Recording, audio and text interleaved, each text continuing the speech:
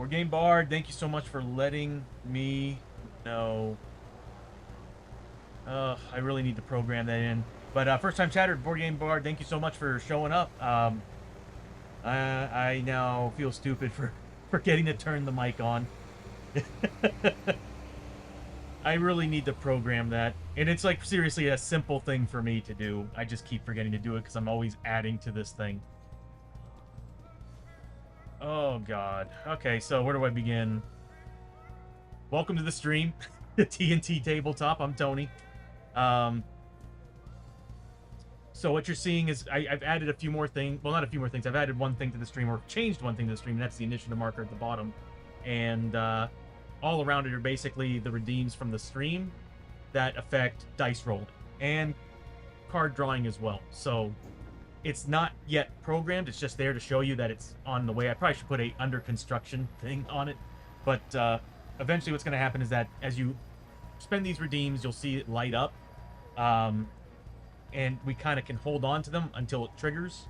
Or until we... on the blue side, it's when we decide to use them. The red side, it's going to be when it triggers. So if we get to a dice roll and we have a -1 die in there, as long as we have more than 1 die in the roll, that will trigger. So I'm trying to add all these little things in there, but I'm also trying to limit how much this can be used, because if people are constantly throwing these redeems at us, it's going to make the game chaotic, and not in a good way. I want it to be chaotic but fun, and I figured that would be great. And then the colored pipes you're seeing going under from it, the more you're giving us the negative redeems, the more you're giving us a boost or not a handicap, what would it be? You're giving us like help on the difficulty of the game. So we're going to be getting bonuses as that bar is filling up, that blue bar is filling up.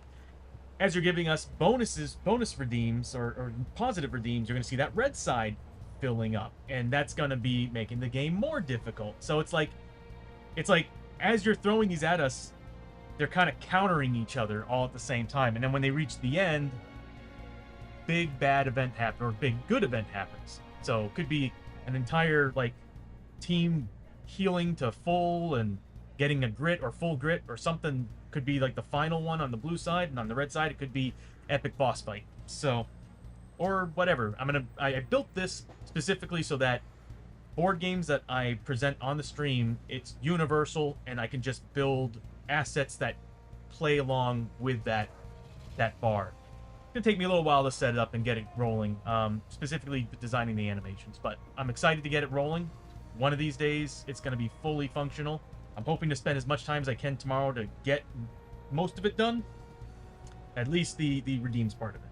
But for now, redeems, each one has a 30-minute time limit, and I'm going to have to mark down how many we have so that I can remember to use them. But anyway, so going back to what I said at the very beginning of the stream that I forgot to turn the mic on. So yesterday we actually completed a mission. We were bombarded by artillery, taking damage. As a matter of fact, we walked through a flippin' minefield, and this guy right here, I got better pronunciations for their names, by the way. This is Fusick, not Fusk. It's Fusick. So anyway, let me turn on off the background. There we go. So that's this guy right here. Keep forgetting it's now this direction. This guy right here has a 1... Is it a luck? Yeah. He has a 1 luck. And going through that minefield, that was the only way we can get out, that we can progress in the mission. He had to go from mine to mine to mine, rolling 1 die each to make, I think it was 5 pluses. And it was just... He was doing great up until a certain point where I just had to keep rolling his movement to see if he can avoid that next potential mine, and sure enough, it triggered a mine, and it set off a cascade explosion, taking him down. He was brought back by his brother Drac, and he moved up another space, and guess what? He failed again, triggering another mine, which also cascaded, taking him down, and Ulick as well. And Ulick's this guy right here, the engineer on the team. It was awful. So And then once again, Drac came in and brought his brother Fusic back, and then Gersik came in and brought Usyk back, and went to the next room. We got hit by artillery twice because I kept rolling double fours on the hold back the darkness test. Is that even showing up? Yeah, okay. Yeah, we kept rolling double fours, and you know as well as I do, when it comes to Shadows of Brimstones, rolling double fours on hold back the darkness is usually bad. So we got bombarded by artillery, and then finally we found the final clue, did the encounters there, and that was it. We were done. No more of that crap. So anyway, I guess we can continue. Oh, I can zoom out more than that. Come on. Hold on one second. I'm gonna zoom the camera out just a tad here, because there is a lot of table space it could be viewing. That's better-ish. Yeah, that'll work. I'll just drop it down a tad. So this way you can actually see some of this stuff. So, we completed the mission. I've already brought everybody to their maximum health, to their maximum sanity. I gave them +1 grit per the rules of a mission ending in general. We have 3 injuries because of the minefield. So that hospital is going to be... We're going to be spending all our money on the hospital during this camp stay, so we might not be here too long. But we do have plenty of Darkstone. If I remember correctly, there is a place to sell. So, first things first, everybody is going to be at the campsite. And how many times can we actually heal an injury here? Once per day. So we might stay here 2 days to try and attempt to get rid of, because of course, Fusic has 2 injuries, so I'm gonna have to spend 2 days here to get rid of them. And I don't remember if they're awful. I do want to get rid of his mangled hand at least. His range attacks don't matter. He's a melee guy, so the gouged eye, not a big deal. Yulik needs to get rid of the gouged eye he has. That's funny. That last mine actually triggered a gouged eye on both of them. But one blew up his hand. So time to get a prosthetic, I guess. So first things first. At the start of every day, we have to go into the Trederran Strike Team book, and we have to roll for a daily event. This guy right here. So let us begin. Actually, as a matter of fact, let me switch this over, and it should switch to the Trederran campsite. Yes, works. So there, awesome. So still feel like we can zoom out a little bit more. I really want to move that camera a tad. So we roll.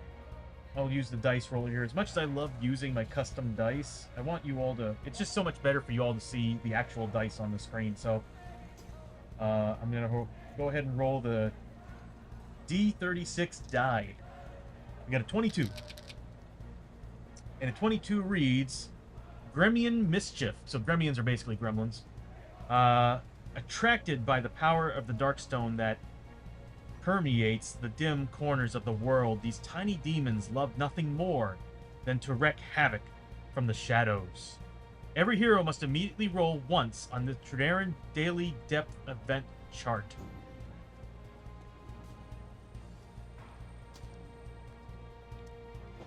That just gave us 4 of these. Normally it's just 1, but now we have to do 4. I wonder if there's a way to cancel these out, like in the town stay stuff, where you use a, like if you have a horse or if you have a wagon. Well, I guess here we go. Here's the first one. We'll start with, we'll just kind of pull them out and put them in the campsite as we go. So we'll start with Ulik's.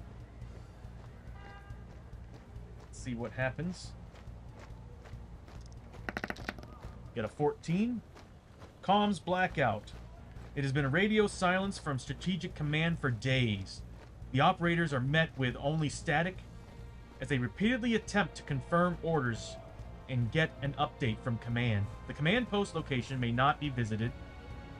We don't have a command post.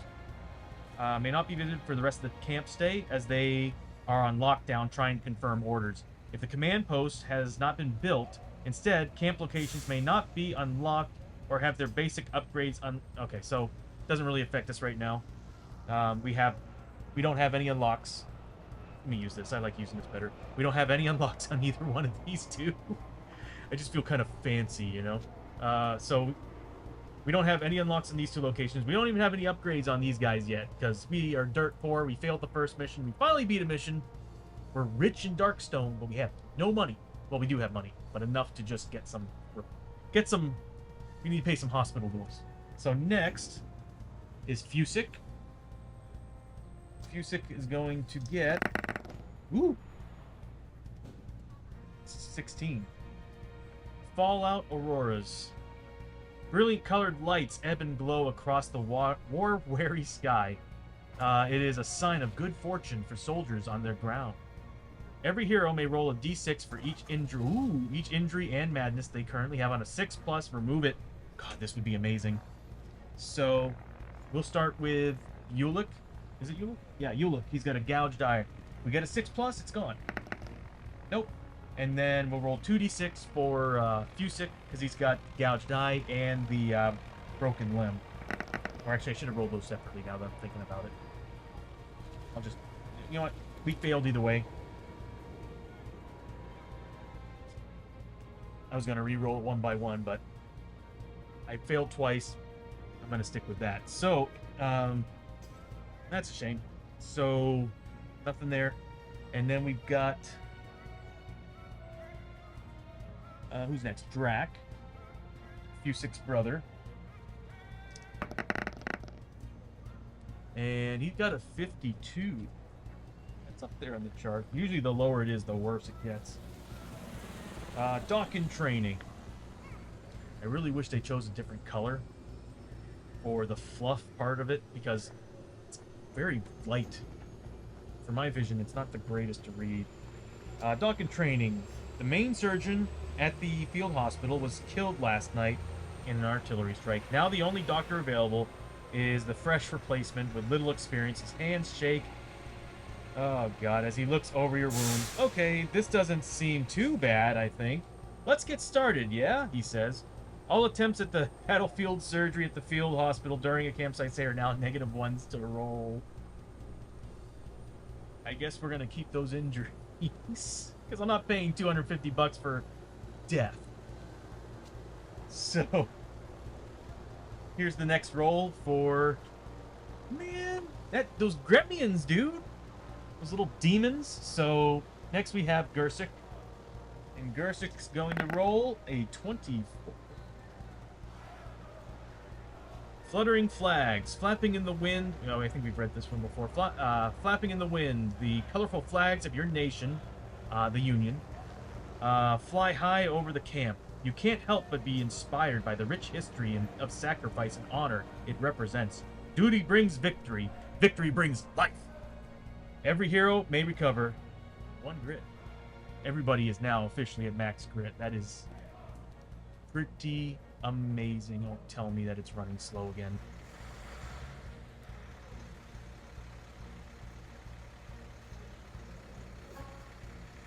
Check on something. Some things just aren't working.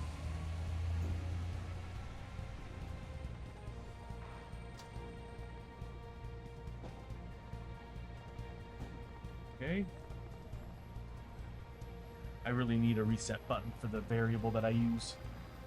I created a variable to give me more key commands, because of course you only have so many keys to work with, even though I've got, like, on a Mac keyboard I got Control, Option, Command, and Shift that I can do combos with, but it only leaves me with 14 different key commands per button. And another thing too is that OBS has some of their own that if I accidentally use it, screws the whole system up. So I tried to create a system inside of OBS Advanced Scene Switcher to work. To kind of fix the key command issue and give me unlimited key commands. It does work, but there's moments where OBS kind of slows down, and then next thing you know, the variable screws up and doesn't change like it's supposed to. I might look into afterward. But anyway, so that was it.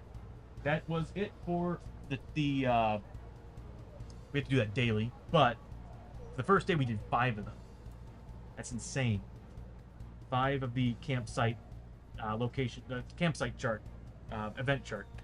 So now it's the beginning of the day. The team is now going to be looking into. These guys are going to decide if they want to go to the field hospital, which now is, in my opinion, a death trap. It's a -1 to your roll.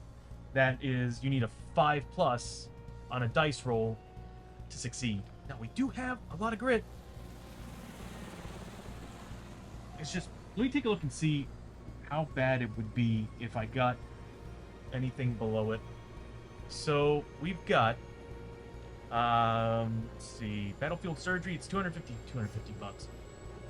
Choose 1 injury mutation you want to remove. If I roll a 0, which if I roll a 1, dead. Because we're -1 on these rolls now, thanks to the artillery rounds. We got a severe wound, we take basically permanent damage. Failure would be on a 3 or 4, success is on a 5 and 6. There's no way for us to get the mighty scar on a 6+. So we roll a d6. I might still try it. I mean, I get a reroll. And in my opinion, 2 injuries is too much. You know what? I just hate the idea of spending 250 bucks for a botched surgery. And we don't have that much money, so I'm going to bail on that. And I guess we're just going to go to the expedition site, maybe resupply, and then head out. Again, I love how they did this, because it's so much faster to do everything in the camp than it is in town. Although the town can be an adventure on it in itself. We got 2, 5, 6, 7. We got 7 bandages, but I think I need to get Drac some bandages because he's completely out of it. So that's right. I used 2 bandages and rolled 1s on both. So I'm gonna have Drac. Where's Drac? There he is. He's gonna go to the supplies area. These guys are probably gonna stick around and do some campfire stuff. I'll probably have them do.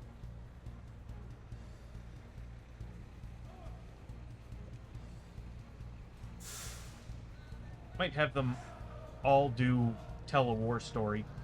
See if I can get some free XP. I also need to level somebody up. Yeah, Drac needs to level up. So I'll do that. Where is Drac? He's not going to be doing anything special at the expedition place. I don't think they have any events there. Oh, they do. Stand watch.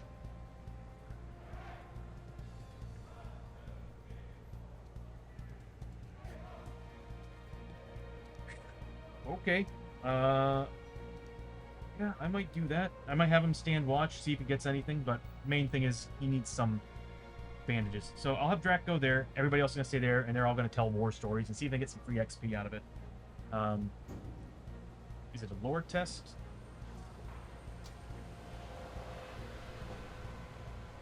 They can write letters home, too. Yep, it's a lore test. So let's see who's good at lore here. Ulick is not great. Fusick is amazing at it. Gersick is not going to bother doing it. I think Gersick's just not going to do anything, so...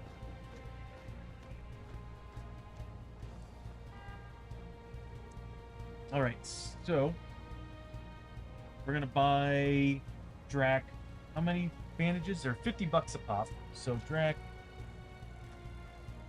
He's got money, so I'll have him buy... How many slots does he have left? He's got 4 slots left. Why not? I'll buy all 4. I'll fill up his side bag with bandages. Actually, give him 3 bandages and a whiskey. Nah, what am I kidding? 4 bandages. We haven't really run into anything that does horror. So, not a big deal, I guess. And then I need to go to Drac here and spend 200 gold. Luckily, nothing went up in price. Yeah, we are dirt poor on this team. It's not like my base game team, who are like nearly sitting on 10k. And he's going to go ahead and stand watch. So it's a free action. Limit once per camp stay. You may watch as the night grows dark and the shadows close in all around. Choose a number between 1 and 6 and roll up to 5 dice. No grit. For each die that did not roll the chosen number, gain 25 bucks as you get a larger share of the spoils for helping the guards. For each die that did roll the chosen number, take d6 wounds, ignoring defense, as you find yourself in a skirmish with enemy soldiers during the night. So, you need to roll 5d6. I need to choose a number. Since it's hard for me to get a 6, I'm going to say a 6. Of course I did. So, I gained 100 bucks. That's pretty sweet, right? So, Drac gained $100 from doing his stand watch shift, but he took 2 points of damage. And this carries over to the adventure. Not bad. $50 a wound. So that's the end of his turn. These guys are now going to see. Once per camp stay, so they can only do it once, and that's pretty much it. They can't do it the rest of the time here, which we're only going to be here for the day. There's no point in going to the hospital when our chances are botched. I'm not going to risk killing somebody or losing permanent health. So we'll start. We'll have Fusic do tell the war story, because he's just got a better lore than everybody else. So make a lore 5+ test as you sit around the campfire telling tales of heroic deeds. For every 5+ roll, gain 5 XP. For every 6+ roll, gain 10 XP. 10 XP. If failed, lose 10 XP as listeners fall asleep to your tired tales and lackluster impressions. If you currently have any injuries, madness, or mutations, you may roll one of the dice for this skill test using a D8. I might need to start doing that. Who else? That's Drac. Might be a good idea. Well, not right now, but later I'm going to probably have people do that. Because that D8 is so much better, obviously, than a D6. So here's Fusic. He's got a lore of 4. He needs 5+. So long as he gets a 5+, he doesn't fail and doesn't lose XP. So 4d6. He can grit roll if he needs to. So he gets 2. Well, he gets a 6 and a 5, so that's 15 experience for doing that. Fusic generates 15 experience. He is so close to leveling. I need to level up Drac at the end of this. And everybody else, write a letter to home. Limit once per camp stay. Heal d6 damage, or roll a d6 and remove 1 corruption point on the roll of 4+. They'd be doing alright in corruption. Ulick could use some corruption removal. If the sanity damage is healed or corruption is removed, gain 10 XP. I'll do that. I'm going to have Ulick do it. Because he does have a corruption point. This will get rid of that corruption point. Which is weird, because you kind of want Trederrans to be mutants, because some of their weapons require corruption or mutations in order to actually be better.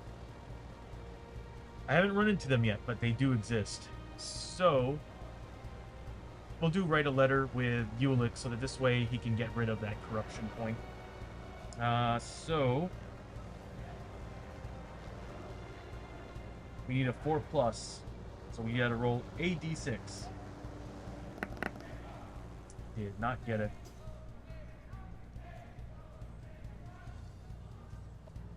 not gonna bother. It would be nice to... Who was gonna do it? Ulick? Nah, not gonna bother. I was thinking about re-rolling it with a grit. But, for 10 XP, grit is very important, and I want to hold on to it. So I'm gonna stick to that. So it's the end of the day. Everybody's back at the campsite, and now we have to roll one die. If we roll a 1 on it, something bad happens. It happened last time. Let's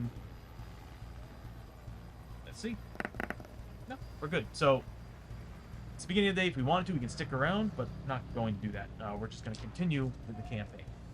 Because there's no way. Was it the whole town stay, or was it? I think it was the whole town stay. Let me check and see what the field hospital debuff really did.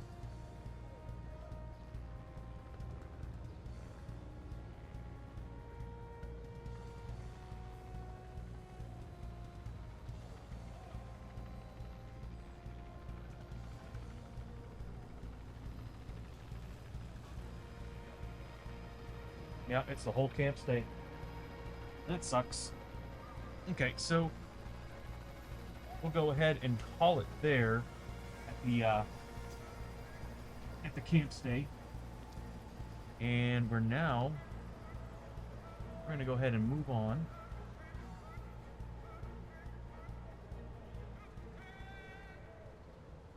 We bring back the new phase here. There we go. And change the sound.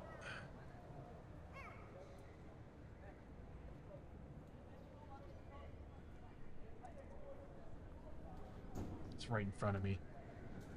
Okay, so we want this, and we'll go with danger sounds. And let me make sure certain things are low, because for some reason we put the helicopter noise super loud.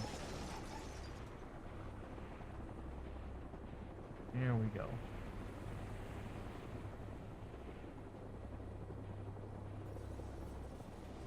And the sound should be okay. There we go. So, the last mission we did was the mission where we're searching for Darkstone to enhance our weaponry and help the campsite and stuff. Unfortunately, we barely made any money at all. So, because we didn't really have any battles, we didn't have any fights, so we didn't really get much in the way of loot. And that's how you generate money. Loot. So, we were kind of SOL on that yesterday. We made more money on the first mission because we were non-stop fighting enemies. And every time we finished a group, we got loot. So this time around, again, weren't so lucky. We dealt with more encounters and mines and explosives and horrible things that were, well, just not an enemy to shoot at. It was a dangerous level to play. So let me go ahead and shuffle these guys here first.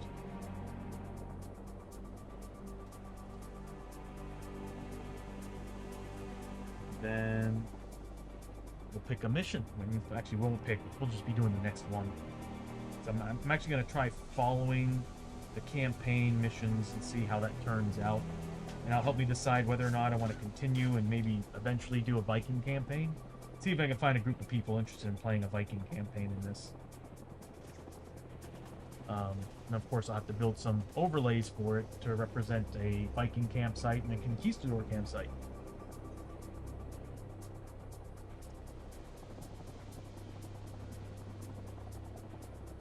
Alright.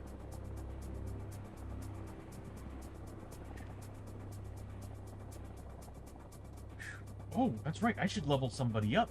Okay, so Drac, I'm going to spend 50 experience on Drac. 500 experience on Drac.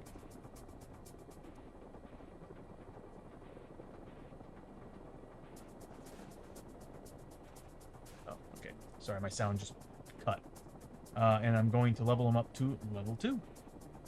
So now I have 2 level 2 characters. So therefore, Well, nothing changes. I'm going by my general rule on leveling up and difficulty. So,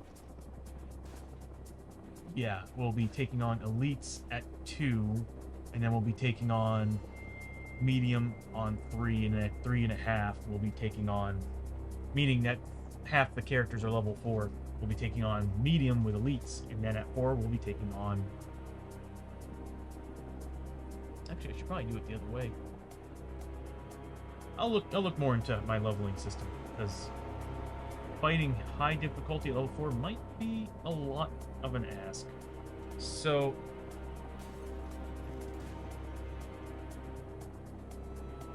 oh god, okay. Whew. I was like, what the hell mission is that? It said mission 1, take on a tank. I'm like, what? There is an XXL model that's a tank, and it's horrifying. So, New Foothold is the name of the next mission. Orders have come down, even though Strategic Command was shut down during the camp stay. Orders have come down from Strategic Command. The time to strike is now. You are to locate a forward position and make a foothold in this new region. Sweep aside any resistance that presents itself. Honor in victory. Oh, okay. So honor in victory, death in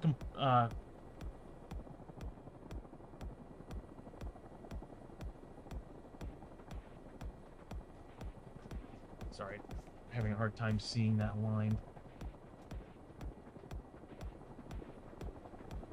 Oh, death and complacency. Sorry. Setup. The mission uses the standard setup, and all heroes start on the entrance. Map tile is normal. So let me get rid of all this stuff. I was gonna say garbage, but it's actually pretty cool. Let me get rid of all this, and get the entrance tile out.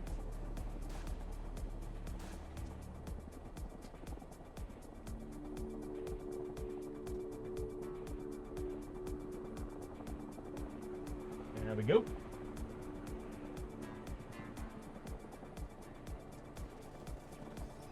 I really want to use these one day. What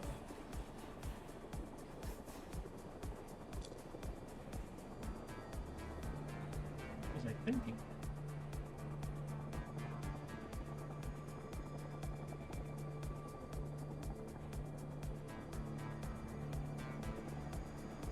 Yeah,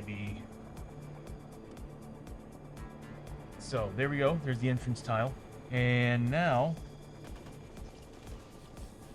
we're going to. Pusik is going to be there. Ulik is going to be here. Oh wait, no. Drak is going to be here. Ulik's going to be here, and then Gursik is going to be here. There we go. And these are already warping, and it's probably because of the way I'm putting them inside my my tub.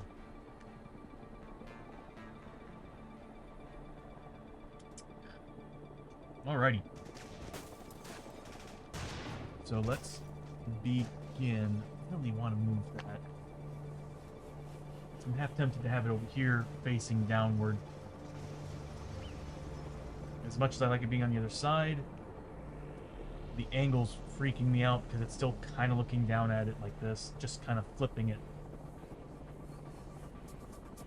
Alright. So, again, let's start by leveling up a character. And that character was Drak, because Drak is now level 2. I better do that before I forget.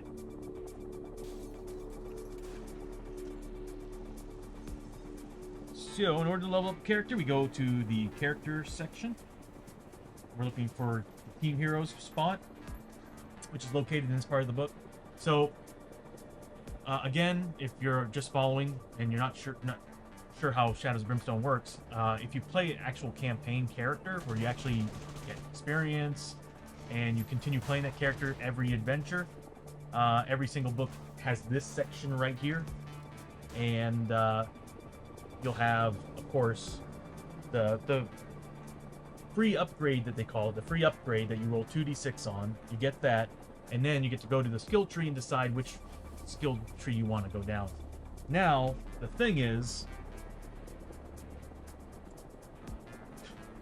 I'm probably going to go Black Ops again, because I'm seeing a serious bonus going down Black Ops, and it's because everybody's generating, just for being a part of the same group, the fire team, they're generating strike tokens based on their actions. And I'm like, it just makes a lot of sense to have everybody on, because when somebody does something from the fire team, they get that bonus. But first, let's go to Drax's character sheet here, and we're going to roll on that free upgrade.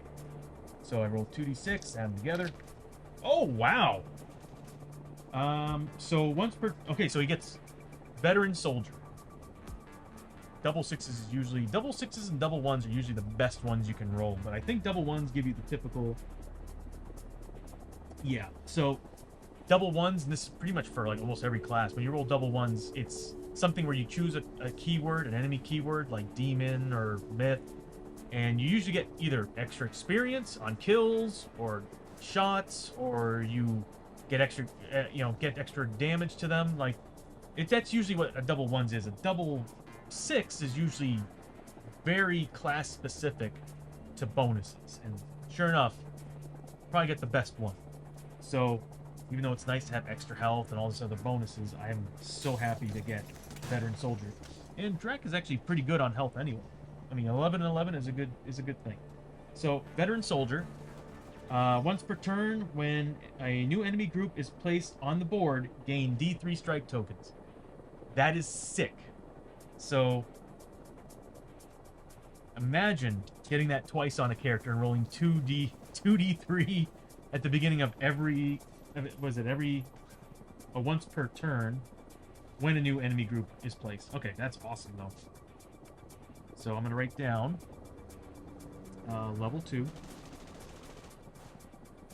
and I rolled 12. Veteran Soldier.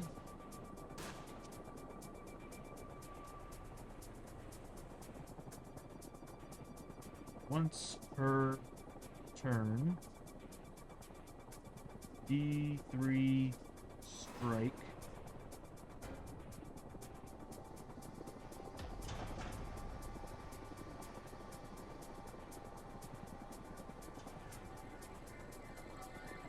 On new enemy group placement. That is pretty slick. So next time we get into a fight, I can just roll D3 and bam, I got some strike. Strike is hard to get in this game. If you're failing the hold back the darkness all the time. I do have a character that can dish one out at the beginning of every turn. I have to remind myself that he has another ability that he can spend one to put a target on an enemy, and everybody does more damage and takes less damage from him. And I'm probably going to take Fire Team.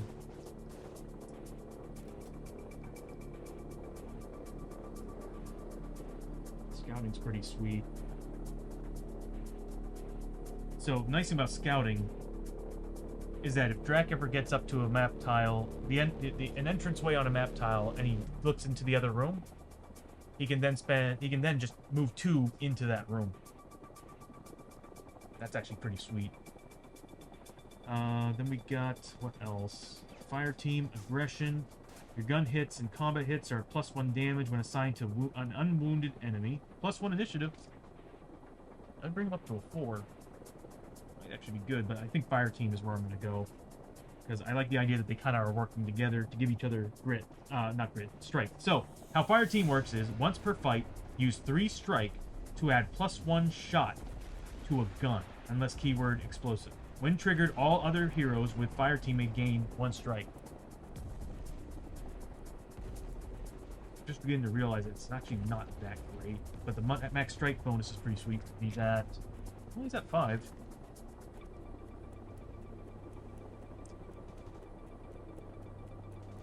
Gun hits, +1 that, and then of course Pride.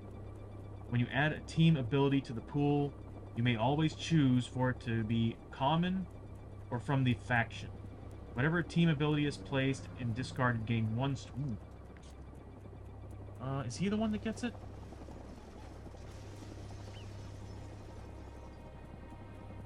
That would be good for Drac, because the thing about Drac is that his ability for he is Black Ops. He's got a Black Ops ability. Once per turn, re-roll a hit roll, 2-hit roll. And then he's got Posse Marker. If it crosses to a new stage, which would be 10 or 5, +1 team ability. And so because of that, it would trigger Pride. Whenever a team ability is played, when it's played, discard to gain 1 strike. I mean, that could still be really good.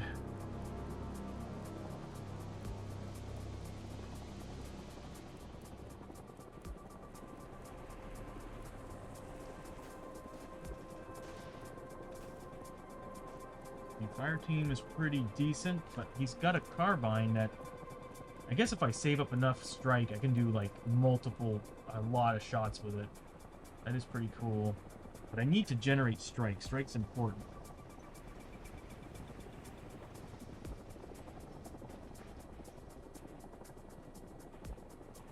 Ooh, that's why I want to go with. Okay, so I'm going to do fire team.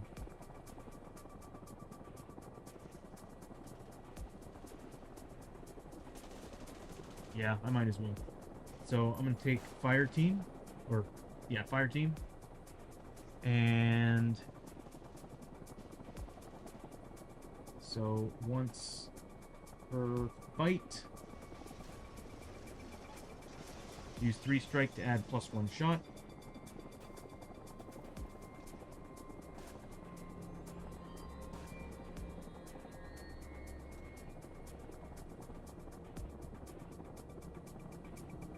To gun. Well, it would always be gun.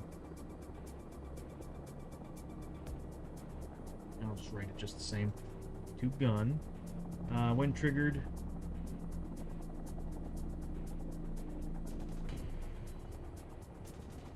all heroes with fire team may gain 1 strike.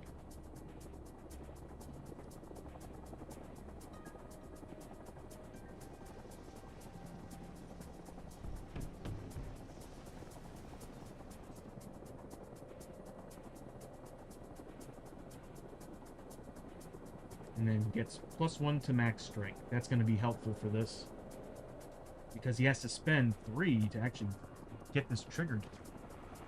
So he's now a 6. But I definitely got to remember, at the beginning of every fight, he gets D3 strike tokens. That is amazing. The next 2 that will be coming up soon is Fusick and Ulick. Alright, so back to it then. We're going to start the new adventure. Let me get the book back out because I need to read what's going on. All we did was set up. So on mission 2, so the heroes must discover 2 clues to reach the right location to set up their forward position, secure the area, and reinforce it while holding off the resistance. Mission... Oh, I already read mission goal. Special rules. Heavy resistance. Once the first clue has been found and resolved, the enemies in the area will have become aware of your presence. All enemies are now +1 combat and +1 shot with any ranged attacks they have. Read objective section next. So for campaign only special rules. These special rules are only used when playing through the Trederran Strike Team story campaign, which we are. No gates, so there's no gates to be found on this mission. Anytime a gate will be placed, we do a door instead. So we have yet to find another world. So I'm guessing down the line we're gonna see that.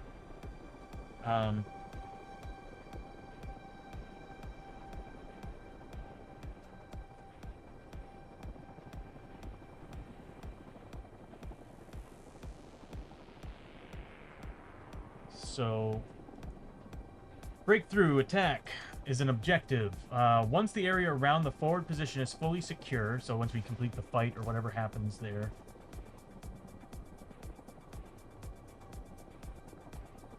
So the heavy resistance happens after we complete everything the first clue did. Okay, so then after that, it's +1 combat, +1 shot. So the enemies are now more dangerous. Breakthrough attack objective. Once the area around the forward position is fully secure, anytime a depth track is rolled or the darkness marker moves onto a blood splatter or growing dread space on the depth track, in addition to the normal effects, attack, draw a threat, and place those enemies on a random map tile adjacent to the forward position map tile. Use the random door chart on the forward position's map card for this. I don't know if we can do this mission. As you noticed, I have limited space, and it sounds like this requires us to keep the whole level intact.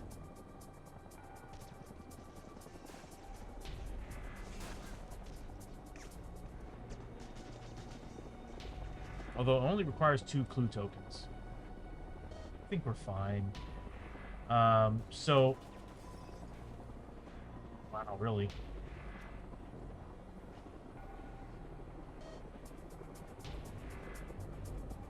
So they're going to be constantly attacking that forward position. Okay, so building sandbag barricades objective. Once the location for the forward position has been found, the area around is secured. The area around it is secured. The hero may begin to set up sandbag barricades to reinforce their foothold into the region. A hero that ends their move in a space adjacent to any of the puzzle-cut doorway spaces of the forward position map tile may work towards setting up a sandbag barricade in the doorway. Make a strength 5+ test. For each 5+ roll, gain 5 experience and place a construction marker on the doorway. When there are markers on the doorway equal to 2 times the number of heroes in the hero posse, remove all of the construction markers and place a sandbag barricade across the 2 puzzle cut spaces of the doorway. Sandbag barricades. It costs 3 movement to enter a space with a sandbag barricade in it, and a model may not do so if there is not an opposing model in either of the spaces on the other side of the barricade. The model, there's a lot of flipping rules for this. So, if a model starting adjacent to the barricade has been, again, they choose the wrong font for this. Not font, but color. If a model starting adjacent to a barricade has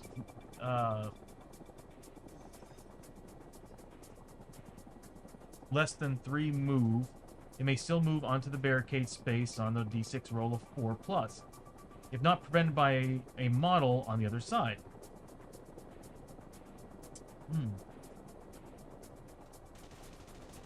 Models adjacent to the sandbag barricade may make melee attacks against opponents that are also adjacent to the barricades. I'm gonna be honest with you, I don't think this is gonna work out with the table and everything, counting as if the models were adjacent to one another. Though this does not prevent assigning ranged attacks to other models that are far further away. Heroes do not need to pass escape tests for enemies on the other side of the barricade. While adjacent to a sandbag, a model has a 4+ cover save against any attack made from the other side of the barricade. So any attack, it's including melee. Wow, okay. Explosive, however, ignore this cover save. So, finding the second clue. When the second clue is discovered, the heroes have found the way forward. Position map tile. Ignore the door gate icons on the exploration token, as all the exits on this map tile are considered to be open doors, securing the area. Heroes must explore and secure map tile. Secure 1 map tile through each of the open doors of the forward position map tile. Good God. A map tile is considered secure once it has been placed and any exploration token there has been resolved and any enemies defeated. The area is fully secure once all these map tiles have been secured. So we have to do 2 map tiles. 4 players, we have to get to 2 map tiles, and if they're not next to each other... What the hell, man? So reinforcing the forward position. Once the area is fully secure, reveal all Growing Dread cards in the stack, and the breakthrough attack special rule is now in effect.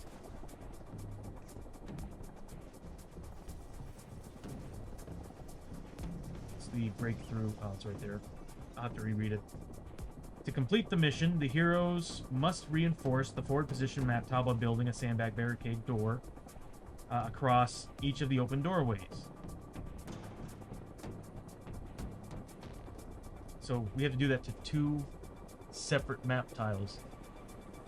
heaven forbid we find a map tile that's got two entrances on it, and we have to now spend multiple turns trying to... So, we can leave it behind. We just have to make sure that we actually put those... Okay, alright, that's not bad. As soon as there is sandbag barricade on all of the exit doorways of the forward position map tile, and no enemies... Of course, there's that too. No enemies on the forward position map tile. Forward position. Hold on a minute. And no enemies on the forward mission map tile. The heroes have successfully completed the mission.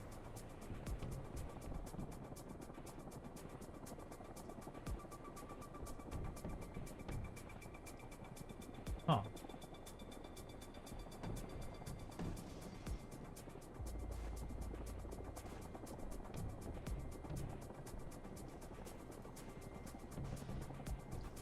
Okay, so that's what it is. The first clue is really just the enemies becoming aware of us. The forward position map tile is just the second clue. I was a little bit worried it was going to be both. So, okay, that's not too bad. And we can do this. As long as we don't get the, Oh my god. If we get that faction we get the first night, we're screwed. Because they're just going to keep spawning, and we're never going to finish the damn mission. So... Okay, so there is a lot going on this. So we got to find the first clue first, of course, and then that's going to trigger craziness. And then we have to find the second clue, and then we start barricading. We need to barricade... Is it all entrances? I think it's all doorways. So hopefully it's... Oh, God. Okay, so that's what it is. We have to actually barricade all of them, including the doorway we just went through. Oof.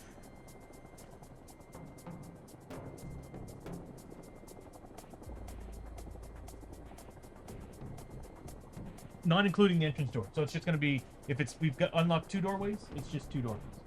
Okay, so we're good. This is actually not a bad mission. I'd say that now. But I am excited. Let's do this. Alright, so... Let's begin. It's the beginning of the round. We've leveled everybody who can level. Everybody's got their grit. Everybody's got their health, kinda. Drac took some damage when he was on guard duty at the supply location. So we're gonna start with Ulick. And Ulick, well, they're all at max grit right now, so there's no point in rolling on grit. So let me pull up the Trederran card so I can remind myself exactly what happens here. There we go. Warzone. Whenever Hold Back the Darkness is failed, yeah, we do a patrol marker, and then so on and so forth. And we can scavenge up to 4 times per tile. Alright, good. And let me pull up patrol marker. And we'll put it right now. So we have 0 right now. So we'll start with Ulick.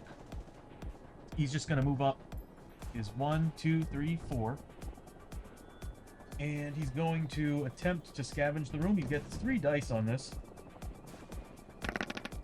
He doesn't find anything. Next is going to be...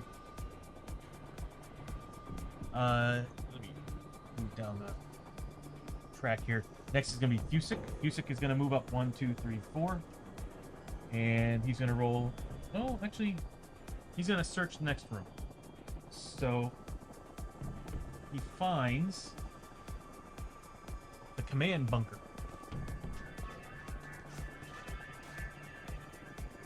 Hold on a minute. I'm just realizing I probably should have shuffled these in there. I should have.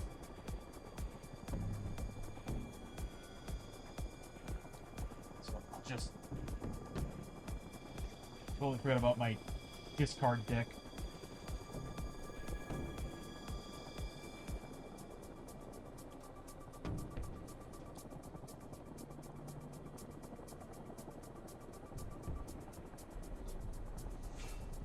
There's only one counterpart in here, so I don't remember which one it is, so I'll just kind of put it in the bottom. Oh, no, there's more than that. Again, I'll just put the bottom. So, Cusick moves up, and he finds a command bunker. Whoops.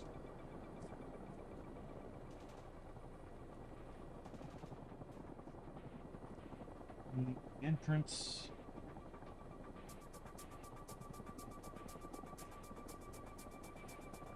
is as such.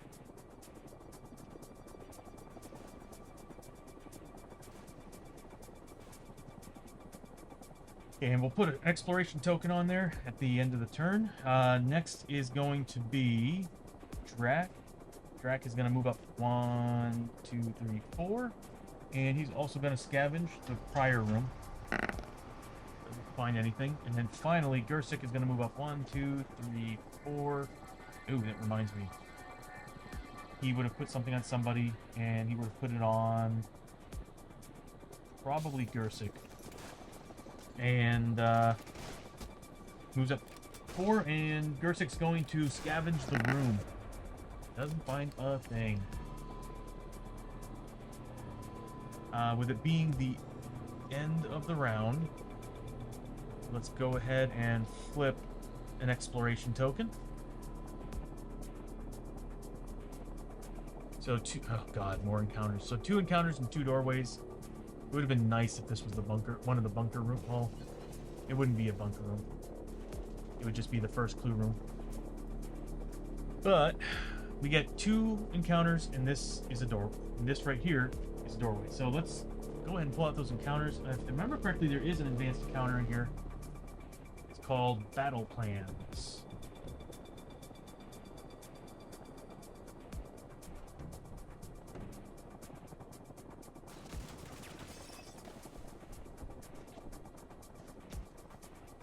There we go. Slowly building my deck of advanced tile encounters. So, battle plans. You find a cache of maps and documents that outline the plan for a massive invasion.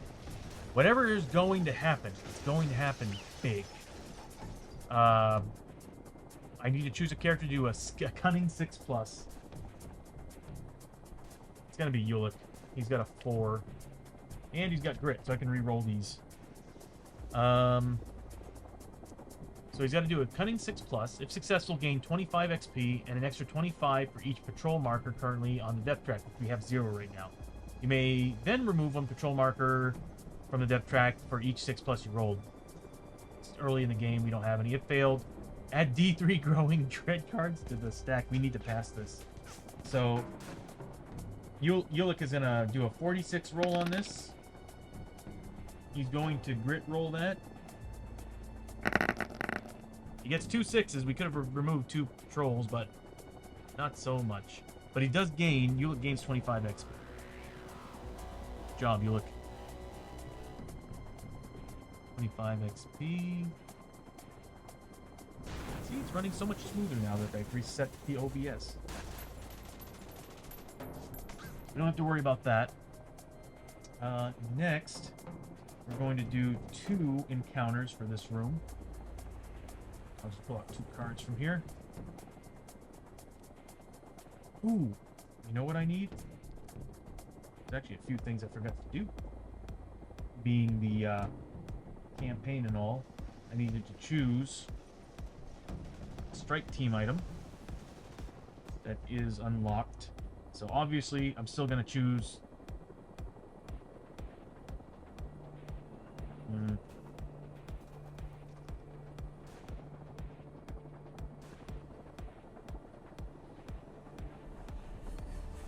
I'm going to choose the light machine gun. And then I need 4 team abilities.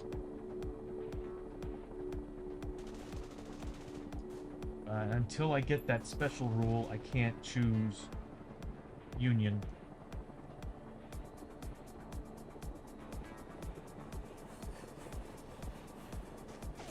So, got 1, 2, 3, and 4. So that's what we got for our team abilities that we can spend at any time, or for the most part. So that's a good one. This one I love. It's pretty good. I don't know if you all can read them. Probably not. Yeah, the regroup one's pretty good too. So that one's like the one where, yeah, at the end of a turn, I can be like, everybody gather around the person with the highest lore, which is Fusic, and they all generate wounds based on the lore level of the person they're gathering around. Really helpful. And of course, take cover's pretty good. But the special forces, I was hoping to get 2 of those. Can't have enough strike in this game. Oh, oops. And I do have the rule sets here that I need to remind myself what I can do with things. Control markers. And that's it. And scatter grenades, why not? There we go. It's the thing I have to... I really love that about this game. They're like cards for the rules. Very helpful. So for the first encounter, other than the one that was advanced on the tile, we get Fallout. Large particles of ash and dust float through the air here, raining down from above. The radioactive fallout from a massive darkstone bomb detonated nearby. At the start of each turn, every hero in Trederran must roll a d6. On a roll of 1 or 2, take 1 corruption hit from the radioactive fallout. Discard this card, and the hero posse marker enters the next stage of the death track. So, as we were entering this bunker, I guess we kind of ran into this bunker. A darn... The equivalent of a nuclear bomb, the Darkstone bomb went off nearby, and we all are taking cover inside, and now getting hit by radiation. So at the start of each turn, every hero in Trederran must make a d6 roll. On a 1 or 2, take 1 corruption hit. So at least it's a hit, so we can try to avoid it with some willpower. Then finally, rumbling of a steel beast. Ooh, the Trederran tank. With a growing roar, the ground begins to vibrate, shaking loose bits of rock and gravel from the rubble all around you. Hide! Scattering, you find a place to take cover against the ruins, just as a massive steel machine bursts through the side of a nearby building wall, its massive treads grinding their way ever closer to your position. The whole party needs to make a luck 5+ test. If successful, gain 20 XP as you maintain still. As you remain still and are passed by unannounced. If failed, one of the side gunners in the tank sees movement and fires a burst of shots from the machine gun to pepper the area you're hiding in. Take a number of hits equal to the number of patrol markers on the depth track. These hits do 2-3 damage apiece. There's no patrol markers on it, so if we fail it, not a big deal. So we need to make luck tests. One of these days I will add a character sheet to the stream. Just, I was not expecting to start building redeems already. So... Everybody needs to make a luck test. Fusic, come on, bruh. So we'll start with Ulick. He's got a 3 in there. What's this? 5+? So Ulick is a 3. We need to make a 5+. He gets it. So Ulick gets 20 XP. Sure is. So Ulick generates 25 XP. He is 5 XP away from leveling. Next is Fusic. He's only got 1. Yeah, so he's going to be the failure of the team.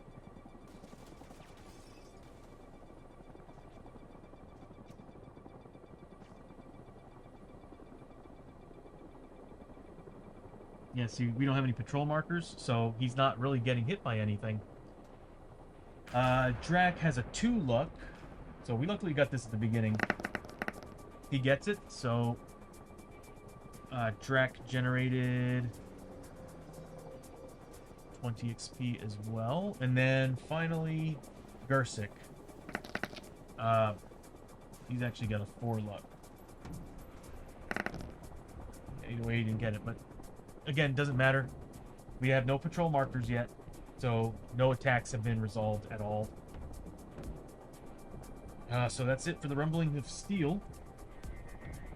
If you want to see what the... here, let me pause this. And what I'm going to do is I'm going to go grab the tank so I can show you what it looks like.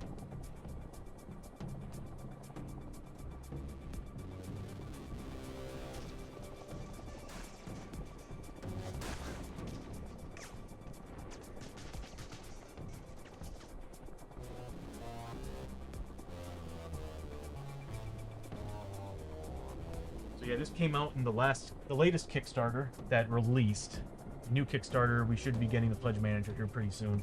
But this is the tank, the Trederran tank that is an XXL boss fight monster. I think I glued the sides. Did I? I did. I'm not gonna break it. But that's the tank.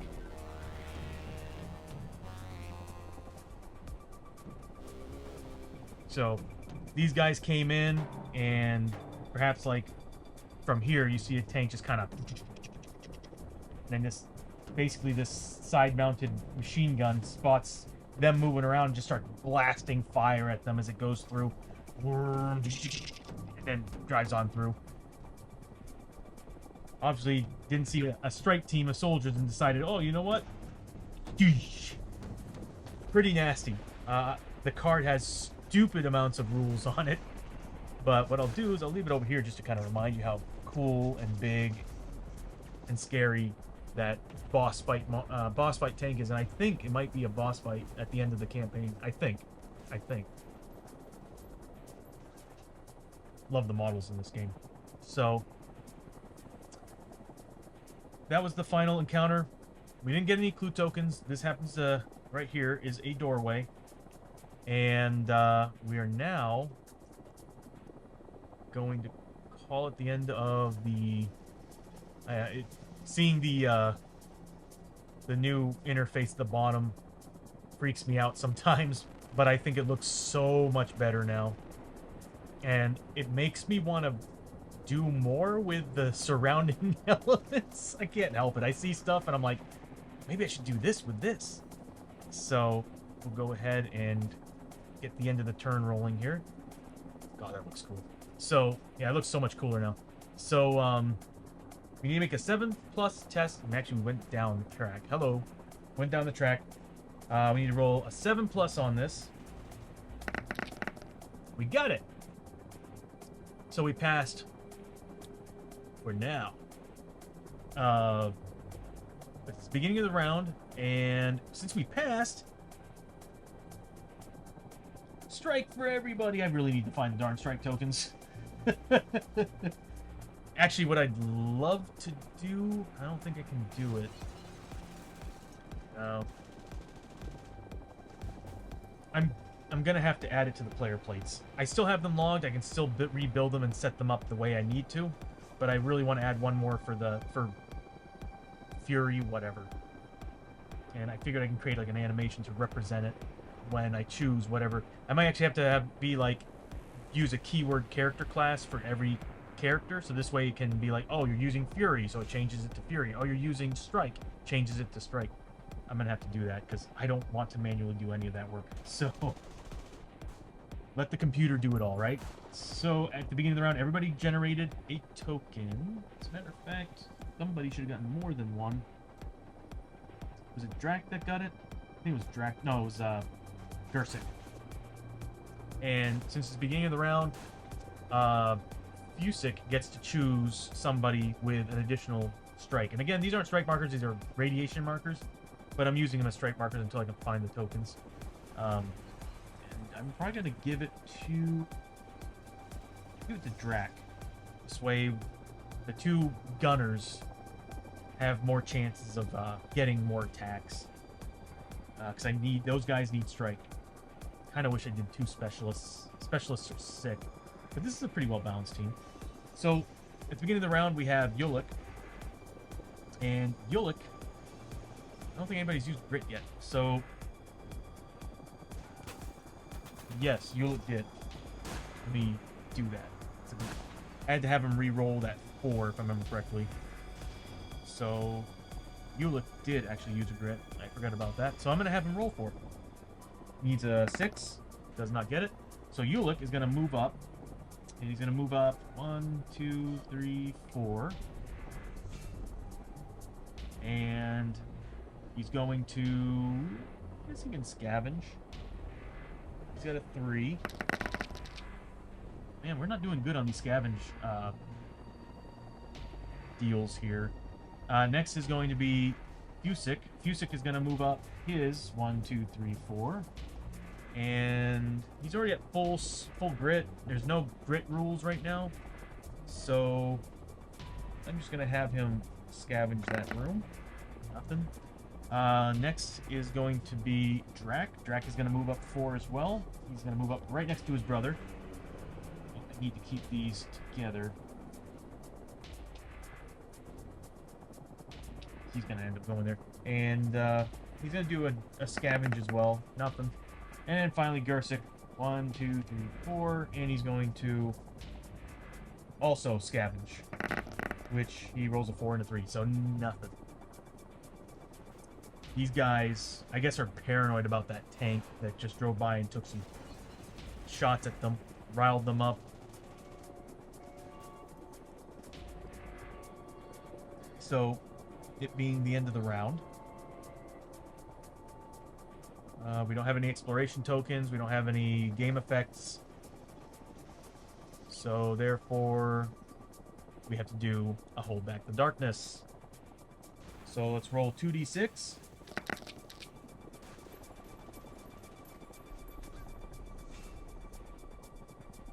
Hold on a second while I center myself, because this is the 5th time.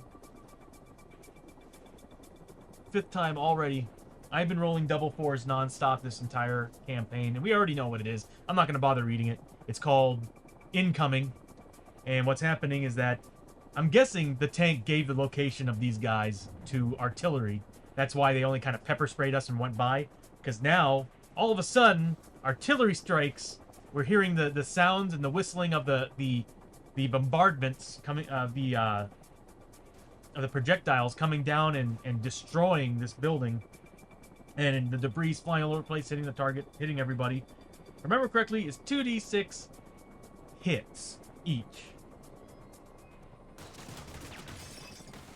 Dang, man. All right, so let's start with. I guess we're gonna start with Ulick. Ulick is taking... Dude, this is insane. So he's taking 5 points of damage. No, he's taking 5 hits. He needs to make 5 4+ saves. He takes 2 damage. I'm so glad it's working again. Next is going to be Fusick. Fusick takes... That is 6. Yeah, he's going to take 6 hits. He needs 4 pluses as well. Again, takes 2 damage. Can't believe we're going to have to start pulling out the bandages already. We haven't even had a fight yet. Next is his brother Drac. Drac takes a solid 8.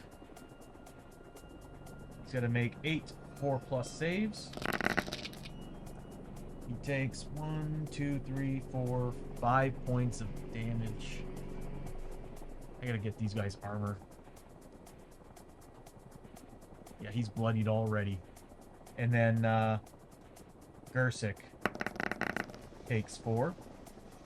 But he gets 3 pluses for being the specialist class. He takes 1 damage. Dude, he really should be in the front lines with the chainsaw. It's just the problem with the chainsaw is that it's unwieldy, so all the misses that I make hit random targets around him. Because he's just kind of flailing that thing around. If you've ever seen the card for it, it looks hilarious for a chainsaw. I'll put it up here just so you all can see it. So yeah, it's unwieldy. If any of the misses that I make end up hitting random targets around him using dynamite displacement deviation rules. Still, that hurt. I think Drac's gonna have to start healing himself.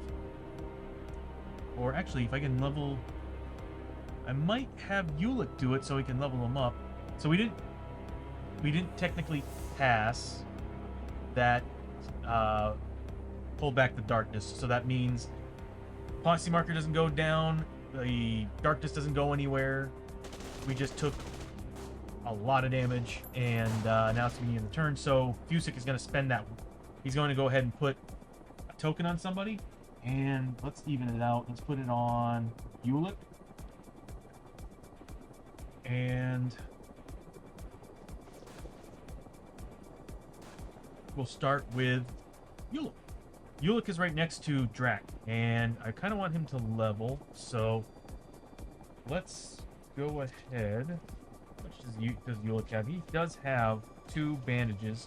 If I remember correctly, Drac has like 4 of them, so I'll have Ulick heal a bandage from Drac, and he's going to heal him up. And he's going to give him... How much is he missing? Quite a bit. So he's going to give him 2, and I'll spend another one. So he's getting 6 points back. So Drac is going to be generating 6 more points of health. So he's back to 12. He's doing all right again. And Ulick only has 9 health maximum. I need to up that. Which is just great because now I'm going to level him. Because he just generated 30 experience. Therefore, he's going to level up. So let's go back to player 1, which is Ulick. I'm going to give Ulick 30 points of experience for healing up Drac. That's another thing I like about this game, is that you can be a healer class and still level up along with everybody else as long as you're keeping up with your heals. And you can be strategic on giving people experience based on that. So you don't have to be a healer to level up on heals. You're just better at it. So I think the Frontier Doctor gets a ton of experience. So we give Ulick 30 XP, bring him to 525 XP. At the beginning of next round, at the beginning of next round, I'll level him up. It has to be. It can't be during the turn. It's during the start of your activation. So, which is the start of the activation, because I haven't moved or done an action yet. All I did was do wounds, and that's like a free action. So, yeah, I'm going to go ahead and do it. We'll level up Ulick. Now that's still considered an action. So, I'll do it next turn. It should be before I do anything.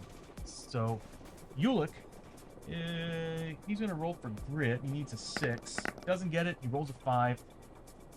And Ulick's going to move all the way to the entranceway. So 1, 2, 3, 4. Take his strike tokens with him, and he's gonna explore that room. And what he finds is for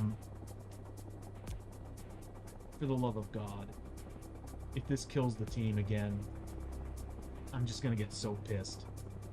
I'm gonna get so pissed. He finds a minefield.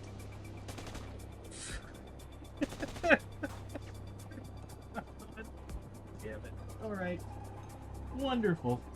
Oh, if this has the clue token on it. Oh, God, no. Okay, so. Let me find the mine. Dude, the random roll god, or the random god, whatever, out there, the god of randomness, is hating on me for playing the Trederrans. I swear. This is crazy. So, again, same thing. Second room we found. We find a flippin' minefield. Good Lord.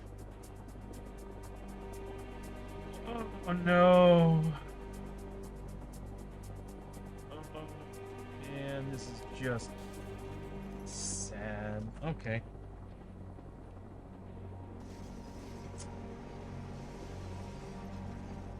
Why?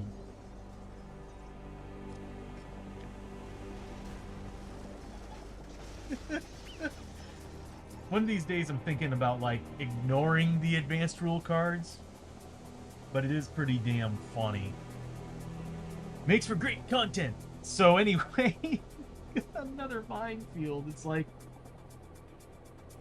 ugh. How did that tank get through this? Maybe it was leaving mines on its way through, like just dropping them off. Either way, this sucks. So next is going to be Fusic, and 1, 2, 3, 4. He's going to move up just like last time. And he needs to make a corruption test against that radiation spot he just landed in. So he needs a 4+. He's safe. And then I need to look up and see if the advanced rule card comes up the moment you inspect the room. I want to say it should, but they come out during the encounter phase. Well, either way. Next is going to be Drac. Drac. Actually, back to Fusic before Drac. Fusic is going to scavenge the room that he's in. Doesn't find anything. Now we're up to Drac. Drac is full grit. He's doing all right. He's going to move up 1, 2, 3, 4. He's going to take a corruption test. He fails, so he takes 1 point of corruption.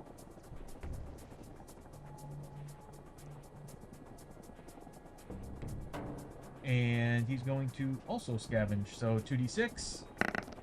Oh, that was so close. Doesn't find anything with 2s. So that's the end of his turn. And then finally, we got Gersic. Gersic.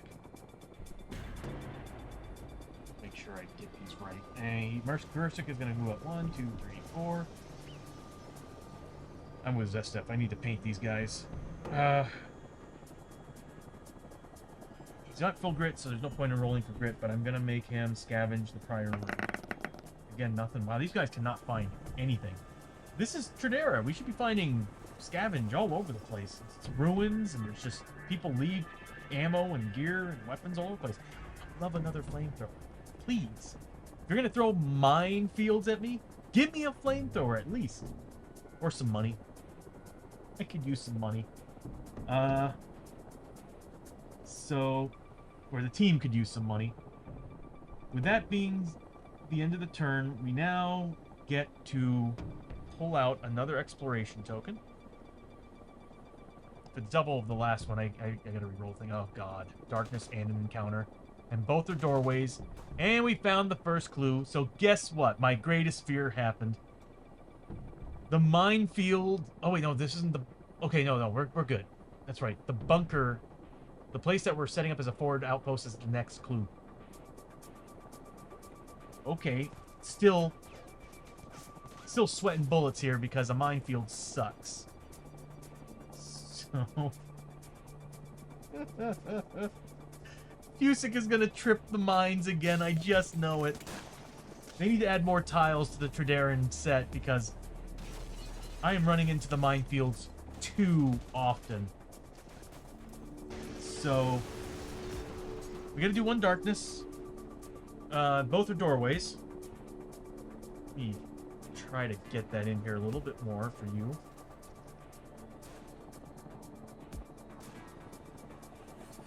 There we go. And maybe over to the right a little. I don't need to see my cell phone. And put it like right here. All I need to see are my cards. And, do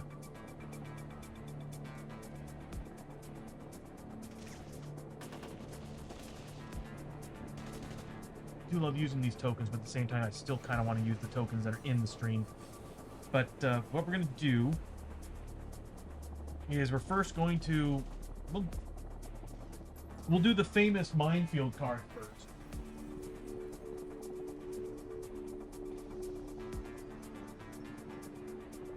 Did I not add it to here?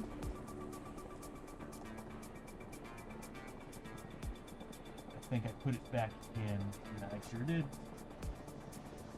Okay.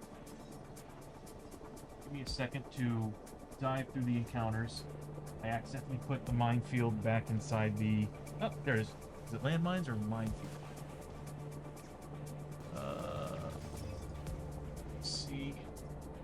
Landmines. Okay.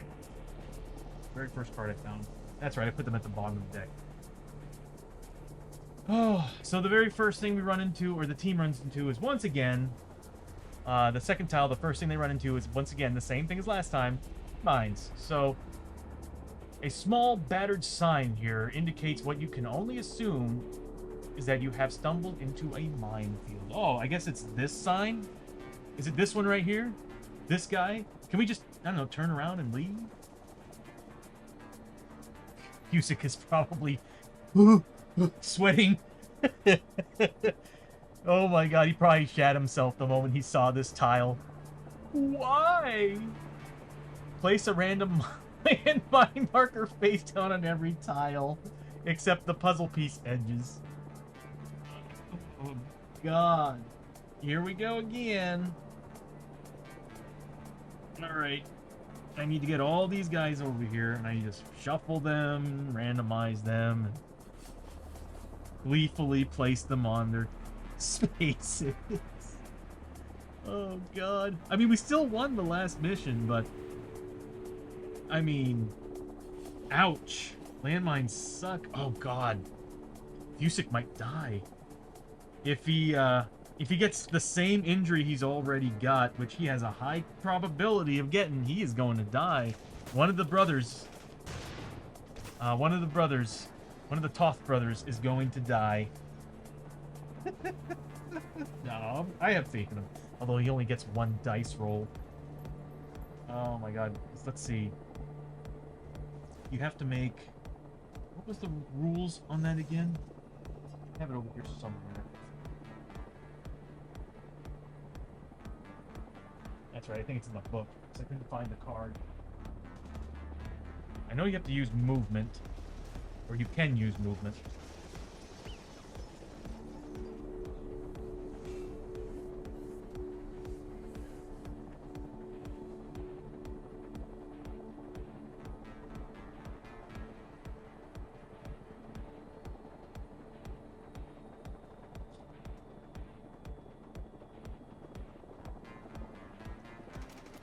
I'm looking at the wrong book. It's a great team book. I need the Trederran adventure book. Okay, so what happens with the mines?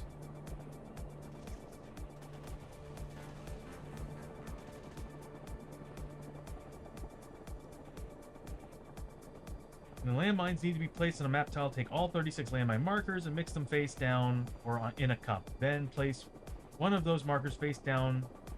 Yeah, we already know all this stuff. When a hero enters a space with a face down landmine marker, they must immediately make a luck 5+ test. After rolling, the hero may spend any number of remaining unused movement points to add extra dice to the test. So first, it's a luck test, then I could use grit. I got plenty of grit, but like, I can't re-roll a re-roll. So I'd have to add dice by adding movement to it. And at a certain point, I might just... I think I'm going to play it smart this time, and not just try to rush through it. If I only had one movement point left, and Cusick has to make his way through this crap, I'm just gonna let him sit. I'm just gonna let him sit. Is there a way to turn them off, or... Because I would love that.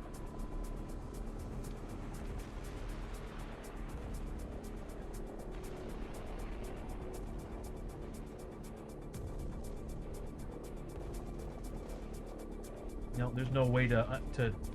There should be a way to, like... so much in action, but like maybe spend a move. It would be cool if they had a rule that spend a movement point to make a test to see if you pass, like to look at the card or look at the token underneath,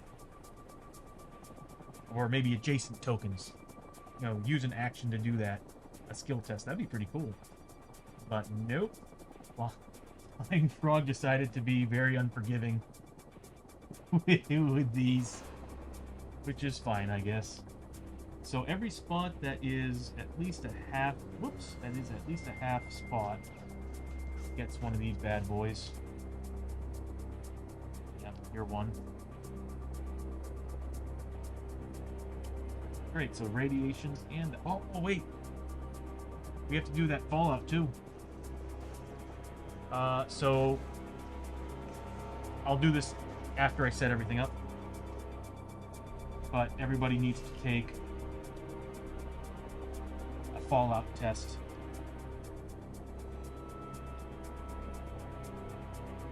For the fallout card.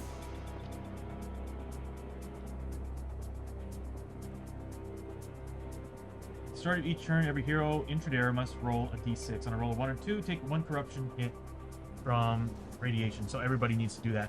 I should have done that at the beginning of the round. So we'll start with...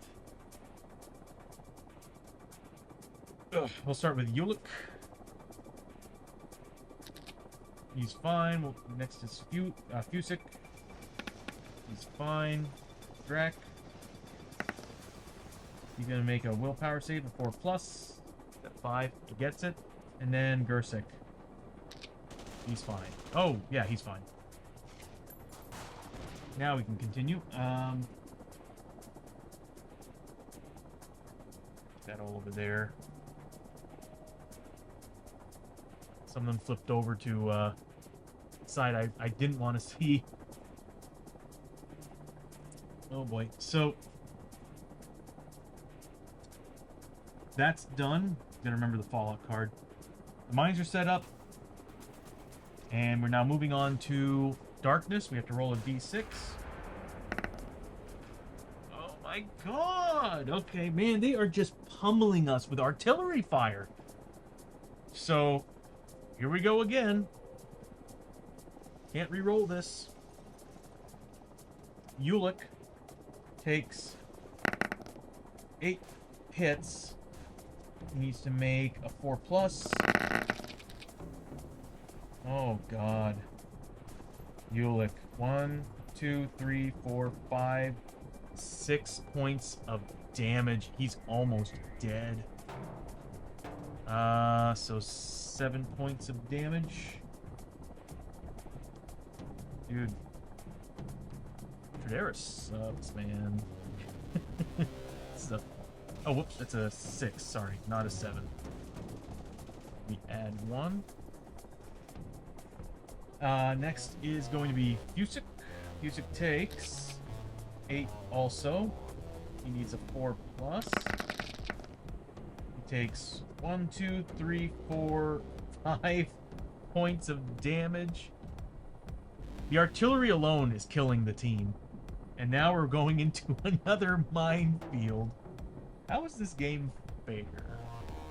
I'm beginning to think I'm not going to bother playing the campaign. After this mission, I might be like, you know, there's no getting ahead when my guys are low level. And all it takes is a couple artillery rounds to kill them. And one minefield. So next is Drac. I was really looking forward to this campaign too, but good lord, it's horrifying. Drac takes 5. It needs a 4+.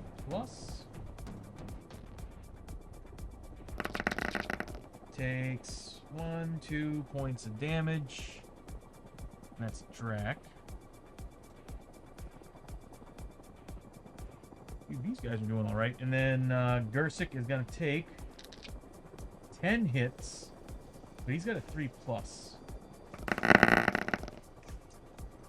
Yeah, he did pretty damn well against 10 attacks. Or actually, yeah, no, he did really good. So he takes 1, 2 points of damage. Dude, next time I'm just going to play a bunch of specialists. They're tanks. Just a bunch of dudes walking around with heavy guns and chainsaws.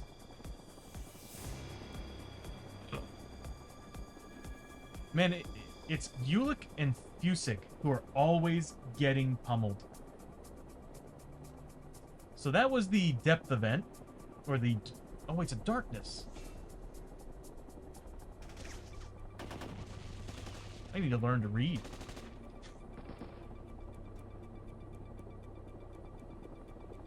You know what I'm going to do? No. I need to do this right. Okay, so...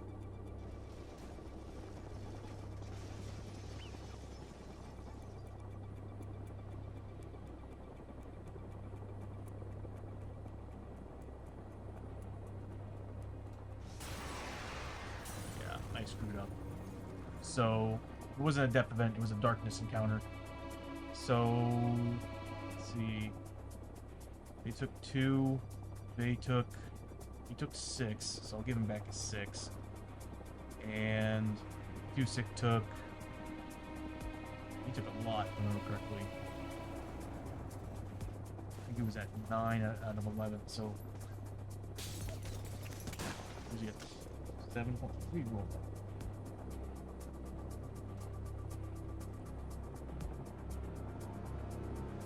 And then these two were at 2 other.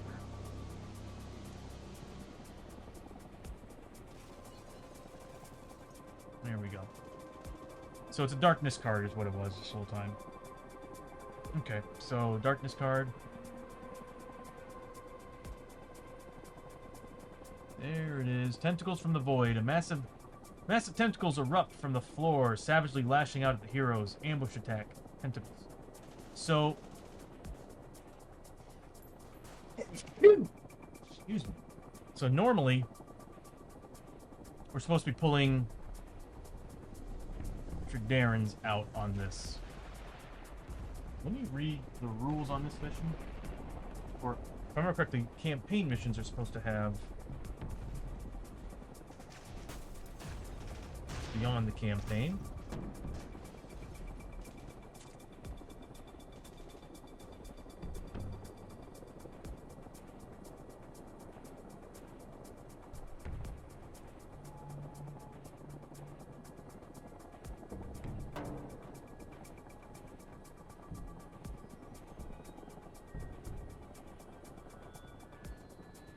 No, we're taking on tentacles. Okay. We might use the mines to kill them all. I might just trip one for the hell of it to see if it kills them. So tentacle attack, we're taking on 3 of them, and they're ambushing. So they're gonna be, well, we gotta decide who they're gonna go after. I'll be right back with the models.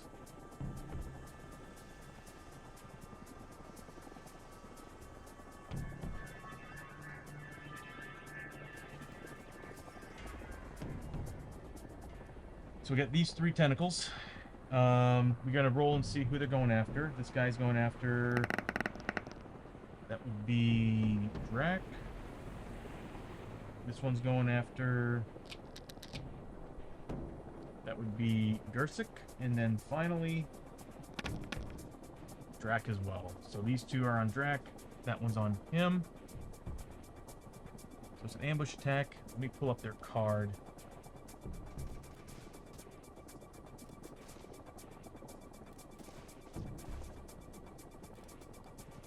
I didn't level up my character, did I? Oh, well. Oh, we're still in... that's why. We're still in this phase. So, we got Tentacles. They're Initiative 2, but they're Initiative 4 right now, because they're getting +2 for ambush. So they're going to be sharing with Fusick, but Yulik will still be able to go first. They don't really do too much, though. They do ignore defense on 6 pluses, so they do have critical rules. Okay. What are we gonna do? So that was the darkness card. Next we have an encounter. Go back to depth. Put away this guy. We don't need it anymore. So we get an encounter. So from here on out, enemies are +1 combat and +1 shot on range. If I remember correctly. So these guys are actually getting 4 combat now that we found this clue. It's all enemies.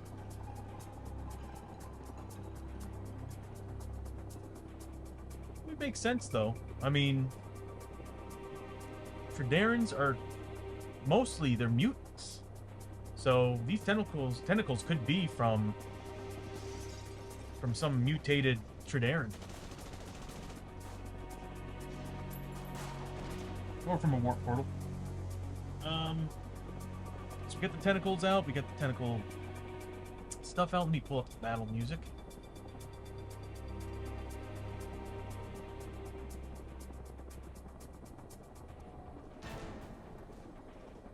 Now we need to do an encounter.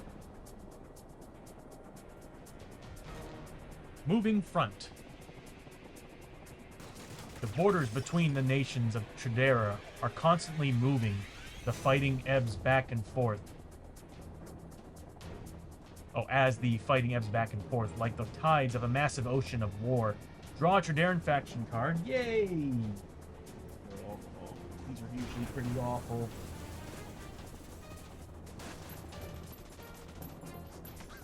I'd be happy with the one we took on yesterday. Which we did! Liberation Army.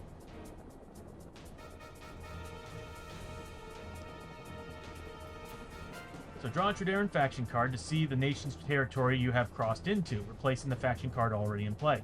Then, add a patrol marker to the depth track, and roll for discovery. Luckily, it's not the other team that we had. I really hated that. Put this over here for now. And we get the Liberation Army. They're fanatical. All Trederran enemies are -1 defense and +3 health. Also, all Trederran enemies with shootout are replaced with assault, so they get hit and run. Toxic charges. Trederran shatter grenades also leave a toxic cloud marker in the space they land in. So we have to deal with the Liberation Army as well. It's these tentacles. So let me ban somebody for a second here.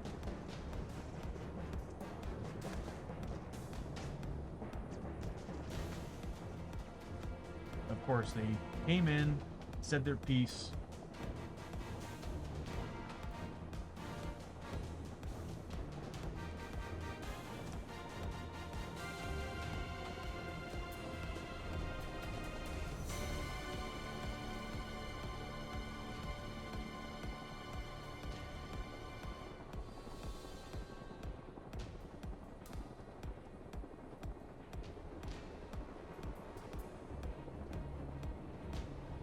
And then left. Okay.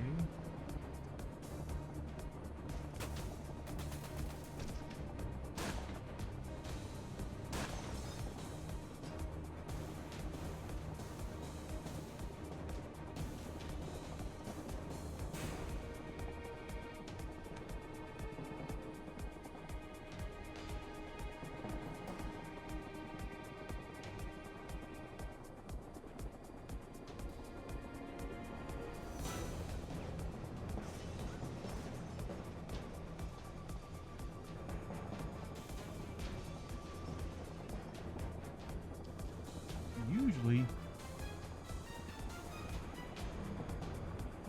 allows me to remove them.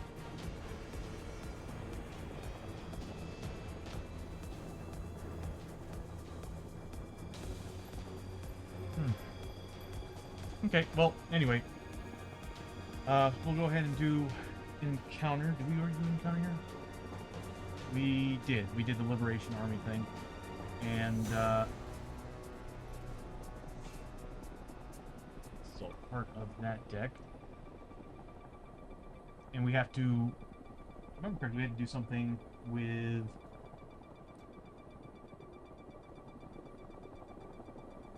did I use the card?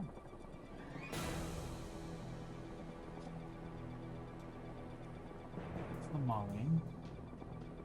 Oh wait, hold on. No, that's it. Add a patrol marker to the depth track and roll for discovery. So we have a chance of some more enemies showing up. So let me get that game token up a bit here.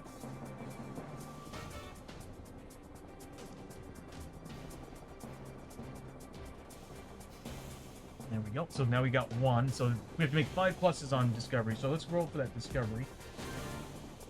So it's 2d6. We're safe. Probably should have rolled for discovery at the beginning of the turn too, but you know what? I'm gonna ignore that. So we're safe for now, and we now have to. We did the encounter. We did darkness. That those two are both doorways. We have the first clue, so we need one more clue, and then we finally find the area that we're trying to build a base at.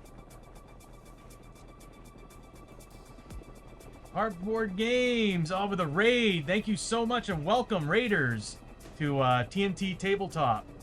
Oh, wow, it's working. It is working. Sweet. So, how you doing? How was your stream?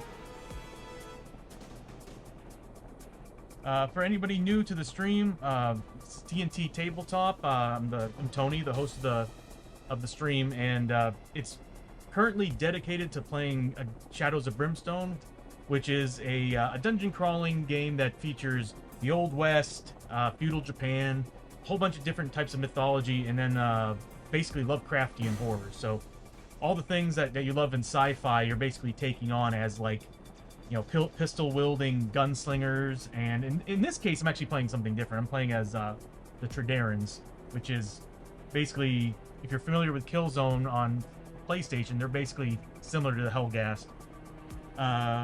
Cardboard Games, good. Rated Time Roller rated me at the end of and suggested here. Oh, that's awesome. Oh, Time Roller, thank you so much. Let me dish out some shout-outs here. Thank you all for the raid, and again, welcome to the stream. I think I got it working.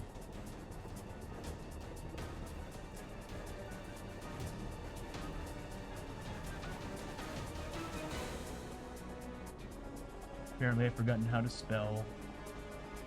Oh, okay. There's that.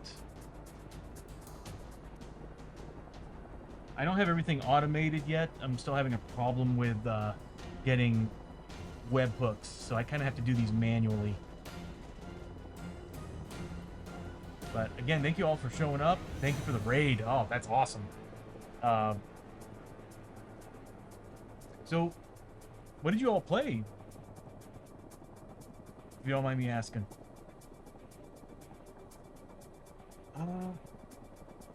So where was I? We did the encounter. We did that. It should be the end of the round. Yes. So it should now be the end of the round. And we now have to move on to... Whoops, I am in the wrong screen here.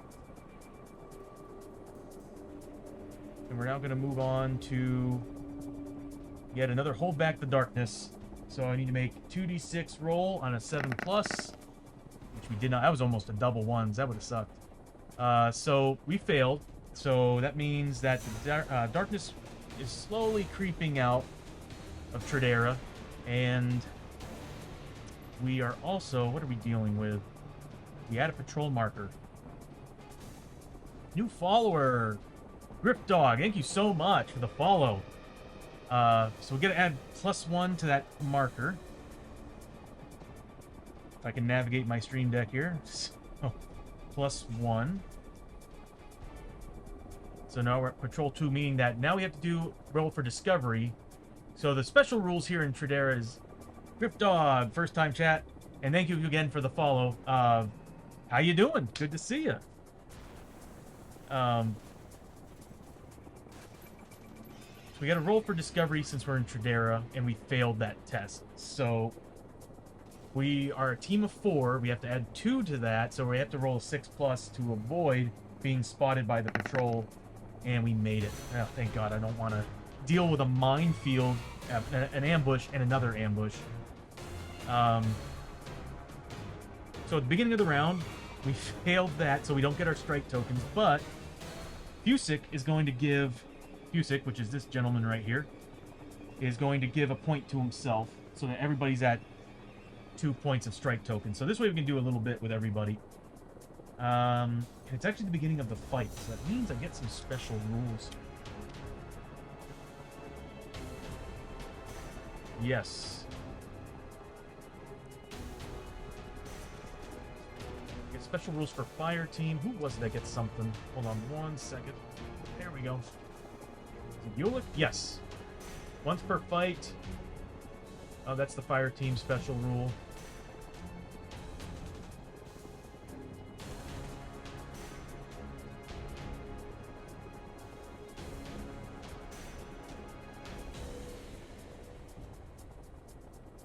There it is, veteran soldier. Once per turn, D3 strike on new enemy group. So we got a new enemy group. So therefore, Drac is going to... Doing great, happy to be here. I rolled in with the raid and cool to check out your channel stream. Oh, that's awesome, Rift Dog. Thank you so much. I'm trying my best to like build up a whole bunch of assets for this. I'm not quite done with the redeeming system. There's this panel at the bottom. As I was telling Time Roller earlier, I built this panel at the bottom that's supposed to interact with all your redeems, and it's supposed to increase and decrease the difficulty based on what you all are doing. It's not yet fleshed out, not yet programmed fully, or actually programmed at all. It's just there. But one of these days, I'm going to get it rolling, and it'll make things more interesting than they are. But you have the ability to help during the game, or grieve during the game. Grief during the game. Time Roller. Harper Games was playing Legends of the Arena, currently on Kicks. Ooh. And I was playing Vampire Village. A great little tower defense. Vampire Village? That sounds awesome. And I forget what it was. It was a game that was made by Simon that was also kind of a tower defense game. I forget what it was called. But I remember owning it at one time, and I've always wanted to play it, but like it was one of those games that I didn't want to play it single player, and I had a friend that just wanted to play Shadows of Brimstone, so it just never happened. But I'll have to check that out. Vampire Village. And you got your stream saved on your account, right? Because I might go and check it out just to see how it plays. Like, you got VOD. I got to make food, so I'm gonna lurk for a while as I do it. Okay, Time Roller, thank you so much for helping, for bringing everybody in, and hope you had a great stream. And I'll catch you. Thank you for the lurk, and I'll catch you next time, bro. So since we did get a new enemy group in here, I'm gonna roll to see how many strike points Drac gains. I get D3. So he's getting 2 back. That is probably the best roll I ever could have gotten for a character on his leveling. And he's also max grit of 6, I think. Not grit, 6 strike. So he's going to be able to do a lot of shooting. And I'll be able to use those also for his movement. So with that being done, I've already given the point from Fusick. I now need to start the round. These guys are currently in ambush, so they're technically a 4 instead of initiative 2. So we're starting, luckily, with Ulick. Ulick is an initiative 5, which he's right here. He is not exactly locked in close combat, but he's not really good at range. Actually, he's not good at melee either. He gets like 1 shot if he uses range, but he's got a 4+. If he does combat, he's only got a 5+ roll against that. Yeah, he's not good at fighting. But also, what level is... Ulick has 525 experience. So you know what I'm going to do?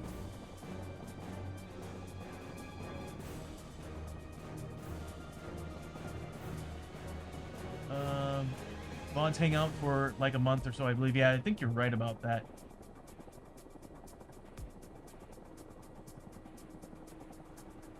And Hardboard Games, thank you again for the raid and the lurk. And am I following you? I could have sworn I was.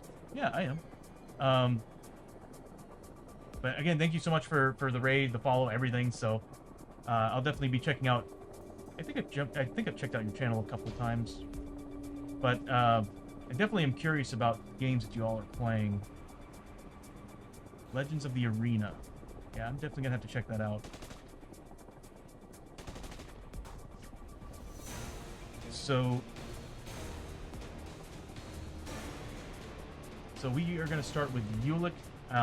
It's the beginning of his activation. I haven't done anything with him yet, and he's got enough experience to level up. So I'm going to go ahead and level up. And since everybody in here that's new isn't familiar with the game, as I've said earlier, it's basically a dungeon crawler with a whole bunch of different elements in it. And you're going to see a part of the game that is the continuous part, like campaigning. You get to level up your characters, and you actually have like a skill tree and everything. Let me see if I can pull up the skill tree here so you all can see it. So right now we made level 2, so it only costs 500 experience, and it kind of doubles every single level. So level 3 is going to cost 1,000, 2,000 for level 4, and every time you level up, you get, where is the character creator? It'd be right here. No, that's the right book. So these are the missions.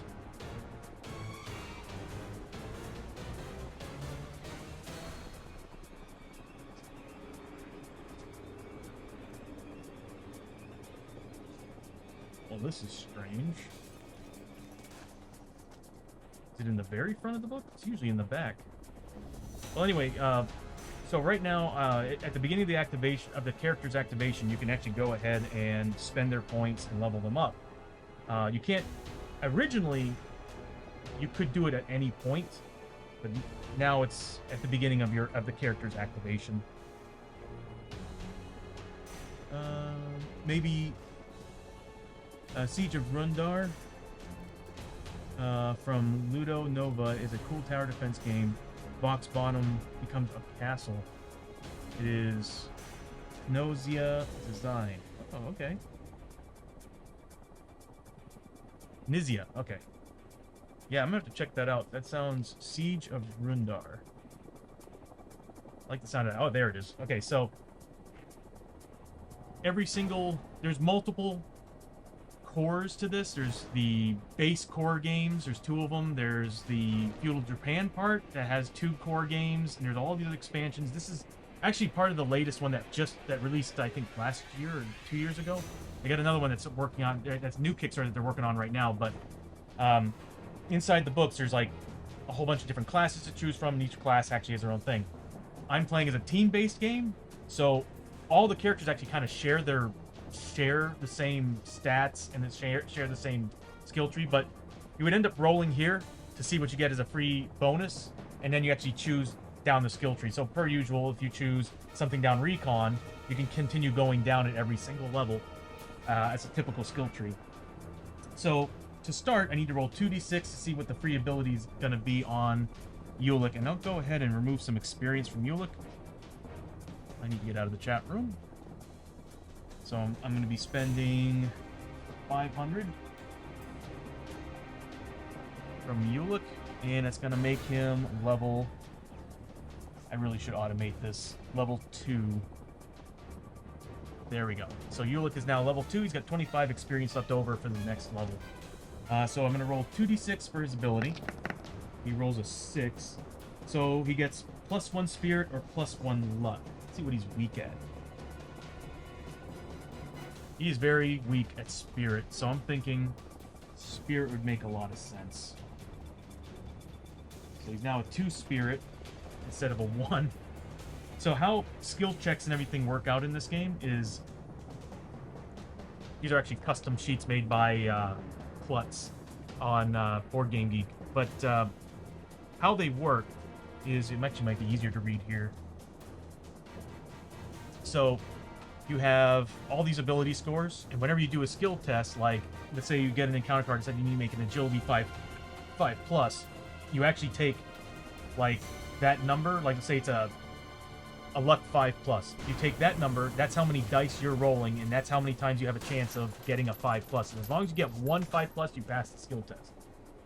There are some tests that, for X amount of times you actually passed, you get bonuses. So that's how skill tests work. And the same thing goes with combat and range. You'll see how many shots you have, and you'll be seeing that very soon as we're fighting these guys. But for Ulick, I mean, it would make sense to give him Fire Team. Hydrate from Mad Arts. Mad Art, how you doing, buddy? Thank you for the hydrate, bro. And it's working. The redeems are working. Let me go ahead and give you a shout out. Again, I have to kind of do these not custom. I have to do these manually until I can somehow start getting those web keys, webhooks, whatever they're called. There we go.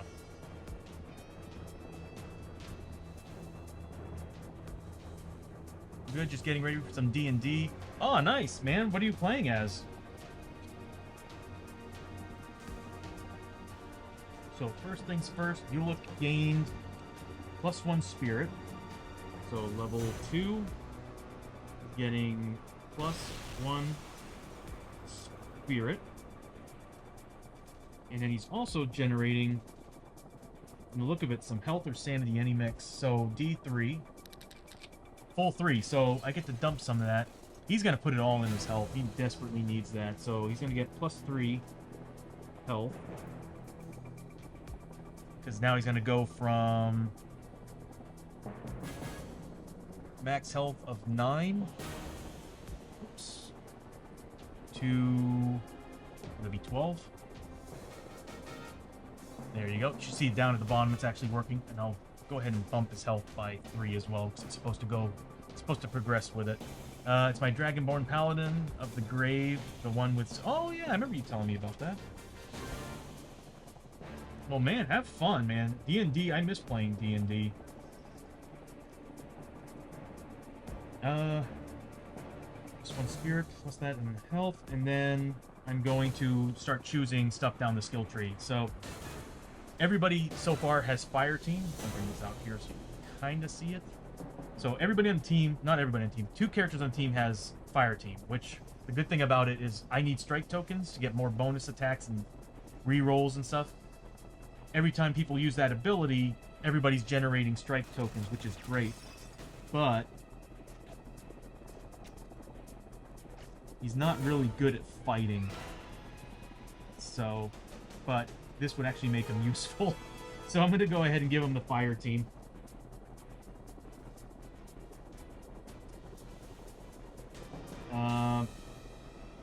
I'm not going to bother writing it because it's the same stuff as everybody else. So I'll just put +1 to max strike. I feel like everybody should be on the Fire Team in this group. They all benefit from it. So it's going to make his max strike 7. Good. So that's pretty much it for leveling up. Very simple. And again, unlike the base game where you just choose a character, level up, and all that. This is the team-based thing, so we're getting these here, these team-based abilities. And at any point, I can kind of flip them and use them any way I want. So now that he's leveled up, he gets to activate. And Ulick is going to... Now that he's got that ability, he's got... Well, he doesn't have enough tokens to do it. That's a shame. He had 3 tokens, I'd be able to pop that. So I'm probably just going to make him... He's not really good at range or melee. I guess I'm just going to have him... Oh, he can't get crits either because he still has that gouge die. Oh, speaking of which, Mad Arts, look what we ran into again. Take a guess on what this area is. I've been playing with this DM for a while. In this world, it's just most of his campaigns in different timelines. In a previous one, I finished it turning into a Devil Lord, Chaotic Good as a Bard Warlock combo with some Phoenix Blessings. Kind of like High School DxD. Okay, yeah, cool. With Phoenix. That's cool, man. So I'm guessing this is a continuation of the campaign? Or is it like kind of ascending to a different campaign?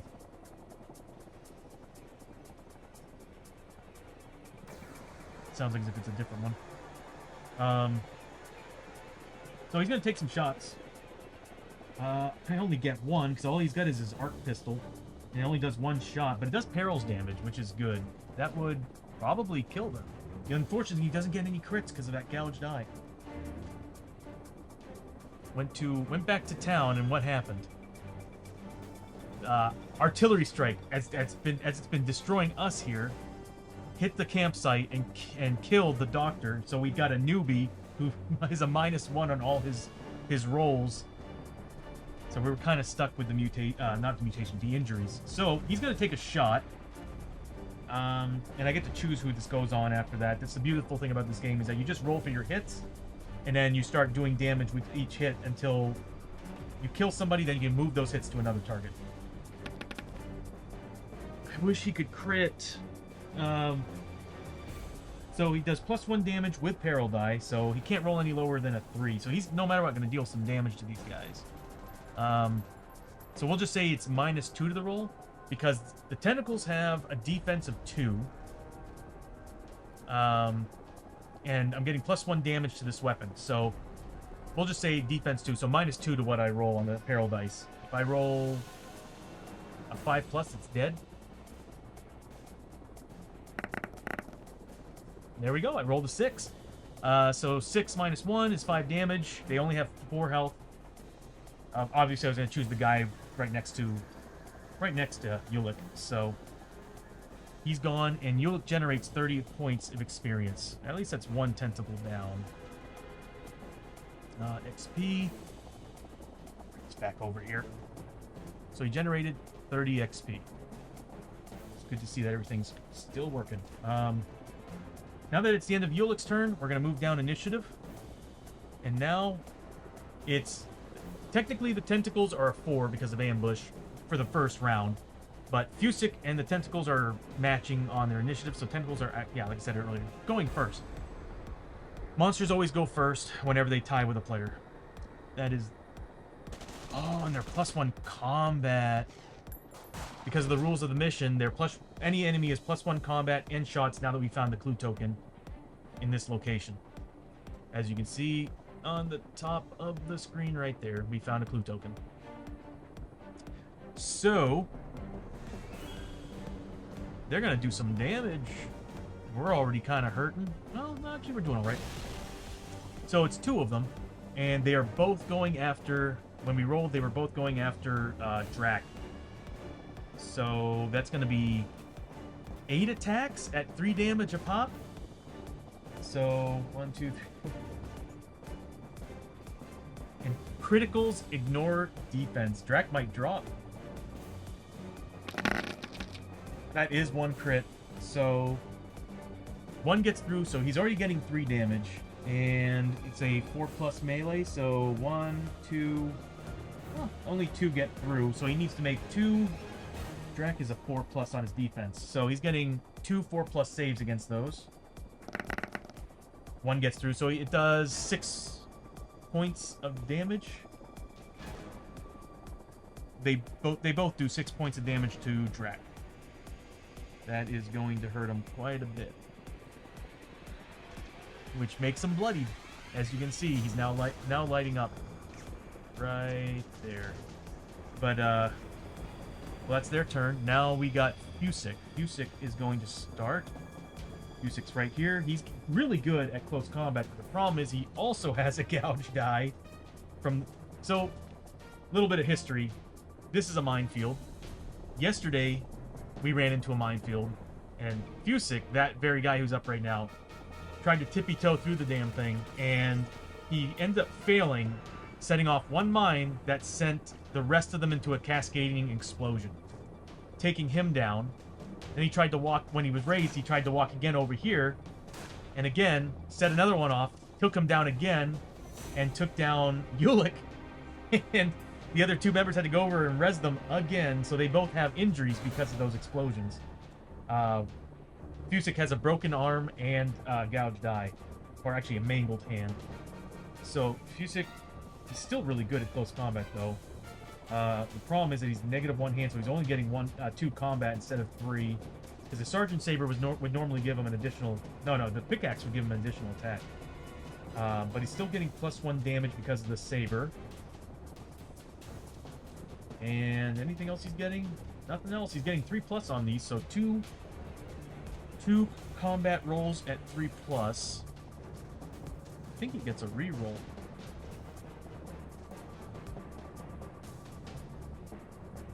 range, though. Oh, God.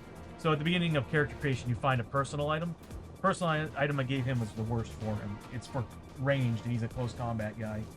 You don't get to pick it, you randomly draw it. So I got kind of screwed there. So, let's see, 2d6 at 3+. 6s are not crits because he's got the gouge die. But he does get 2 hits. +1 damage. Once again, it's going to be -1 to these rolls. So, we'll do the first one on this guy right here. So, -1 to the roll. Does no damage. The second attack does 3 points of damage. Not quite dead, but I'll go ahead and pull out a token for that. And that's 3 damage. And that's it for Fusick.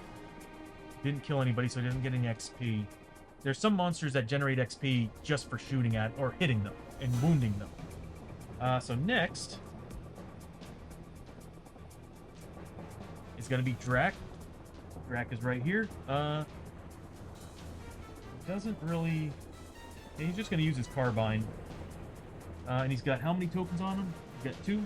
So I can spend 1 strike up to a limit of 3 to get an additional shot. So I'm going to go ahead and spend both of them. And I wish I had 3 tokens. I could have done some cool stuff with that. But I'm going to get 3 shots. But they do damage D8, which is awesome. So let's see what happens. So 3 shots. Well, actually, first, how's his grit? I keep forgetting to roll for grit for these guys. Grit's like fate points. So you get to like do re-rolls and stuff. So he gets 3 shots at 4+.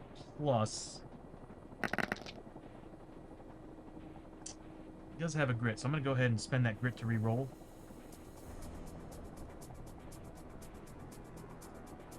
So I'll re-roll 2 of those.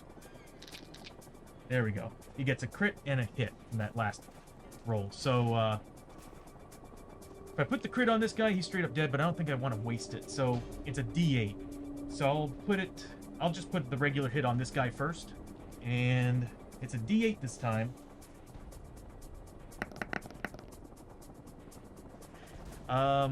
It's not a +1 damage weapon. Is it? That sucks. I don't have any strike to re-roll it, but I could use a grit to re-roll it. I just hate the idea of spending grit. I'm gonna need it. I guess I'm just gonna let that one pass. The next hit is a critical. It ignores its defense. So if whatever I roll, it's gonna be no matter what, a 1. And all he's got is 1 health left. It's dead. So that guy's gone. I'm off, man. I'm gonna leave the comp on to stay lurking. Have fun and don't kill anyone without me here. Lurk. Thanks for the lurk, Mad Art. Have fun playing D&D, bro. And I can't make any guarantees. We got a minefield. Minefields are bad, okay? So at least we killed that guy, and therefore Drac generated 30 experience. Music needs to kill somebody. He needs to level up. And next is Gersic. The tentacles already went. Gersic. Okay, well, he's got... Could do the field pistol. I'm not sure if I really want to spend the... Well... Yeah, I'll go ahead and just... I'll have him use his light machine gun, which is this right here. So he's got range 12 on it. He gets 3 shots. If I wanted to, I could spend 3 strike to turn him into burst fire, but it's kind of a waste against 1 tentacle. Like, the lowest of the low when it comes to enemies in this game. Other than the Hungry Dead. So he's going to fire 3 shots into him. How's he doing on grit? He's good. So he's going to fire 3 shots into these guys.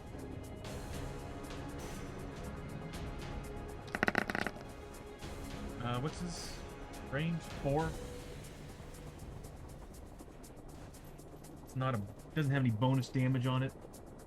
I'm not going to bother ridding this. So I'm just going to take those 2 hits and put them on him. So the first one, it's going to be -2 to the roll. Second shot, first shot did nothing. Rolled a 1. And when I do the roll, he took 3 points of damage. So I'll just kind of move this marker back over here to this guy. So he's got 3 points of, he's got 1 point of health left over. So being the end of the round,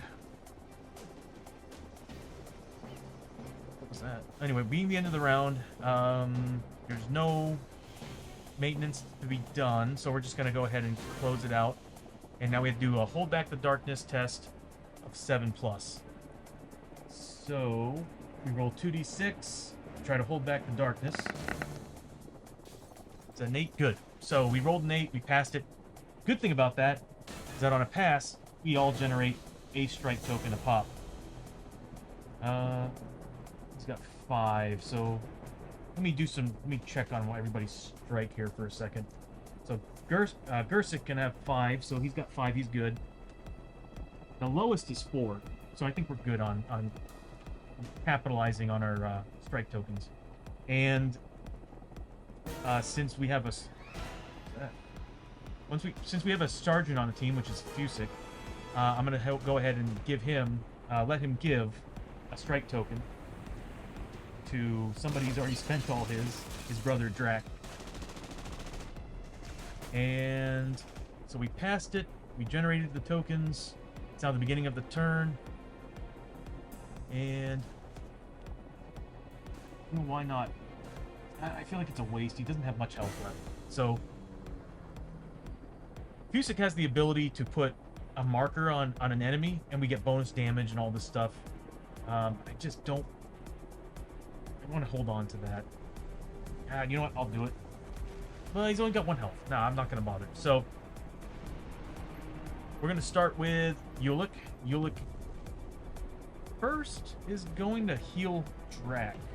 Actually, no, I'm going to make Fusik heal Drac so he can level up. That's another thing that's great about this game. If you're a healer, you can level up just by healing characters. Or you don't even have to be a healer. You can, as long as you're using bandages, whiskey, whatever, anytime you heal somebody 1 wound, you get 5 XP for every single wound or sanity. So we'll start with Ulick. Ulick only has 1 grit. I'm going to roll for his grit first, and he's a 6. Nope, he doesn't get it. But again, I think I'm just going to take some shots with his gun. He needs a 4+ to hit. I really need to get him a better weapon. And he rolls a 1. Yeah. He's an engineer. He's not really made for combat. But I could have him re-roll. That's okay. So, it's over for Ulick. We're going to move on to Fusik. Fusik is going to... Well, he's going to make 2 combat. How's he doing on grit? Good. He's going to make 2 combat. And he's a 3+ on melee, so all he needs is a 3+ to strike him. Are you kidding me? He does get a hit, and it's +1 damage. So it's -1 for what I roll. All I need is a 2+ to kill this guy. There we go. Nice big 6. So that took this guy out and gives Fusik 30 experience. He is 5 XP away from leveling. Before I end the round, I'm going to let him heal somebody, and then I can level him up at the beginning of the next turn. So what does Fusik have? He's got 3 bandages, so I'm going to start spending bandages to heal his brother Drac. So here's the first one. It's going to heal back 5 points of damage. I think that's good enough. So Drac's going to get back 5 HP, pulling him out of bloodied status. And we used up 1 bandage. So Fusik has 2 bandages left. After this minefield, we're probably going to be out of them. And Fusik generated, gave him 5 HP, so it's 25 experience.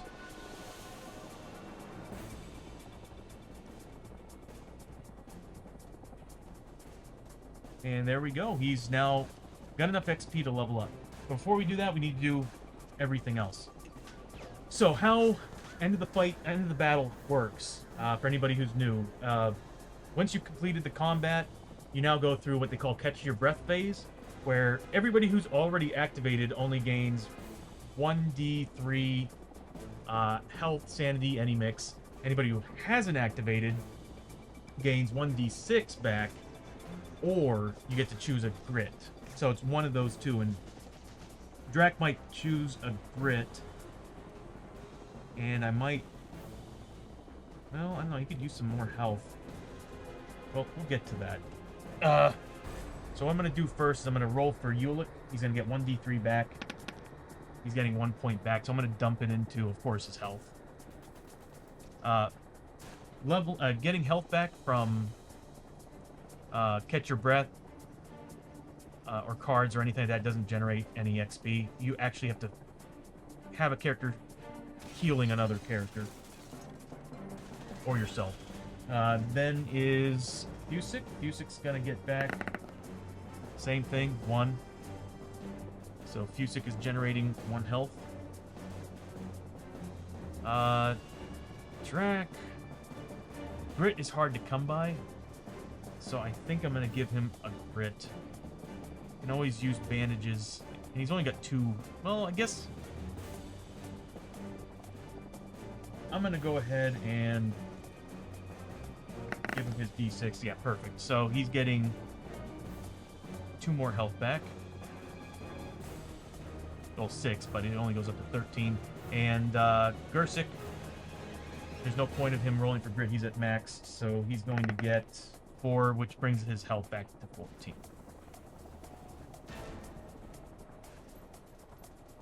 So now that we've finished Catch Your Breath, we now go to the loot part of the game. For every single monster group you defeated, we only had 1. If we had gotten a patrol spotting us, and we would have generated some legionnaires coming in and attacking us, that would have added another group to the game. So that would have been 2 groups. For every group to the max of 3, you get a loot. So everybody in the team is getting a loot. And I have all that generated into the stream, so I'll just go ahead and start pulling loots from the stream. So we'll start with Ulick. Ulick is going to get, for loots, we're in another world, so he's getting an artifact, and he's getting 20 XP. So Ulick gets 20 XP and an artifact. I'll be right back. Can you grab one?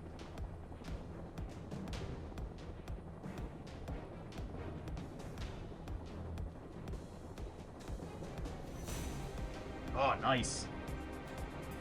So what Ulick found was the Void Saber.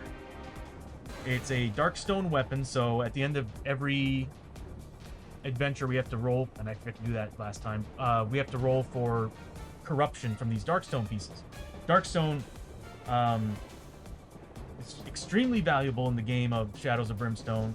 It's used for upgrading your gear. You can use it for purchasing things. In this specific game, the team-based stuff, the campsites, you're using it to upgrade your campsite, like adding sections and upgrading certain buildings. But again, you can use the Darkstone for upgrading your gear. And that's usually what we find. And currently, if you look at the character plates at the bottom, the purple area is showing how many Darkstone every character currently has, which we have a lot.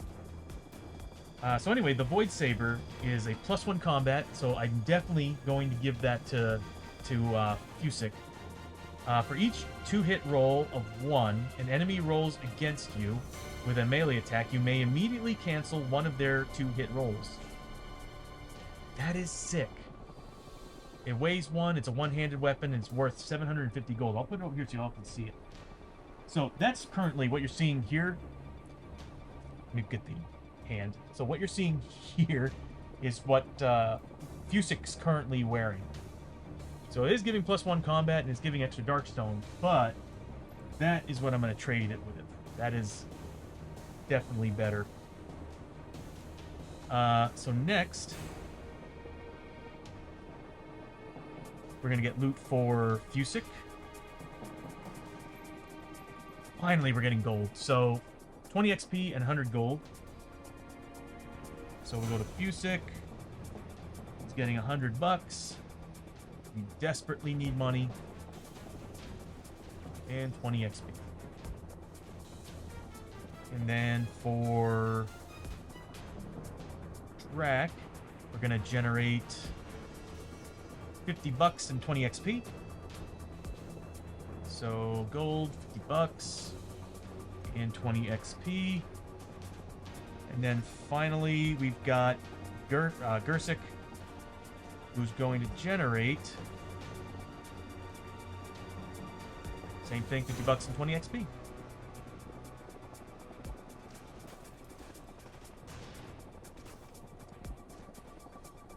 There we go. That's some okay money. It's not Murphy money. Murphy's the character I played for a solid month. He's level 4 and he's a prospector, and the dude just radiates wealth. So, and I'll bring them back eventually. I just wanted to try the... I've always wanted to play the Trederran campaign. Well, not so much campaign, but the Trederran team-based game. I was going to play the campaign, but I'm noticing how difficult it is. So, we did all the looting. We can put those cards away, and now we are done with everybody. We've done Catch Your Breath, we've done the loots. We now go to the end of the turn, to which we do Hold Back the Darkness at 7+, which we failed. This is not good. So, first thing that happens is the darkness pulls out, and it's going to force us to pull out a darkness card. Darkness cards are pretty awful. They usually give bonuses to enemies. Sometimes they force your team to do a whole bunch of tests, and I had a party wipe on one card. And it was because we were so far down the depth track that when it came up, it was like, take X amount of tests per spot down the depth track you went. And I was like 11 tests in, and I was like, oh god, we're screwed. And sure enough, it wiped the whole party. Fields of... Oh, wow. Okay, so Fields of War. You are caught in the crossfire of a nearby shootout. Every hero must make an agility... Oh, god, no. An agility 6+ test. If successful, gain 25 XP as you hit the deck. If failed, take D6 hits and do 2 damage each. For each one rolled... I can't read it. Hold on a second.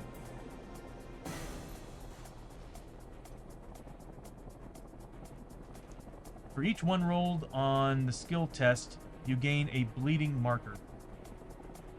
Yeah, I just recently moved all these up. Give me a second to move them back down. It's not necessary for them to be there right now. So, I'm just going to grab these.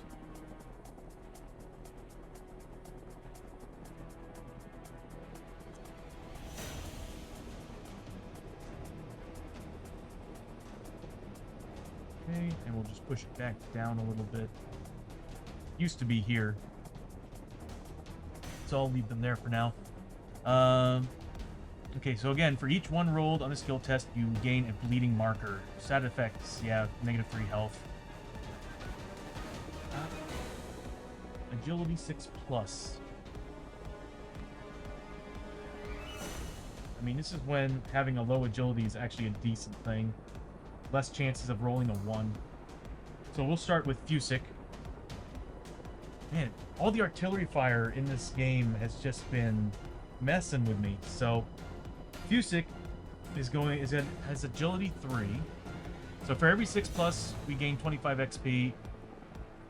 If we fail it in general, we take D6 hits, and then of course for every 1 roll, we get a bleeding token. Wow, that's crazy.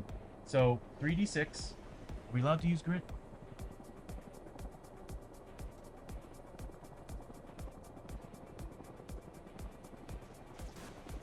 Okay, I might hold on to the grit to remove them.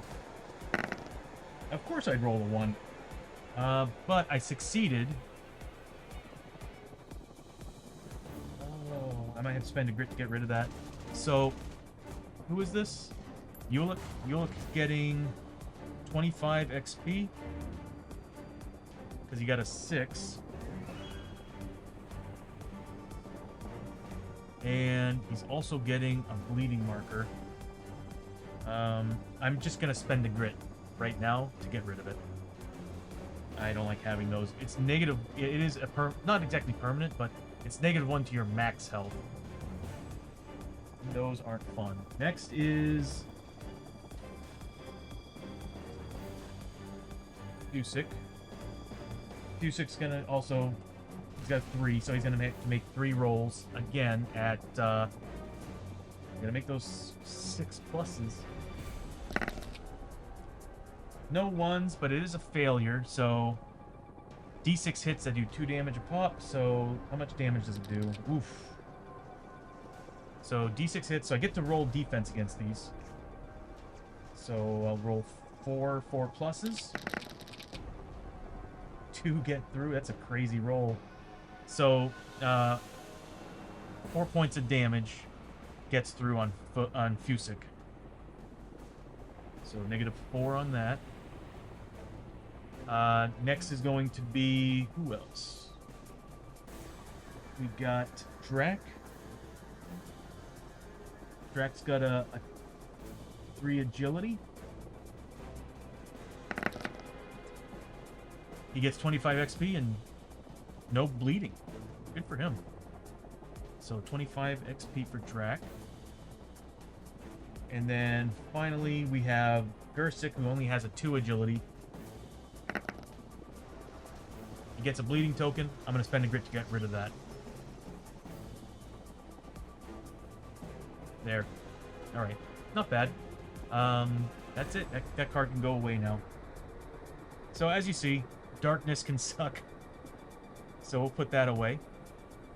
And next, we need to add 1 to the patrol because we failed that. So let me get the tokens out. Not that one. We can actually put that one away. And we need to add 1. So we're now at a 3. So how patrol works is that if we ever fail the hold back the darkness test, we add +1 to the patrol, and then on top of that we have to do a discovery, which is basically there's a patrol walking around, they discover us, we go into combat. And it's usually taking on legionnaires, and we are actually fighting the Liberation Army right now. So they're -1 defense, but they get 3+ health, and they also get shootout, assault. Wait, hold on. Anybody with shootout gets assault. And their scatter grenades leave toxic clouds. So not only do they stun, they also leave toxic clouds. That's insane. So let's roll. We have to roll 2d6 and we have to get a 7+ to avoid being spotted. Okay, we did it. That could have gone poorly. I say that, and then I'm looking at the minefield, and I'm like, we haven't gotten to the worst part of all of this yet. So, alright. I see us using these. I'm half tempted to have Fusick just march across there. Hopefully he gets through it. I think he's got a better... Hold on. No, he still has a luck 1. Oh, God. So every space he has to make a luck test, and if he fails it, I have to keep spending movement to see if I can get him to not trigger a mine. That's every space, by the way. Yesterday, again, we saw a cascading explosion effect. I killed him twice over. So I'm pretty sure he's sweating bullets right now. So we finished that. We didn't pass the hold back darkness. Nobody got any tokens. But Fusick is a sergeant, so I'm going to go ahead and give a token to somebody. I'm going to give it to Drak. Actually, to himself. He's going to need it. Because everybody else has a decent luck check. Yeah. So we're going to start with Ulick. Ulick's got 4 movement. What does he have for grit? 0. Let's see if he gets his grit back. He needs a 6+. Doesn't get it. But he's going to move up. Yep. He's going to move up 1. He's got a luck of 3, so he needs to make 3... I think it's 5+. It should be. It shouldn't be a 6. 6 is stupid.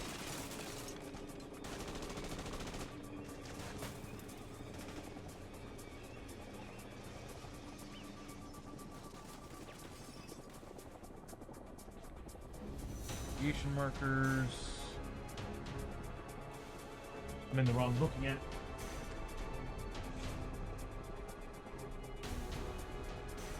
Fan keeps doing that. Yeah, so a luck 5+ test, and then we can spend movement points if we haven't passed, or we can spend a grit to try to reroll them. So he needs to make a 3+ on this one tile. We're going to be doing this for every tile, so I'm just going to use this to kind of demonstrate where he's going. So he's on this one, where his Refusic is. He needs to make a 3d6 roll of 5+. So use one movement point to go there. He's going to spend another one. He doesn't have any grit, so I can't really do anything. He's going to spend another one. That's 3 movement points. 4 movement points. He's going to spend... how much is it? 1 for 2 movements. So he's going to spend another movement point. He's going to spend another movement point. Are you flippin' kidding me right now? Okay, so...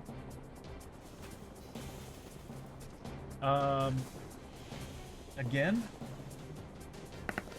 Finally gets it, and he's got 1 more movement point, and he's moving on to the other spot. He now needs to make another luck test. I can't believe how bad I'm rolling here. Actually, no, I can totally understand how bad I'm rolling here. So he got a 6 on this one. He passed. He's staying there. I can't believe I spent two strike tokens to get more movement points and, like, took all of it. So, keep this with him. Oh, God, all these guys are going to have to make those tests every single space. I'm half tempted to pull everybody out and let somebody go there and just trigger all of it. I should have done that. That would actually be a smart thing to do. I just hate the idea of wasting turns. But... you know what? I think that's the only way I can actually handle this. Because every single space you have to make tests. And... so what's going to happen is that Fusic's going to move back 1, 2 to get out of the way of the dynamite, of the mines. He is going to roll. He's already got his max grit, so he's good. And I'll just have him scavenge this room. He finds one. Ulick's going to have to take the hit on this. And what he finds in scavenge is... you may recover 1 grit. So, bloodstained papers. He gets 30 XP. It's hard to tell if it's deployment orders or a final letter home that will never be delivered. You may recover 1 grit. He's already at max grit, so... he's just going to be getting his 30 experience, which I need to level him. I keep forgetting to level him. So, 30 XP. Next in line is going to be Drac. Drac is also going to move back. Check this room. Gets nothing. And then, how's he on grit? He's going to roll for grit as well. Nothing. And then finally, Yursic. Also, we're going to roll for his grit. Nothing. And he's going to move back. And he's going to inspect that room as well. Scavenge. Nothing. Ulick's about to get his ass kicked. So... hopefully it triggers a chain reaction and it blows up all the mines in the area. He's going to go down, but I've already seen what it does to the whole team. Okay, so that's the... we'll go ahead and put that card away. And that is the end of everybody's activations. There's no encounters or anything here, so...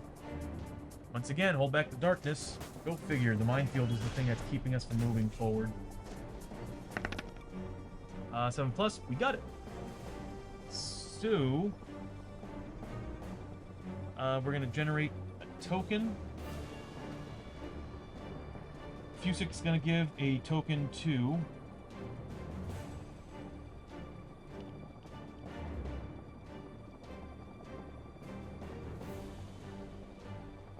I want him to get as far as he can into there and trigger in the middle. So I'm going to go and get ahead and give it to Ulick. So Ulick is going to move forward, make 3d6 luck test. He gets it.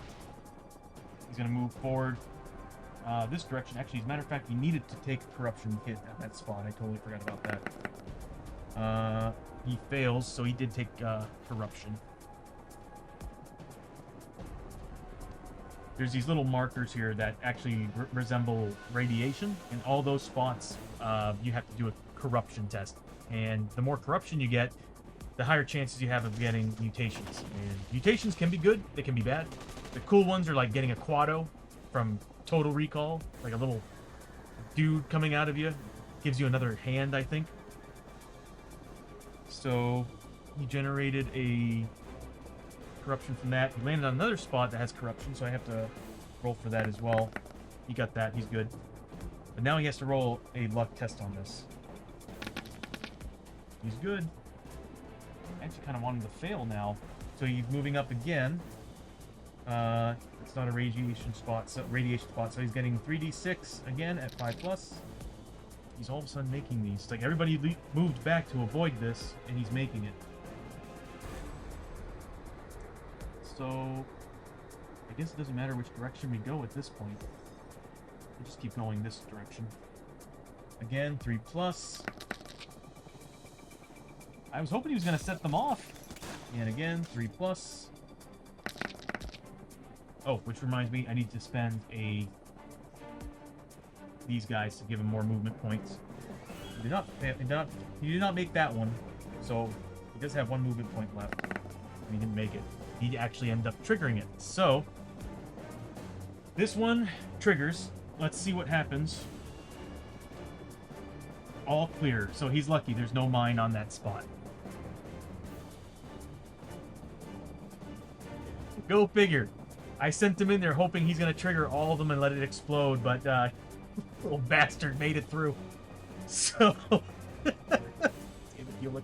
does he have a grit? I might just have him keep going. No? Okay. Oh my god. So he moved 1, 2, 3, 4.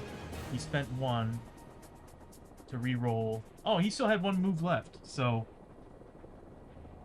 actually he had multiple moves left after that. So yeah, he moved there, and he's going to inspect the other room. And what do you... Oh, I shouldn't be doing this. No, he's not going to do that. If that's another room with a clue token, and these guys have to march through all this before going there, we're in deep trouble. So he's just going to stay there, and he's going to scavenge. He gets 3 scavenge, though. He finds something.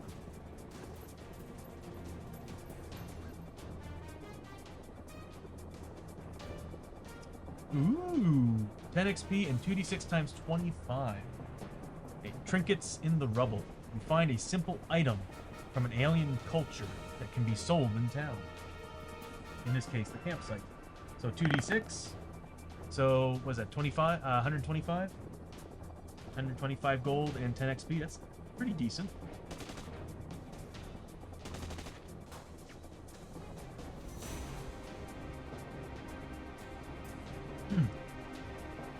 Okay. The end of Ulick's turn. And now it's Fusic. Fusic, I'm going to go ahead and finally level him up. It's the beginning of his activation. I'm going to spend 500 of his XP.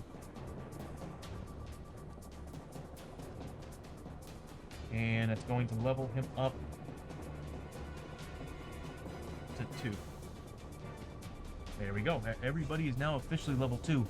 From here on out, we're taking on enemies with elite abilities. Yay. So...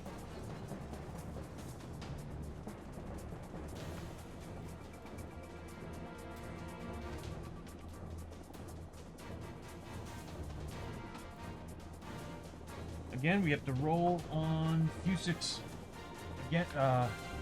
his ability. We're making it to level 2, so we roll 2d6. He gets a 6. Again, the same thing as the last one. Spirit or luck. So what's his spirit and luck right now? He needs a better luck. Perfect timing. So, +1 to luck. So, give him level 2 status. Roll of 6. So, +1 to luck. Which he desperately needed. It's the only way to get through a minefield is to have a better luck. And then he's generating D3 health or sanity, any mix. So let's roll D3. So he's getting 2 points. And what I'm going to do is I'm going to dump it. Any mix. I mean, he's equal on both, so I could just probably do one of each, but I'm thinking I'm just going to do health, because we haven't really had any horror checks or anything recently, so I'm thinking max health is where it's at. So Fusik's going to give himself 2 points in health, so he's going to be at a 13.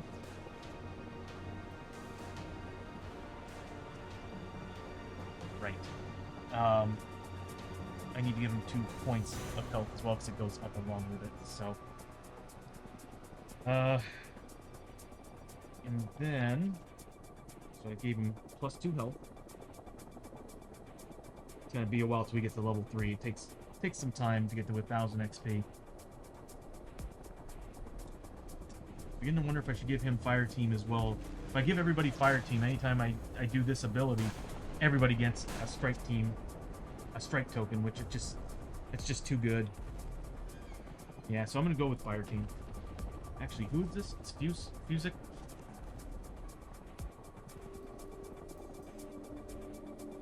Oh, scouting would be great.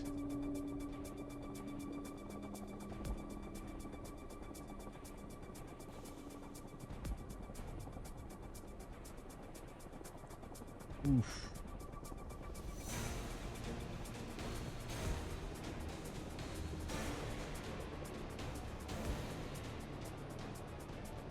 That is decent.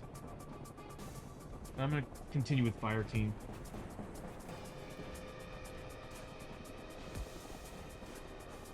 And I'll just put max +1 max grit. Fire Team's on everybody's card. So change his max grit here to 3. Everybody should actually be at max grit 3. I haven't been doing that, have I? So let's take a look. Player 1 actually should be at max grit 3 because they all have Fire Team. So we'll just make this quick here.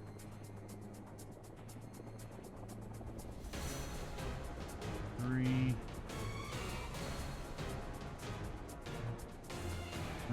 and 3. There we go. Everybody's got a grid of 3 maximum. So that's awesome. So now the good thing is, anytime we use that team ability, everybody generates strike tokens. Other team members get strike tokens, if I remember correctly. All heroes with Fire Team. Everybody does. Okay, so you lucky bastard. You actually managed to get it through after I sent you in there purposely to trigger the mines. So now Fusik has to go through. At least he's got a 2 now. So he does have a whole lot of tokens to spend. So let's roll for his grit first. He doesn't get it on a 4. So he's going to move up 1, 2. He gets to roll 2 dice now. Unlike yesterday. Gets it? He needs to make a corruption test too. So here's the corruption test, 4+. Fusik takes 1 corruption point.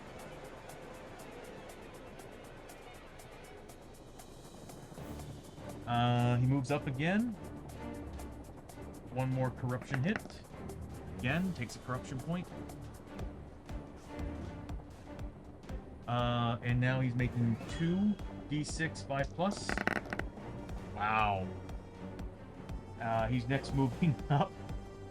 So that was 1, 2, 3. Here's his fourth move. He's going to do 2d6, 5 plus. Wow! I'm like rolling all the sixes. He's gonna spend 1 to add 2 to his movement.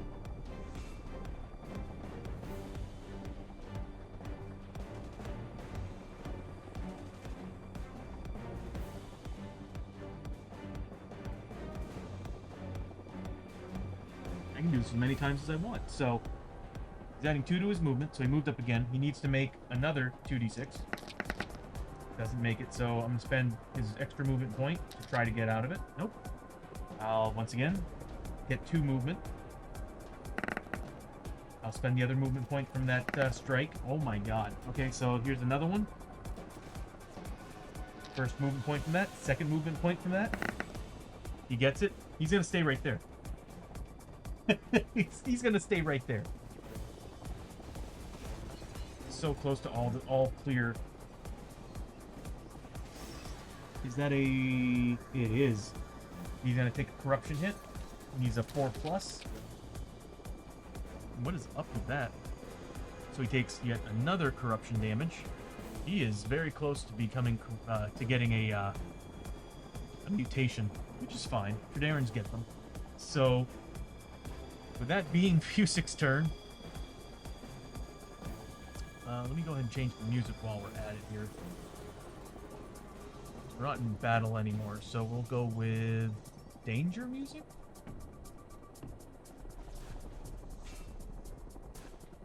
So next is Drak. Drak, actually, I think he has a luck of 3. Everybody else, oh wait, no, he's got a luck of 2. Gersic has 4, so a luck of 2. He's going to move up. He's only got 2 points of strike on him. He's going to move up 1, 2. He's going to make a corruption test first on that radiation spot. He's good. He now needs to make a 2d6 test, luck test for this. Oops. Okay, so he's used 2 movement points. He's using his 3rd movement point. 4th movement point. He's generating 2. The first out of that. He's good. Do I want to move him again? I'd only get... I feel like it's risky to do it, but I'm going to do it. I'm going to spend that movement point that he generated, that final movement point. So he's going to make a luck D2, a 2d6 test of luck, 5 plus, and he's safe. God, the lines are horrifying. Horrifying. So, that's Drak's turn. He's taking his time going through this. And then we got Gersic here with luck 4 and a whole wad of tokens. My goodness, bro. So he's going to move up. First, let's roll for his grit. I think I'm forgetting to do that. Oh, look, he gets it back. So on a 6 plus, you get a grit. So gets 1 back. So therefore, I can start doing some re-rolls. 1, 2, 3. But he gets 46 on a 5 plus. He just kind of struts on in like not a big deal, and he also is going to take a radiation hit. He fails it.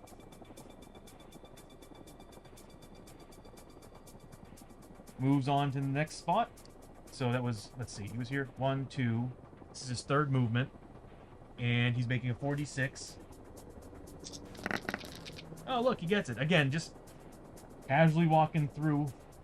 So he's good there. He moves to the next spot using his 4th movement. So 46 again with his luck. Makes it. He spends a token. Moves to the next spot. So he's got 2 movement points right now. Except that he spent 1, so he's got 1 left over. So 4d6. Again. He's good with it. Struts over to the next spot. Spending that movement point. 46. Is that a mutation spot? No, it's not. I don't think he passed this one. So he's going to spend one of his many tokens here to get 2 movement. So he's going to spend 1 to see if he can re-roll. Get it? Nope. Next one. He's going to spend another one to get 2 movement again. First one. Second one. Spend another one. He got a little too confident. The first out of the 2. Second out of the 2. Spends the next one. Oh God, please, no.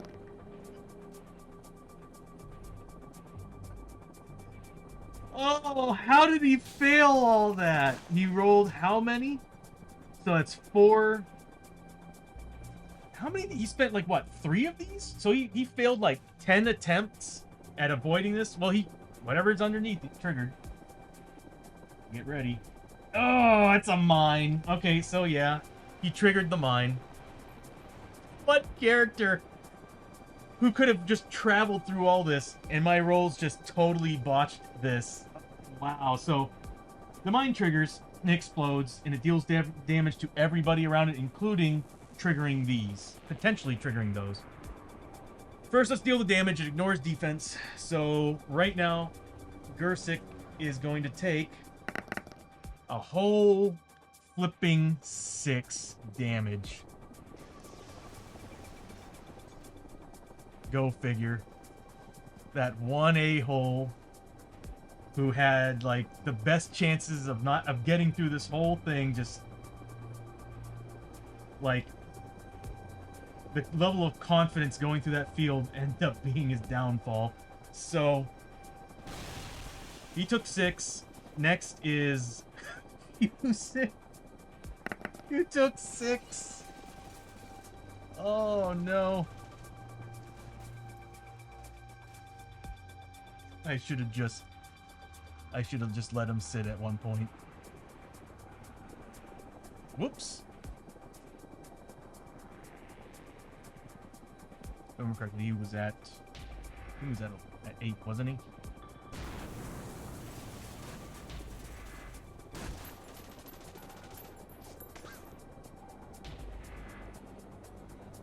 Yeah. Or was he at 11?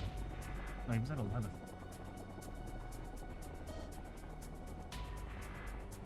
So he took 6.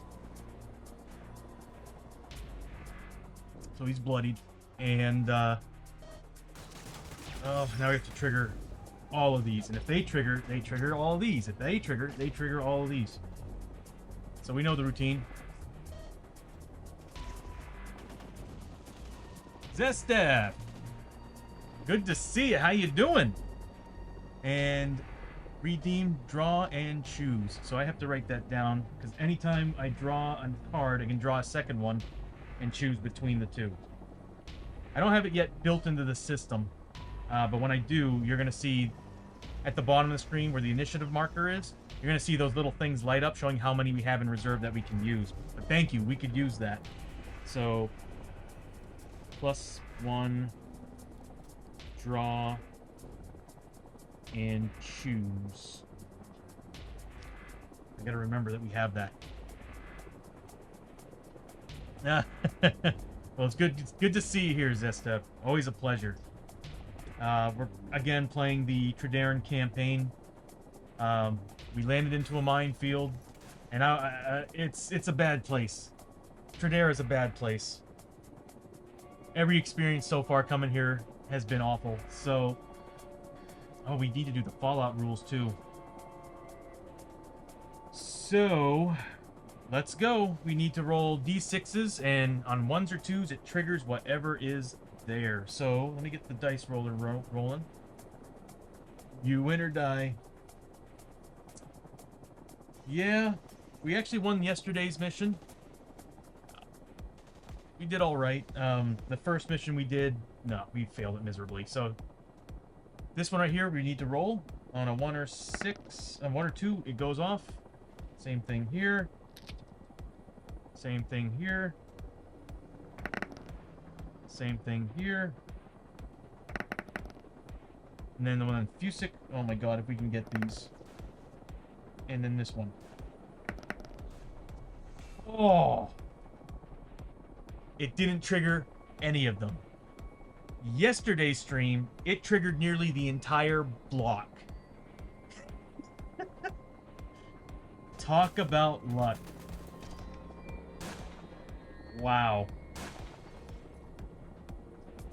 Okay, so that's the end of Gersik's turn. The tentacles are gone. Let me get rid of them. So that's the end of Gersik's turn. And we are now... We still haven't found another tile. We're still only 2 tiles in. This is how horrible the mines are in this game. The minefield is. That's the end of the turn. So we now are once again doing Hold Back the Darkness. That's 7+. That 2 6s or a 5 and 6? 5 and a 6. Okay, we passed. 2 6s would have been... That would have been nice. So 2 6s would have generated health and given us a grit. It's the only time a depth event is good. On a 1, it's an ambush. It gets worse the closer you get to 1. So we passed, so everybody generated. That was the used one. Everybody generated a token. Actually, I think that was for... No. Everybody generated a token, and so you only got 2 Drac. Fusic is not doing great, and he's thinking to himself, probably his brother's going to need all the help he can get. Because at this point, Fusic is safe, because this has already been triggered. Drac still needs to go through 2 tiles worth of stuff. So, next we have to do the Fallout. So, at the start of each turn, every hero in Trederran must roll a d6. On a roll of 1 or 2, take 1 corruption hit from the radioactive Fallout. So, we'll start with Ulick. Ulick needs to roll... What was it on again? A 1 or 2? So, Ulick's good. We'll just go down the line here. Gersik. He's going to make a 4+ roll against it. Gersik gained... Oh, God, he's getting... No, he's actually doing all right.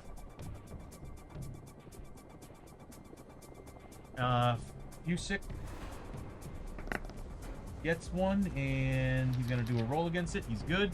And then finally, Drac, 1 or 2. He gets hit by the radiation. 4+ save against it. He does not make it.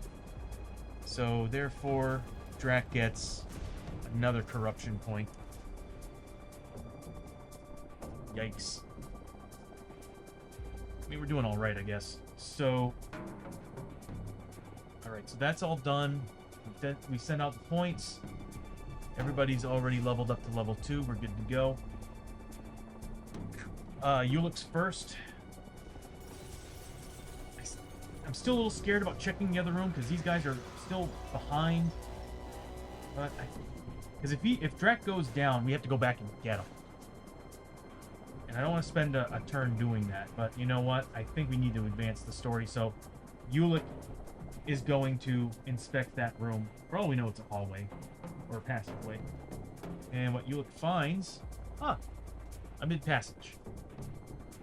I'll gladly take that. So all it does is bring us down the posse marker down the depth track.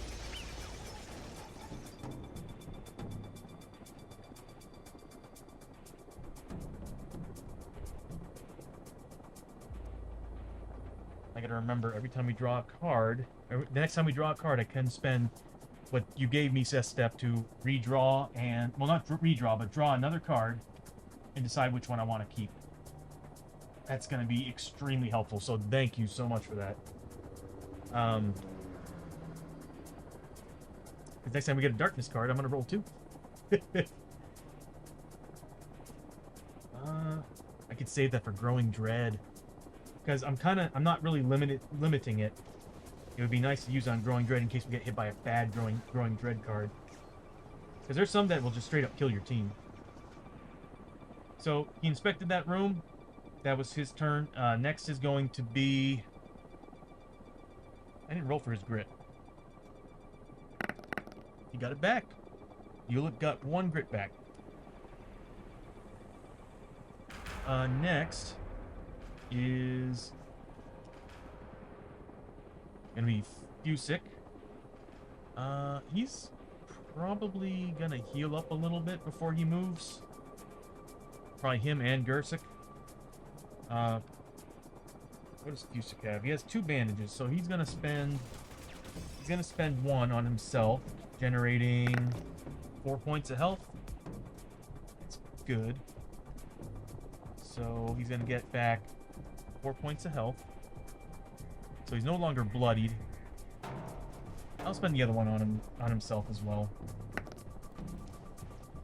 He gets 1 additional point. So at least he's at 10 health. So he's gonna get. See, he rolled a 4 and a 1, so he's getting 25 experience for healing himself. And we'll roll for his grit. Got it back. So he's at max grit now, which is awesome. And he still has his 4 movement, so he's going to move up. Since this is triggered, he's going to move that space 1, 2, 3, and 4. His strike token will follow him. Next is Drac. Drac has 3 tokens on him. I'm not gonna lie, this music's great. It's like, so what you're hearing in the background is Sirenscape. I do have to make this announcement, sorry. So, what you're hearing in the background, all the ambient noise, the sounds, and everything, the music, right now is from Sirenscape. It's a wonderful app for your D&D sessions, board game sessions. You can use it for even the D&D Beyond campaigns. Some of the stuff like Ravenloft and all that, it's all built into there, like the campaigns, even sound effects, a soundboard to use. I highly recommend it. It's great. I can't really find a good competitor against it because it's an easy to use app, and they're actually making an update to it very, very soon. So again, I highly recommend it. It even has Call of Cthulhu stuff in there, so a lot of brilliant sound and music. So next is Drac. Drac is going to roll for his grit. See if he gets it back here. Does not, but he's going to. Oh, he still has 2 spaces to go. But he does have 4 movement points. And Drac does have a 2 luck. So let's give it a try. So he uses 1 point of movement. He's using 2 luck to get 5+. Gets it. Second movement point. Again, luck 5+. Wow, gets it. And then 3, 4, and then he's going to spend. He'll spend 1 to give himself 2 more movement. And he'll move up right next to his brother. So he still has 2 points of strike left on him. And that's the end of his turn. No, he still has his action. So he's going to scavenge that room. Doesn't find anything. Next will be Gersic. Gersic is going to. Let's see. Well, he's probably just going to move up. But I'll roll for his grit first. He's not quite at max yet, so. But he's just going to move up 1, 2. And that'll go along with him. And he's going to scavenge. Gets 2 scavenge on this. Doesn't get anything. We made it across the minefield. Thank God. That place is awful. Zestep, you need to come by more often. I think you're a good luck charm. Because the moment you came in here, I started making all the rolls. So, we made it through the minefield. We are so lucky this didn't trigger. Still hurt, though. I need to heal up. I need to heal the team up a little bit more. So, there's no encounters, there's no exploration at the end of this, because we didn't really find a room, we just found a passageway. So, let's move down the initiative until we get to... Oh, we're actually one posse marker away. 7+ on our Hold Back the Darkness. We got it. We're good to go. That also means everybody gets a strike token. Love that. And Fusick, being a sergeant, is going to choose somebody to get an extra token. Everybody's got 3. That's awesome. I'm probably going to give it to Yeah, I'm gonna give it to. Well, actually, it would be a good idea to give it to Ulick, but I'm probably gonna give it to Gersic. So Gersic's got the extra point of strike. That is it for the beginning part of the game. We can probably get rid of this. We still need the Fallout, and everybody needs to make Fallout checks, because we're not quite yet on the next part of the track. So we'll get rid of that tile. Move this over here. Kind of keep these with everybody. I will eventually... It'll be a lot easier if I can add the actual tokens to the boards, and I will do that probably next, because it'd be a lot easier for me to just track instead of constantly moving things around. What to do? That's right, Fallout. So we now need to do the Fallout at the start of each turn, per usual. Every hero, until we can actually get down the depth track fast enough. At the start of each turn, every hero in Trederran must roll a d6. So on a 1 or 2, we have to take a corruption hit. So we'll start off with Ulick. Ulick's taking... Let's see if he takes a hit on a 1 or 2. He does. He has to make a 4+ in order to avoid it. He does. Fusick, same thing. Yep, and he's got to make a 4+. He gets it. His brother Drac. What is up with that? I'm rolling 1s and 2s perfectly on this, and then he gets the 4, so we're good on that. And Gersic is okay. He didn't get hit by any of the radiation. So the Fallout we found was actually from another room. And like what happened was that it basically the equivalent of a nuclear missile landed somewhere close, not exactly close by, but close enough to where it's now sending radiation into this zone. It's called a Darkstone missile, and or a Darkstone bomb. And what it is, it set off, and now it's just the whole area is radiated until we can get to number 10 on the track that you're seeing over here. Or you know what? Here. Number 10. That's it right there. If we can get that marker to here, we're safe from that Fallout. So let's continue. Ulick is first. He's not quite at max grit, so I'm going to go ahead and roll for his grit first. Doesn't get it, but he's going to move up 1. That's not him. He's going to move up here, and he's going to inspect that room. And what he finds is yet another passage. This is actually good. This is getting us closer. Getting out of the radiation. And I think, is it a long passage? It is.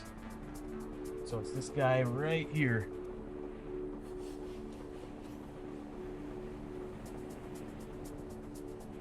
And what he's going to do... Well, actually, that was his action, was to look through that doorway. Next is going to be... Fusick. Fusick's going to move up as well. 1, 2, 3, 4. He's going to scavenge this... Well, first he's going to roll for grit. Actually, he's at max grit. Doesn't matter. And he's going to scavenge that hallway. Doesn't find anything. I'm not getting any luck on scavenging. Next in line is going to be Drac, his brother. And Drac is going to roll for grit since he's not at max. He gets it. Drac gains 1 point of grit back, and he's going to move up 1, 2, 3, 4. Bring his tokens with him. And I could... Oh, you know what? I could actually be spending those tokens to get them across that area faster. Kind of want to save them up in case we run into some enemies. And he's also going to scavenge that area. He manages to do it. Battlefield scavenge. A dead soldier gets 10 XP, and you search the body for anything useful. Roll a d6. Take 2 horror hits. 2 to 4, 1 Darkstone. 5 through 6. Trederran artifact. I like that. I flippin' knew it. I was telling myself, my luck, I'm gonna be rolling that 1. I could grit roll that. But I don't... Actually, hold on. I could spend... I was telling myself, I'm like... In my mind, I'm like, this is one die. I'm going to see a 1. And then sure enough, I conjured it. That's typically how it works. The moment I'm thinking, I'm going to roll that 1, it happens. I don't feel... Nah, I'm going to do it. I'm going to roll a grit. Why not?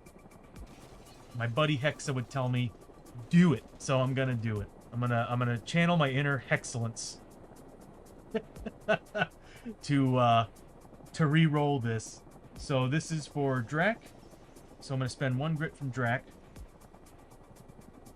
And we're gonna re-roll that bad boy. 4 dice, numeric dice, 2 fake. Awesome. So on a 5+, guess what? Trederran artifact.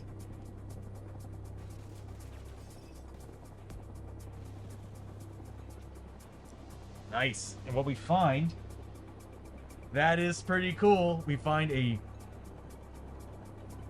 Trederran sniper rifle. It's worth a lot of money, 950 bucks. It's a 2-hander, and it's also weight of 1. It's got an 18 range.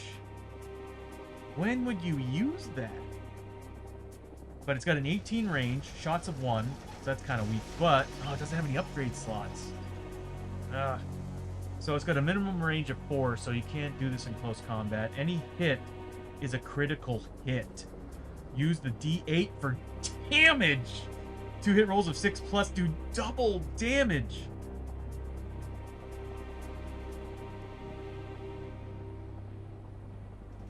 Holy crap. I need to see something. Give me 1 second. There's got to be an ability that gives me +1 to range. There isn't.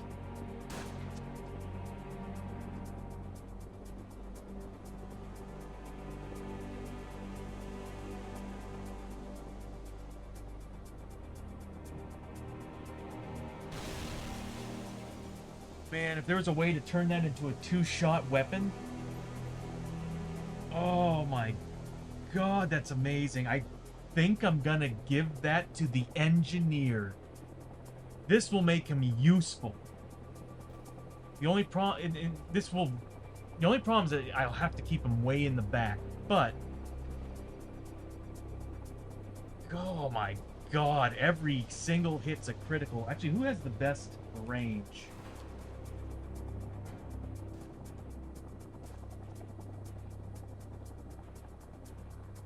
Nobody does. So, yeah. Honestly, the best character to give it to is my engineer. He's useless in combat. But keeping him out of combat and way in the back, taking sniper shots, as long as he gets a hit. Because his field pistol's garbage. He gets 2 shots. But it doesn't really do anything else. It does have 2 upgrade slots, though. Could add damage. I guess I'd keep it. But either way, it's like... That sniper rifle, man. Critical damage, and on top of that, it does D8 damage on hits. Double damage on 6+. I like it. Yeah, I'm gonna give that to Ulick. Ulick is totally getting that gun. Ooh, I'm getting excited now. Gotta love that stuff. So, that was probably one of the best finds I could have gotten. Did I give 10 XP to... I don't think I did. And who was that? That was Drac, right?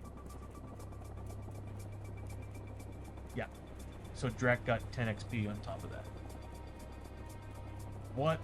What a find.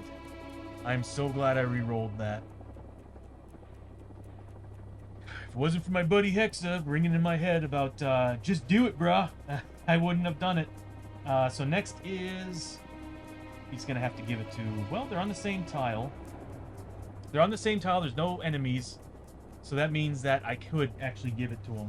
So yeah, he's going to give it to Ulick, and Ulick's going to have that. Next is Gersic. Gersic is not quite at max grit, but he's not going to get it back. So I'm going to have him move up 1, 2, 3, and 4. And he's also going to do a scavenge in this room. He gets 2d6. He doesn't find anything. So, with that being said, we already did Gersic. It's the end of the round. There's no exploration, no nothing. We now have to do hold back the darkness. We're only 1, 2, 3, 4 rooms in, so that makes sense. We need a 7+ to roll. We can't grit roll it, though. We got it. The good thing about that is everybody generated one of these bad boys. Good. Nobody's at max yet. The lowest that the team has is a 4, so once I hit 4, I'm going to start checking on everybody. And then... yeah, we're generating strike tokens really well this time. And then, of course, Fusix the Sergeant, he's going to declare somebody getting a point. He's probably going to give it to... oof. Give me a second here. I could make Gersic a killing machine if I give him one, I think. And he can hold 5, so I'm going to give it to Gersic. Yeah, because then Gersic would be able to pop his fire team and get burst shot at the same time. That's crazy. So, he's going to get +1 combat, so he'll get 4 shots at burst, so all the hits are now 2 hits a pop. So he could potentially get 8 criticals, 8 hits. God, that's awesome. So... that's the end of the beginning of the activation. We have to do the fallout still. So here we go again. Where are we with corruption? We're not doing great. That radiation, that fallout we're getting from that Darkstone bomb is really screwing with us. So we'll start with Ulick. 1 or 2, he has to do a roll. He's good. Fusik. He's good. Drac, his brother. He's good. And then finally, Gersic. He has to make a willpower roll against the corruption. He gets it, so he's good to go. The whole team didn't take any radiation damage from the fallout. Next is going to be Ulick. Again, you know what I'm gonna do? I'm gonna go ahead and write the information because he is totally carrying and using this rifle. So I'll go ahead and do this now because I get the hunch that the next room is going to be a battle.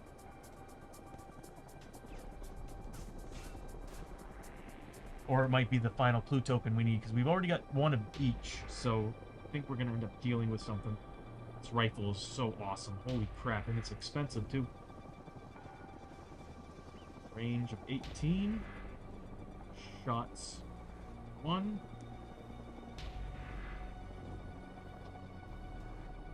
You know what? I guess I should put minimum range next to that.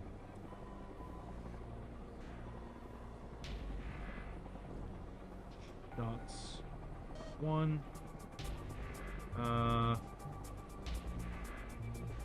All hits are critical. Uses D8 damage on top of that. And 6 pluses do double. God, that is such a good gun. No upgrades, but there's a good reason why. Yeah, no upgrade slots, but there's a really good reason why. So that does stupid damage. I mean, a D8, a critical D8 double, and then double the damage on a 6. Wow. Yeah, I'll go ahead and put it here so y'all can see how cool that is. Oh, and I'm going to keep that because that's going to be going on somebody as well. I might as well. It's the beginning of the activation, so I'm going to go ahead and just do this all right now before we go into combat. Because I'm replacing that pickaxe with this on Fusik. So go here, put Void Saber. Worth 750. We found some good loots. +1 to combat.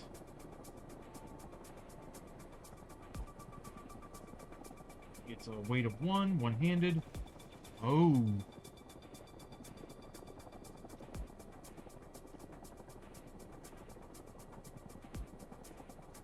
Yeah, I'm gonna have to figure this out because he's actually got the mangled hand. He might not be able to use this yet. But +1 combat.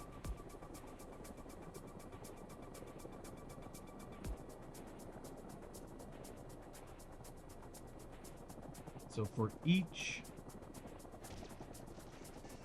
2-hit roll of 1, an enemy makes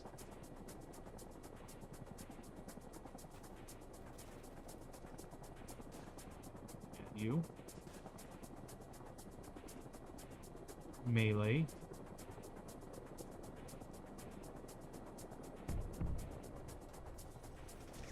immediately cancel one of their other attacks. 2 hit rolls.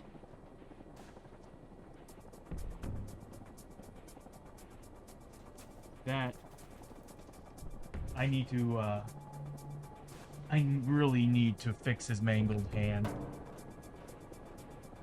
He is at a deficit on his combat.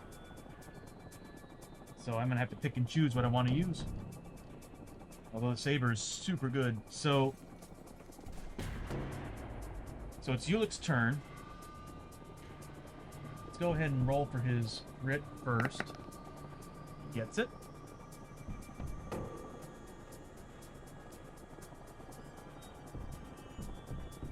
Bring that back here. And he's going to move up. I'm going to spend 1 point to get him to move further. So he's going to move up 1, 2, 3, 4, 5. He's going to peek through that room. And what he's going to find... I don't need that here right now. What he's going to find is... There we go. A blown out storefront. That actually creates cover terrain as well. And it comes with advanced rules, abandoned ruins. So let's see what we get here. Let me get the tile piece for this. That means I'm probably gonna have to get rid of this.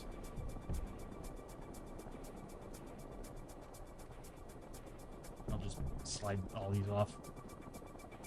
Good riddance to this one. And we need the blown out storefront.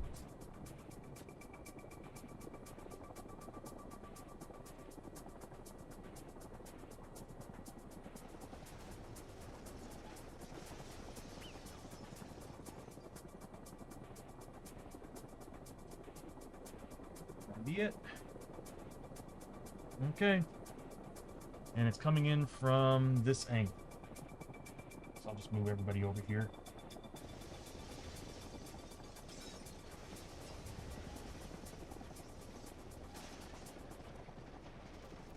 What you're seeing right here, if you're curious about it, is the tank that kind of earlier in one of the rooms just kind of drove on by and just started firing random shots into the guys and then drove away. Immediately afterward, they got hit by artillery fire that hurt the hell out of them. And I suspected that that tank probably gave the coordinates back to command. So there's that room. We'll dish out an exploration token when we get to the exploration phase of the turn. So he searched. That was Ulick's turn. Next is going to be... I keep forgetting he gets XP. Hold on 1 second. Anytime you search a room, you get 5 XP. And I need to remind myself about that. So Fusick... I'm just gonna make move up 1, 2, 3, 4. Oh, actually, yeah, I'm gonna have a move up as 4, but I also need to start rolling for... Let's see how many cover locations it gets. So it's peril dice -3. So we got 1 cover. And it's located at 5. So the 5 marker is located right here. So put a little cover piece in between those 2 tiles. So anybody shooting through that to the other side of it, the person on the other side is getting a 4+ cover save on top of their defense. Not much ignores cover. So, and then of course we got 3 entries.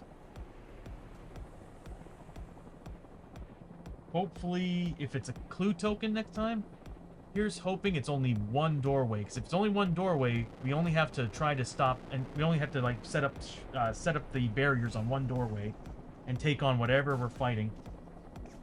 But we do have the abandoned ruins that we have to pull out and read. So that's going to be the.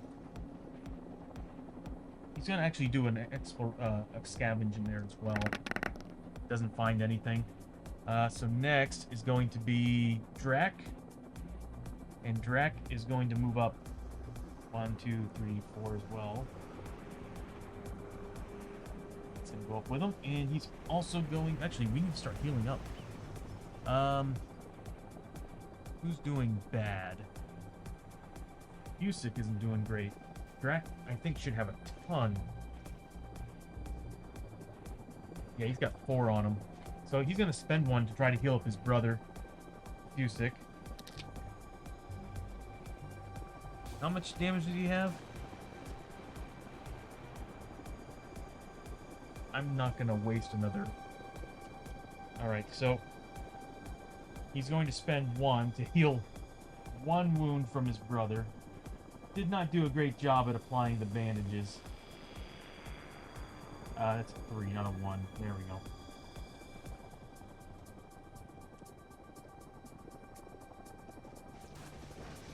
And so therefore, Busick gained 1 health. And Drac gained 5 XP for healing him up. Okay. Alright, next is going to be Gersick. Gersick's gonna roll for his grit. Is he at max? No. But he does get it back. Hells yeah. So 1 grit for Gersick. And Gersick's now going to move on up. Right behind Drac. And he's going to do what exactly? Probably scavenge. Doesn't find anything. This is actually a pretty good location to be. So, it's the end of all their activations. So, we move on to exploration. Since we opened up an actual room. So, let's pull out a new exploration token. We did it! So, we do get an encounter here. Actually, let me read if we actually... I think we do have to do everything on the token. Let me make sure... So we found the final token. This is the room that we... And it's only 1 doorway. So we'll have to roll and see which doorway it is. 6. So I think it's this one. Yeah. The other 2 are end caps. So all we have to do is go over there and try to construct barriers. Because this is where we're setting up our... This is where we're setting up base camp. Or our forward outpost. So we need to put a barrier right there.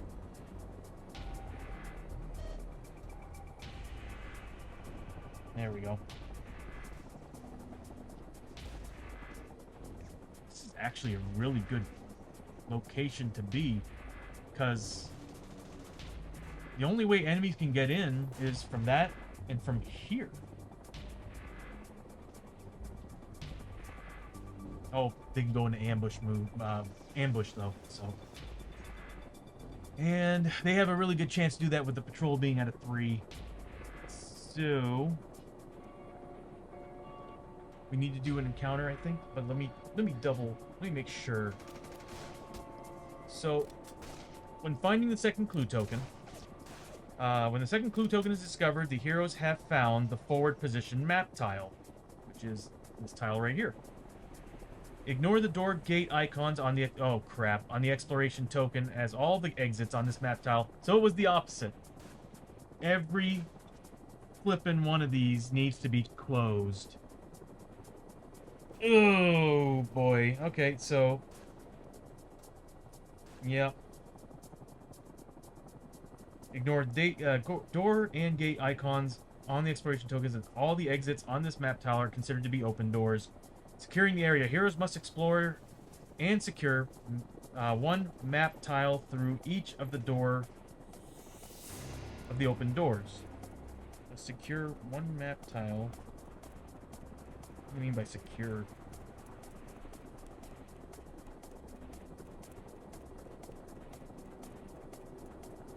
So the heroes must explore and secure one map tile through each of the open doors for the forward position map tile. A map tile is considered secure once it has been placed and any exploration token there has been resolved. Oh, we have to actually check each room. Oh, that's horrible. And any enemies are defeated. The area is fully secure once all these map tiles have been secured, reinforcing the forward position.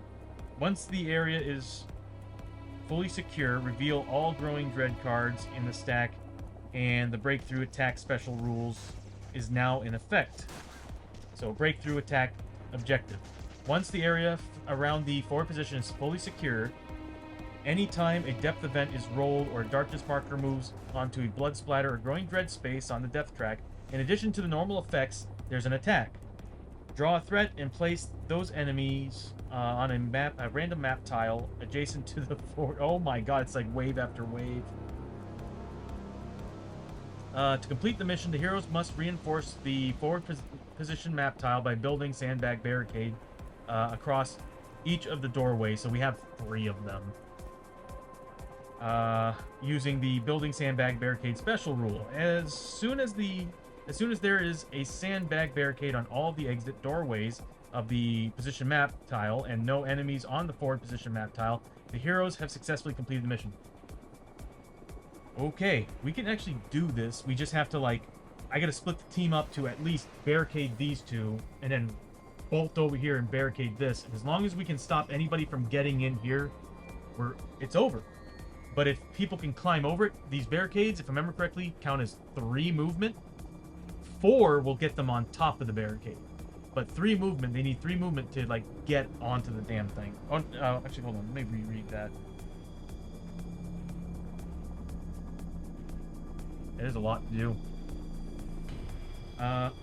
Luckily, we only have an encounter. We didn't do an attack in this room, so... The next time we fall on a blood splatter, an attack's gonna happen on top of a... Wow. Wow, okay. Okay.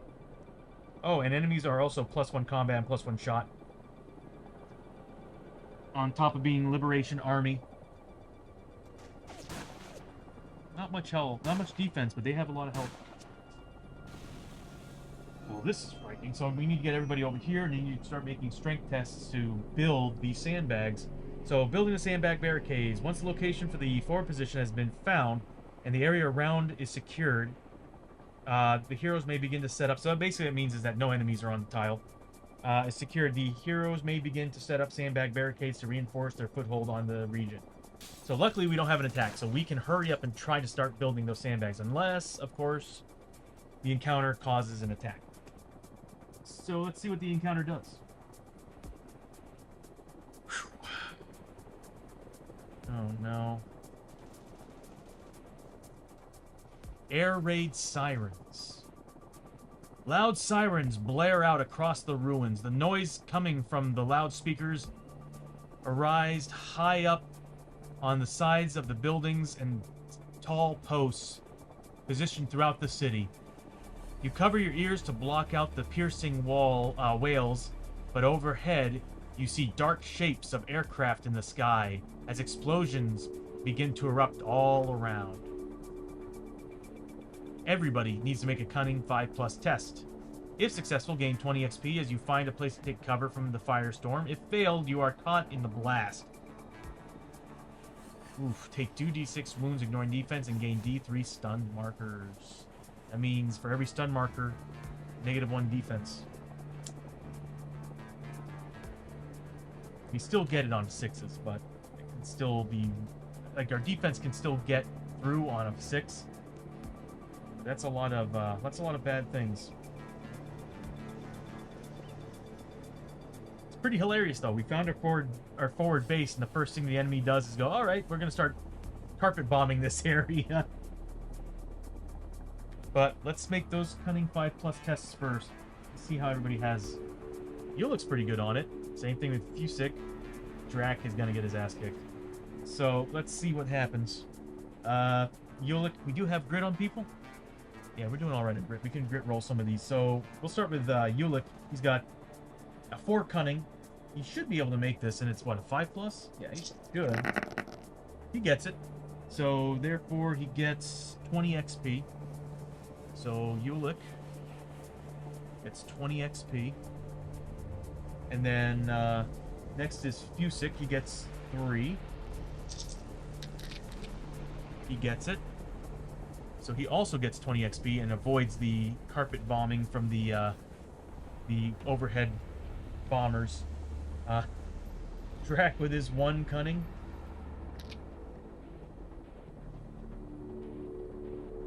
Is it worth it spending a grit? He's only got 1.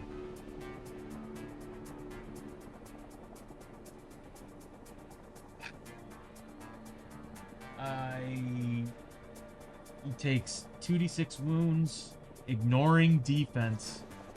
Yeah, I gotta make this happen. So I'm gonna spend a grit on Drac. He really needs to make this, because that could potentially... No, it's not gonna kill him. I'll do it just the same. Faith in the dice rolls, right? Boom! Yeah, he avoids it.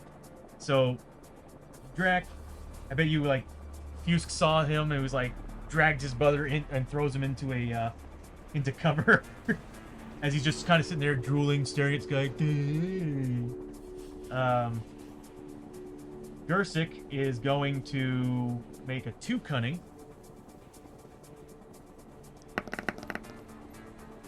He's also going to spend 1. He's at max grit, so Gersic is going to spend 1 grit, and he's going to re-roll that. And he's going to make it. And he did. So, everybody took cover, they carpet bombed the place, and that was it. And I need to start dishing out some XPs. So, XP for you, and XP for you. Excellent.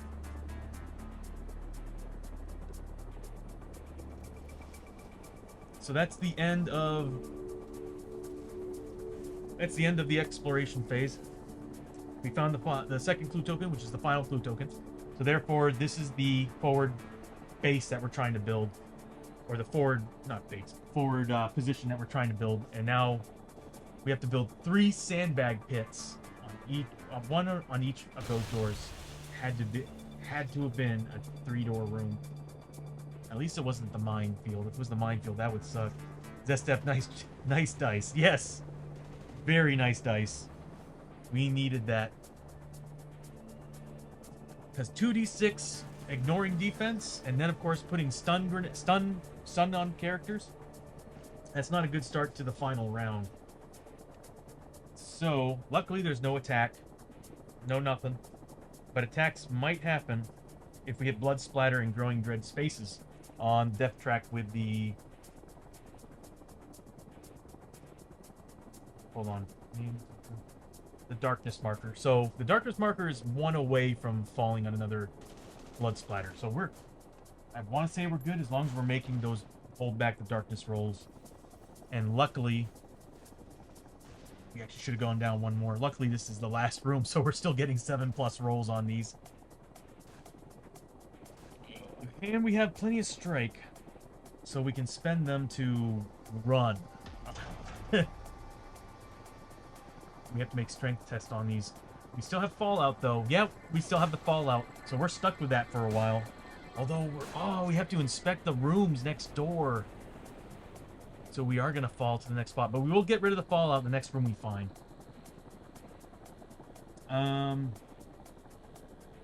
That's the end of the round. Which means, hold back the darkness. We need to make a 2d6 roll at 7+. Got it? That means everybody generated a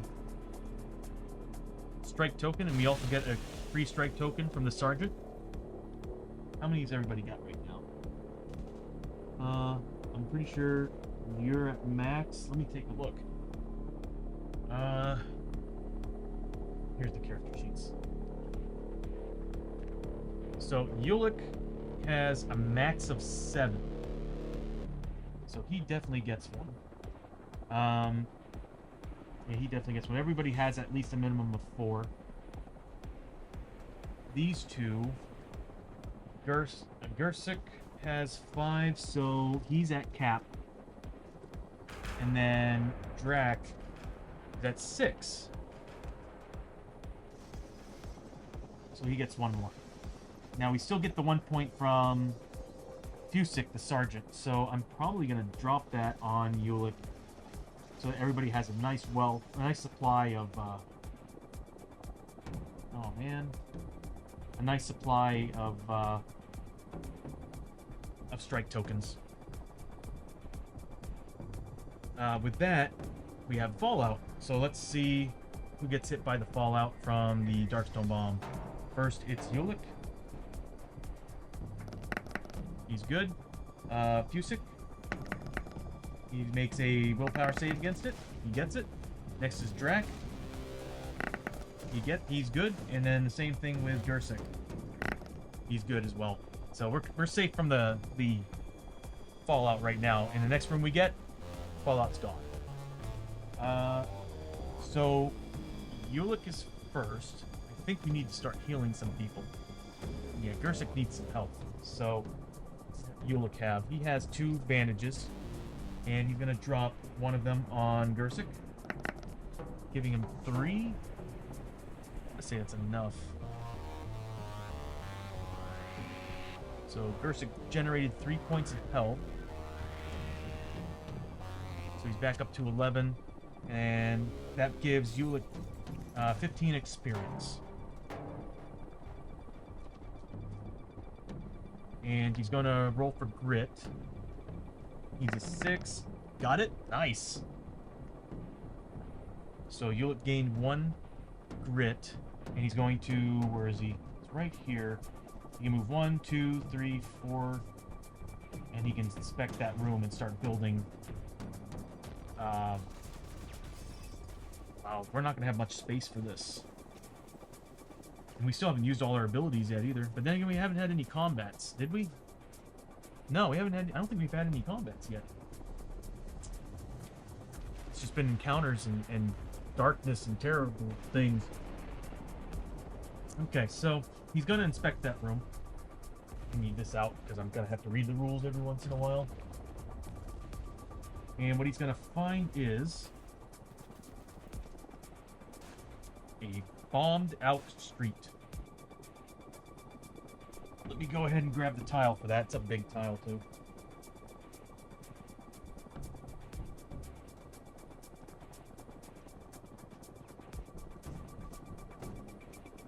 I honestly feel like they should have really they should have said that these are just passageways. It's going to be a little bit hard getting all this stuff in here right now. So I'll just put this here for now. And I'm going to bring this all down here because we're going to need all the space we can get. This is about to get crazy. Because I don't know if it's a good idea. My plan is to open up as many ways as possible and start building those things. But I feel like every turn we're going to have a chance of guys just swarming in. Luckily, we don't have that one enemy. That one faction that keeps spawning. So this is going to be... here.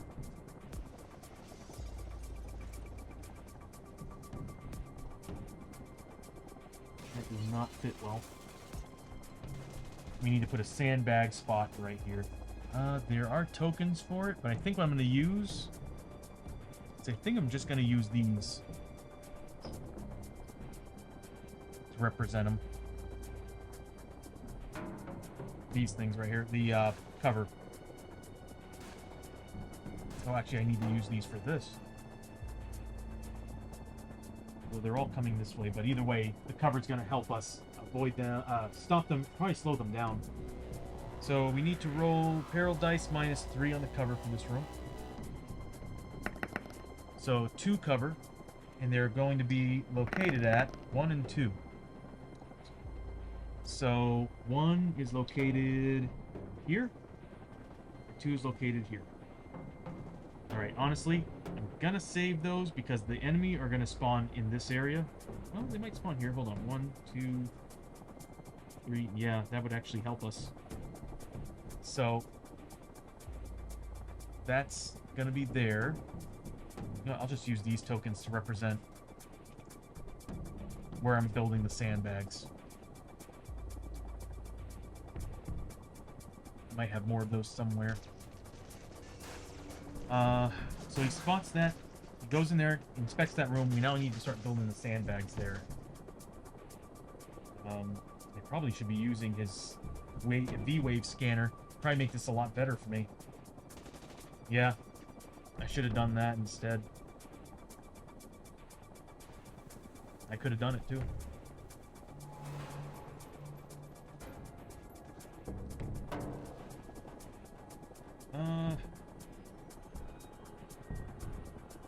Okay, so that's Ulick's turn. And now we're going to move on to Fusick. And Fusick, let me see how we have to build these. Okay, so building the sandbag barricades. Once I go to bed, good night. Zesta, thank you so much for showing up. I hope you get some good sleep, and I'll catch you next time. Thank you so much again for showing up. And thanks for the luck too. You got us through that minefield. Once the location for the forward position has been found, the area around needs to be secured. The heroes may begin to set up barricades and to reinforce. A hero that ends their move in a space adjacent to any of the puzzle cut doorway spaces of the forward position map in the doorway. Make a strength 5+ test. For each 5+ roll, gain 5 XP, and place a construction marker on the doorway. When there are markers on a doorway equal to 2 times the number of heroes in the hero party, remove all the construction markers and place a sandbag barricade across 2 puzzle cut spaces. I think I have the icons for that. I will be right back.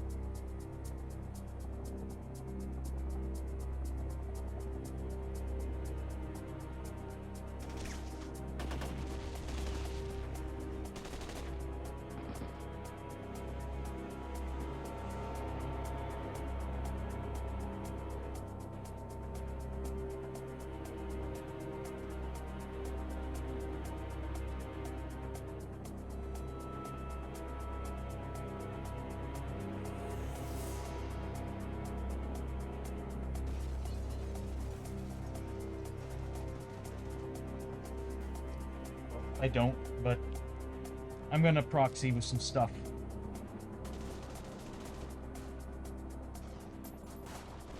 I guess for now we'll get rid of some of this so that we can start centering pieces.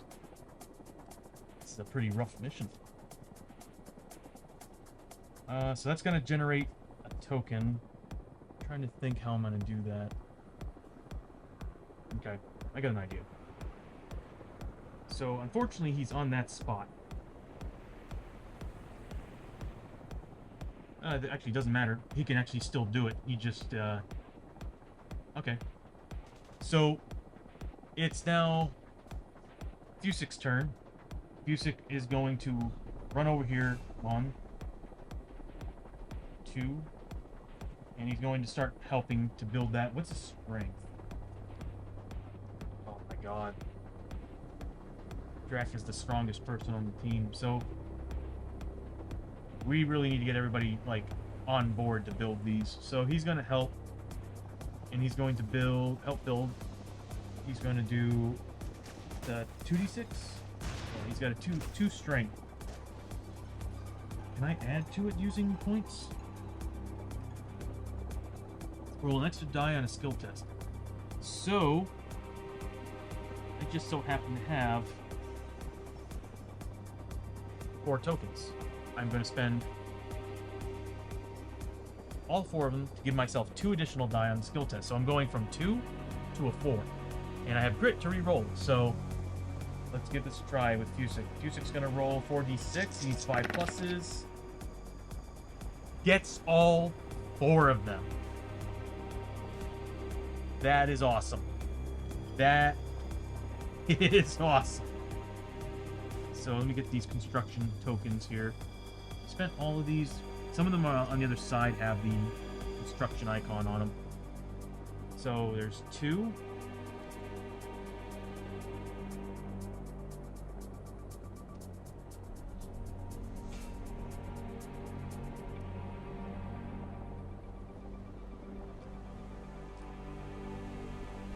And 4. So that's already nearly built. Oh, sweet. So next, I think I'm gonna have somebody come in, pull him out of the way, then move up. I'm gonna have to spend a lot of points for that. So that was Ulick's turn. Next is Drac. Drac is gonna go 1, 2, 3. And Drac is pretty strong. Yeah, he's got a 4 strength. So I'm going to have him spend 1 point to get 2 movement. That's going to give him the ability to move Ulick back. Oh, wait, hold on. Damn it, Ulick. You're in the flipping way, bro. Well, either way, it's going to take Ulick 3 points to go from the sandbag down. So he's just going to attempt helping to build instead. So instead of spending that point, let's see what we can do. We can add to the skill check. He's at a 4. I can always spend them. So he's going to make his 4. Well, first, what does he have for grit? Nothing. So he's going to roll for grit. Nothing. He's going to roll his 46 to try to add to the sandbag pile. He's going to add another die.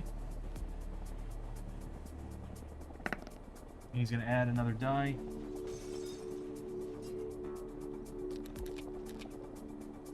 So he's got 5 failures. I'm going to spend a grit to re-roll those 5 failures. That is Drac. Have any grid. My plan went to crap. Okay, so Drac, you have a 4+, and your brother beat you. Oh. Well, anyway,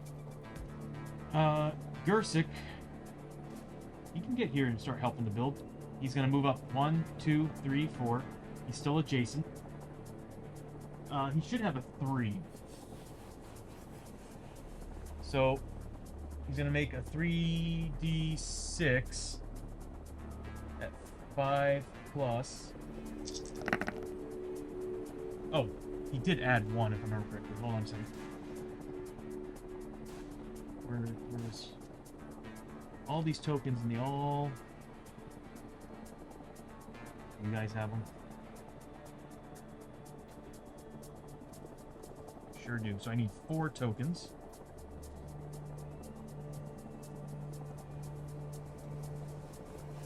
so he failed all 3 of them. I'll go ahead and add another set. Or another one. So this brings it to 4. So he gets 1 more. Oh, and also, Drac actually did add 1. So we're at 6. I'm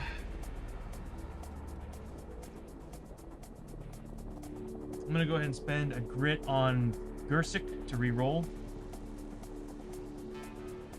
He does have grit, so we can do that. So 1 grit. And he's gonna re-roll those 4 dice that he missed on. 3 dice that he missed on.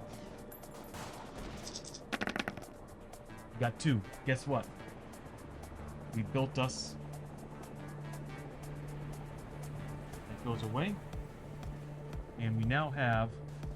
I don't have the token for it. And there's this whole thing over here, but it's a whole bunch of random things. So I'm just gonna. For now.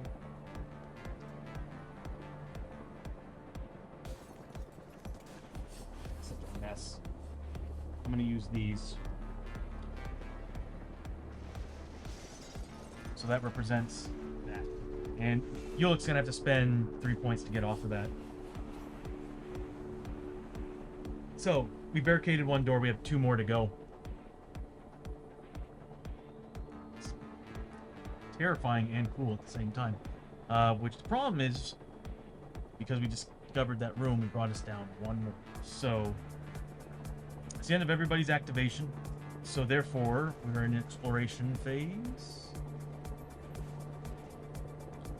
And we now have to do an exploration token for that room.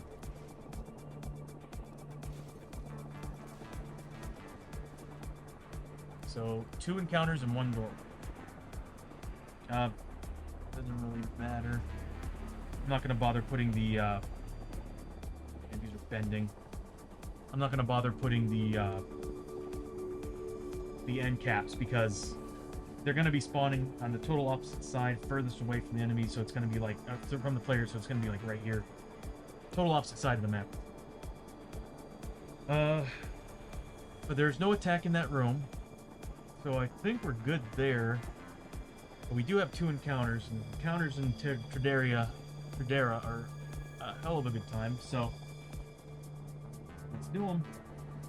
So here's the first one. Oh no, again.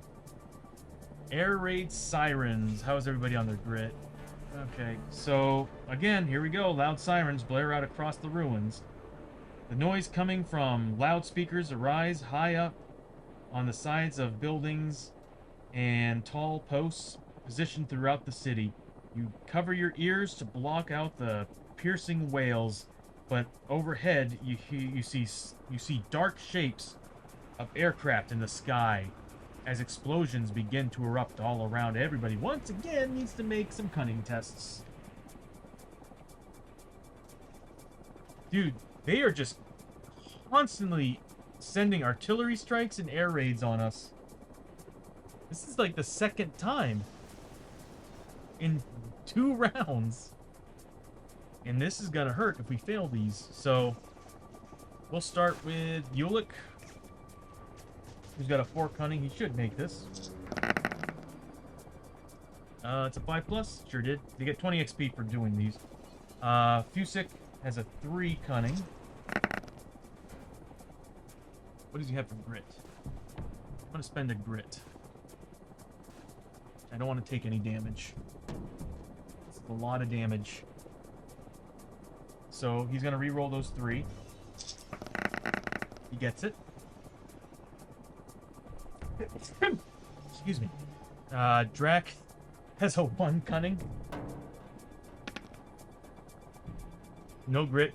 So he's gonna get beat up by this, and then finally Gersic has a 2 cunning. He's gonna spend his final grit to avoid this. I need everybody to survive. He gets it. So the one who gets hit is Drac. Everybody else is getting 20 experience.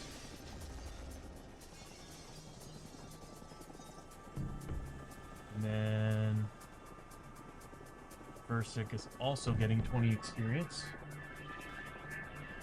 And finally, Gersic.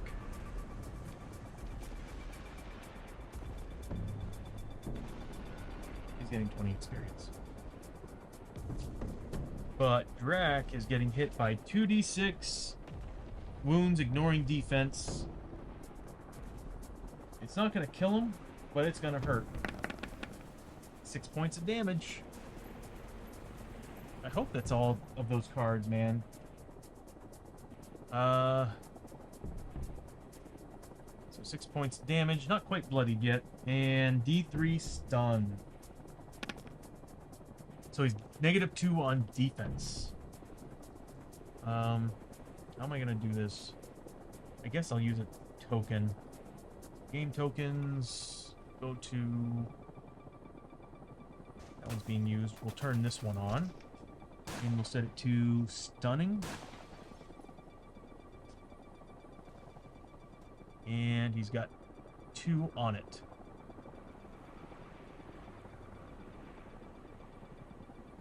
And that is...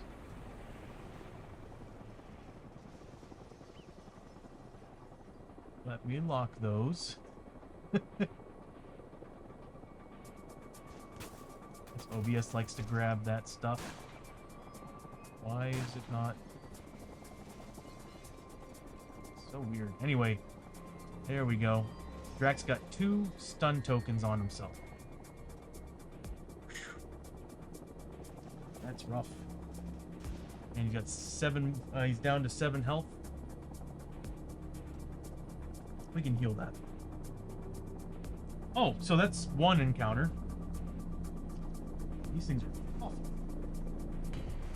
Second encounter. Firefight in the distance. The sound of gunfire and explosions can be heard. Can be heard in the distance, echoing through the ruined city streets. It's hard to tell, but it sounds like it's getting closer. One character of my choosing makes a cunning test. I'm gonna elect Ulick. He's got a 4, and he still has grit on him, so he needs to make 4d6, 6+. If successful, you recognize the direction the sounds are coming from, and continue on away from the firefight. Gain 30 XP, and you may discard a patrol marker. Oh, that's awesome. It failed. You are confused by the echoes, and head off closer to the skirmish. Add D3 patrol markers to the depth track and roll for discovery. We want to pass this. We got a 6+. Hex yeah. So, he gains how much XP? 30 experience, and we get to remove a patrol marker. So,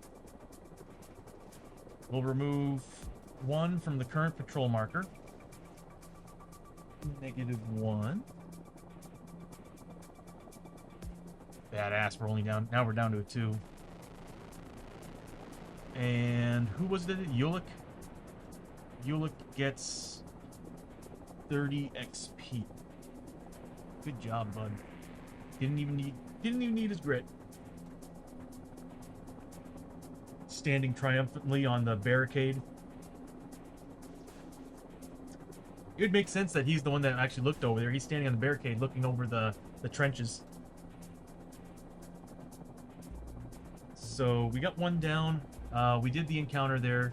Both of them. No attacks. God, if we can get through this. So it's the end of the round. Do a hold back now of 8+. This is when it's going to start getting tough. And we got it. We got a 9. Which means everybody generated a token. So, Ulick, you have a 6, so you're good. You're now at 5. Drac is at 1. Cusick is at 1, and Gersic is at 4. Fusick can hand off some. He's going to hand off 1 to himself. Who's odd?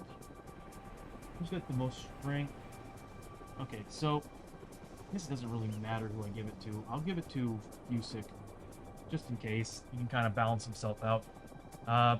It's now Ulick's turn. Fallout's gone. We're now on a different part of the track. Goodbye. So we don't have to worry about that anymore. So we got who?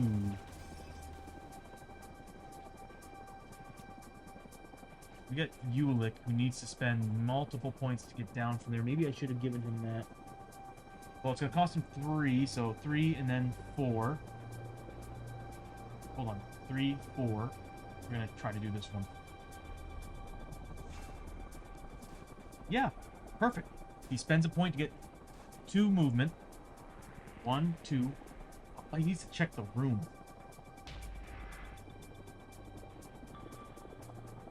He is going to check that room. He's going to use 2 strike to use his wave scanner. To draw an exploration token and place on the up to the next unexplored door gate on your map tile. Gain 10 XP, use the token for that room. If passage is drawn through the door, place... Oh, I guess it doesn't really do anything. I'm not going to bother doing it. You know what I'm going to do? I'm going to do what I did last time. I'm going to spend another movement. And he's going to go there and explore that. Actually, I think we can do it from here. Let me double check. I could have sworn you had to be on that spot. But they might have updated the rules.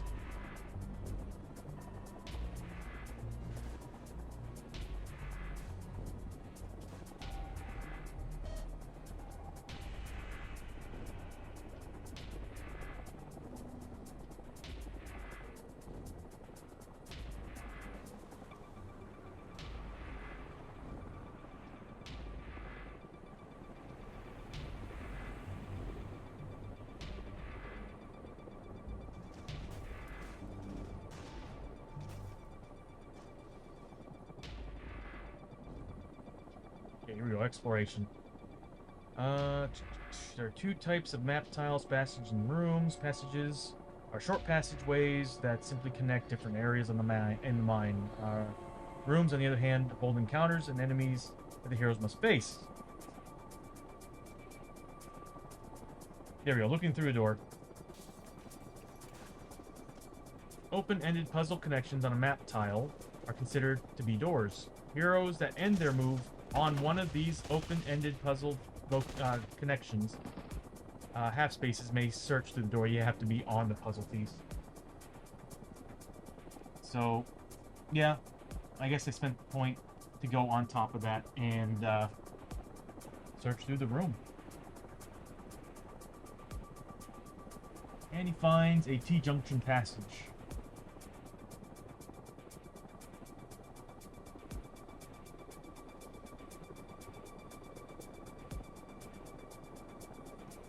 Oh.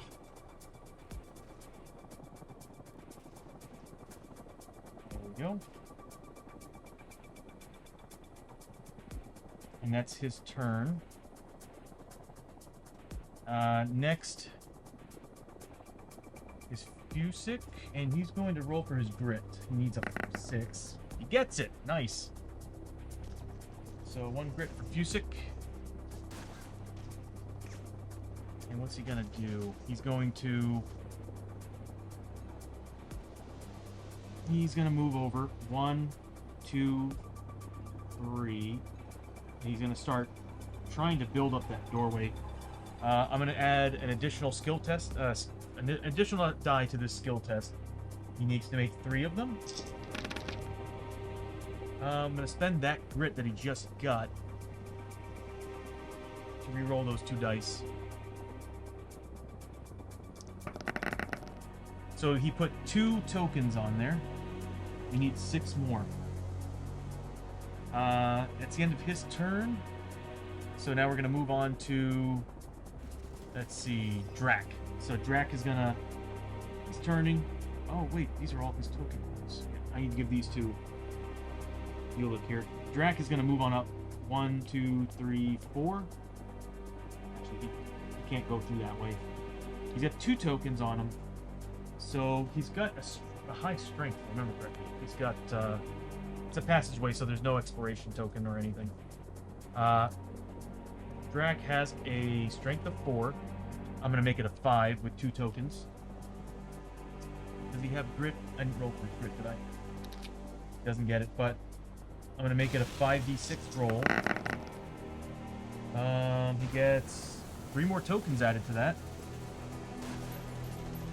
We need 3 more tokens, and we build that sandbag pit, or that sandbag area. So that's the end of his turn. Drac is done. Now we're moving on to Gersic. Gersic, he's gonna also... It's Gersic's stuff, right? Yeah. So Gersic's going to roll for grit first. Gets it back. Yeah, he needs it. He's probably going to end up using it. And Gersic's going to move up. 1, 2, 3. Yeah. 1, 2, 3, 4. And he's going to attempt also to build that. And Gersic should have a 3. Get everybody in order here. Yeah, he's got a 3 strength. And he's got how many tokens on him? 4? I'm spending all 4. So he's going to have, again, 5 rolls on this, and he gets to re-roll if he needs to. I think we should be able to do it. Not a single one. Spending that grit. So I'm spending that 1 grit to re-roll all 5 of those misses. Oops. 1, 2, 3, 5. Can't. 1, 2. We're missing 1, so we actually have to wait out 1 more turn to try to build this thing. This is bad. Okay, so... Dang, man. That's okay, I think we got this. So, it's the end of all their activations. We're moving on to the exploration phase. There's no exploration token on this. It's a passage. So, we're just going to move on to... everybody's favorite. Actually, we do go down the posse marker 1 more time. We are now at the end of the turn. And we are now doing Hold Back the Darkness at 8+. Oh my god, we're getting so lucky. So everybody generates 1 token of strike. And then, for being a sergeant of the group, Fusig, right here, is going to nominate somebody to get another point. And it's probably... it doesn't really matter at this point, because I'm just using these to... yeah, I'm just going to do that. I'm going to put it on... Drac. And, we start the turn. Thank God there's no more fallout. We're good on that. So, Ulick is going to move out of the way. He's going to let them take care of it. And he's going to check that next room. So 1, 2, 3, 4. And he's going to inspect that other room. Oh, and he needs to roll for grit as well. He's not at max, is he? He is at max. Never mind. So he's going to inspect that other room. If it's another passageway, we are going to be super lucky if it is. Nope. Overrun power plant. With an advanced card as well. Let me see if I can find it.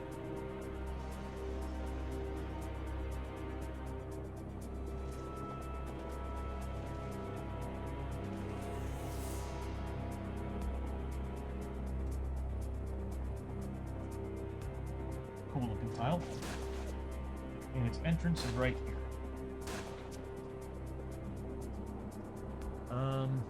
We don't really need to see all that. You mainly just need to see the center, because this is where all the action's taking place right here. I could zoom out a little bit, I guess. Yeah, I'll do it. Let's see if we can get the camera controller to work. I think it might be dead. Nope. There. Sorry for the mess. So that's what you should be... That's basically what we've got right now. All sections. All we gotta do is finish building this and build that one. And as long as there's no enemies on this tile, we win the mission. And we built our forward position. So he did that. He searched that room. We need to draw an exploration token for. Look at all the damn radiation tiles. Oh, and it does generate an exploration card. So if we can get this done before the end of the turn, that's good. That's gonna be the end of his turn unless I can do something. No. So being the end of his turn, Ulick's turn, we're gonna move on to Fusick, and Fusick's gonna attempt to finish off that construction. He's only done one token. Okay, so does he have any grit? He does. He's only got a strength of 2. But let me see if he gets another grit back first. He needs a 6 on it. Nope. And he's gonna attempt rolling 2d6 on his strength test. He's gonna spend a grit to re-roll that. So it's -1 to his grit. And he's going to re-roll those. He needs a 5+. Can't do it. That's the end of his turn. So next is Drac. Drac has a much better chance of doing this. But let's see if he gets any grit back. He needs grit. Nope. But he's going to make 46 because he's a strength 4. He gets the... Wait, hold on a minute. 1, 2, 3, 4, 5, 6, 7. Good. All he needed was 1 more. Drac finished off the sandbag pile. So now we've got these 2 done. That's the last one. After that, good job, Drac. Oh, he actually needs to make a test 2 on the stun. Let me see what I have to do. So on stun grenades, they're -1 defense per stun token that's on him. He's got 2 right now, so that means that his defense rolls are 6. He needs to roll 6s on his defense. At the start of a model's activation, roll a d6. On a roll of 4+, the model may remove 1 token. So I need to roll a d6, and on a 4+, I get to remove 1. Nope, he still has 2 on. But I think you can spend grit to get rid of him. But he doesn't have any. So that's the end of Drac's turn. So we're going to move down to... Oops. Gersic. Gersic is going to... What is he going to do? He's going to move 1, 2, 3, 4... No, actually 1, 2, 3. And he's going to start building that room. So 1, 2, 3... We'll put him here. 4. And let's roll his grit. He doesn't get it. He does have 2 tokens. He's got a 3 strength. So I'm going to spend these two tokens, giving him a 4 strength skill test. Let's see how many he gets. Nice. Okay, he gets 3 of them. We are 5 away from building that bunker, and then it's over. But I have the hunch we're going to be meeting an attack or an ambush on this one. We've been very fortunate so far, and I think the game is waiting for this moment. If it's an attack, we might be able to build that bunker and end this. So, yeah, because it would take them a turn to get to us, and we can just kind of come back and just build the bunker and done. That's hoping. If it's an ambush, we're in trouble. So, with that being Gersic's turn,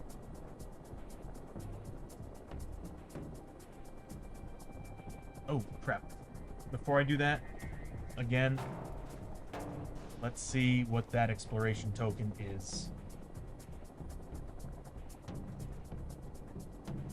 Oh, thank God, just an encounter in 1 doorway. Well, the doorway's not a big deal. If it's another air raid, I'm going to lose my flippin' mind.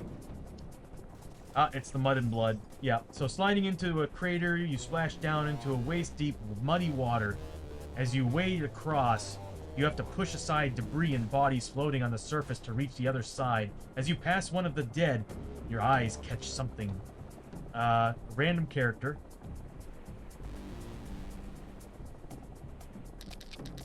Probably gonna make a random character button that actually rolls a random number, and then it just kind of flourishes on the character for randomness. That'd be pretty cool. So what did I roll again? 7. So that's gonna be Gersic. Gersic has a 4 luck. Couldn't be better. but he doesn't have any grit. He needs to make a 5+. So he's got a 4 on his luck. Then he needs to make a 5+ on this. If successful, gain starting bag token. For each 6+ rolled, draw a loot. If failed, the body reaches out and grabs you. Take D6 hits and D6 horror hits as you wrestle away from the undead soldier scrambling up out of the crater. So 46. No grit. Okay. So he takes D6 hits and D6 horror hits. He can still save out of these. So here's the hits. 2. He needs to make 3+ against these because he's a 3+. Takes 1 wound.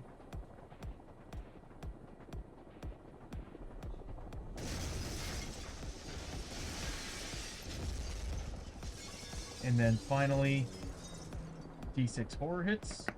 1. He needs a... We haven't done a horror hit in a while. 4+.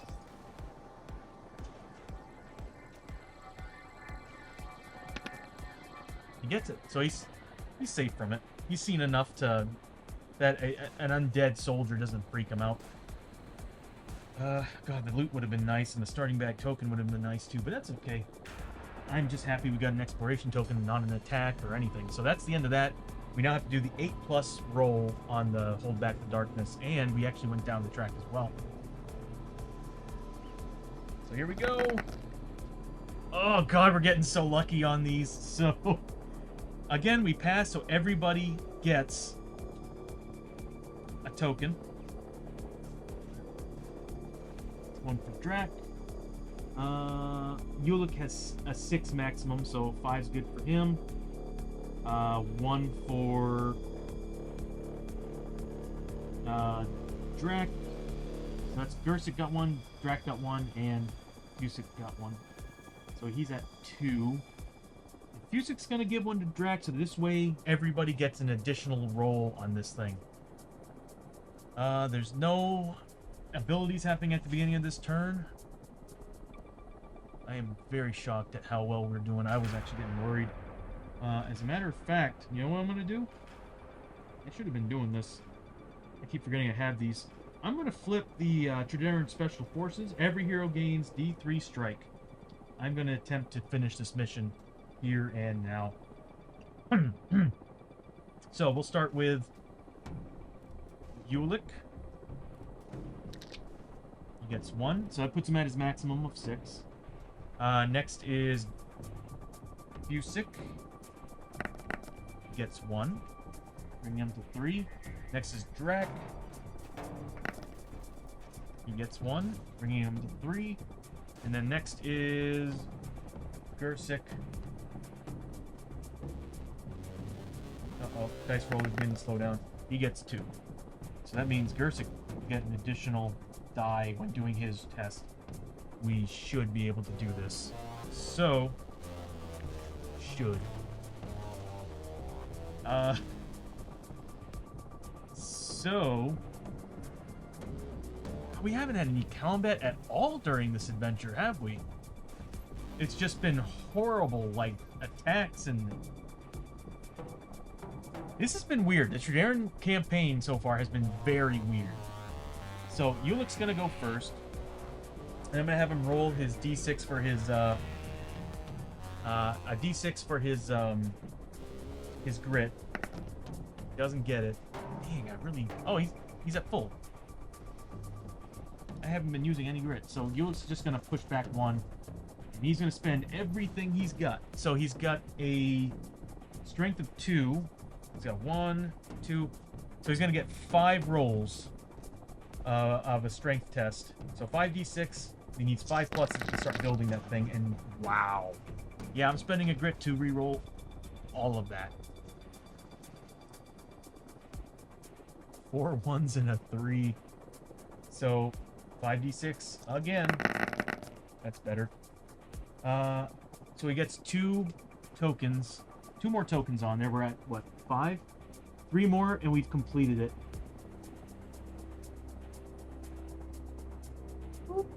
Okay, so that's the end of Ulick's turn. everybody's in the way. Yeah, people are in the way. Actually, I know what I can do. Fusic's gonna move here. That's 2 points. He's gonna spend 2 points to move Ulick back. And then he's gonna spend one of these to get 2 movement. Oh, look at that. He moves up 2. And then he's going to do his 2 strength plus 1. And he also is gonna roll for grit. Doesn't get it back. So 3d6, and he does have a grit to reroll if he needs to. So 1, I'm gonna go ahead and spend that grit. Why not, right? Let's get this over and done with. This was actually quite a fun mission, just so weird we didn't get any combat at all. And he's gonna reroll the 2 failures. So that's 2 more. We need 1 more to complete this. Whoops. Yeah, we're at 7. 1 more, and we are done. Oh, that makes more sense. 4 there, 4 there. That's the end of Fusic's turn. Next is going to be Drac. I should have been doing that. Drac is up next. He's going to move up 1, 2, 3, 4. Yeah, he can make it 1, 2, 3, 4. He's still adjacent. He's got a 4 strength. I do need to roll his grit. He got it. So 1 grit for him. And now, Big Boy is going to... That's Drax. I mean, that's Gersix. This is Drax. So Drax got a 4 strength plus 1 because I'm spending 2 points. So he's getting 5 rolls. If he just makes 1 5... Yes, 1 5... Wow, he rolled a good roll. He finished building the final barrier, thus completing the flippin' mission. With all the odds against us on all the air raids, the artillery strikes, that minefield, we managed to win. That's awesome. So let's take a look and see what happens. So once the area is fully secure, which it is, there's no enemy models on it, we can start building the doors and everything. Let's see, reinforcing the doors. Reward, each hero gains... Okay, to complete the mission, the heroes must reinforce the forward position, which is this very spot, this tile, by building a sandbag barricade using the building sandbag barricade special, which we did. As soon as there is a sandbag barricade on all the exit doors, which happen to be 3 on this map tile, on the forward position map tile, and no enemies on the forward mission map tile, the heroes have successfully completed the mission. Therefore, joy for everybody.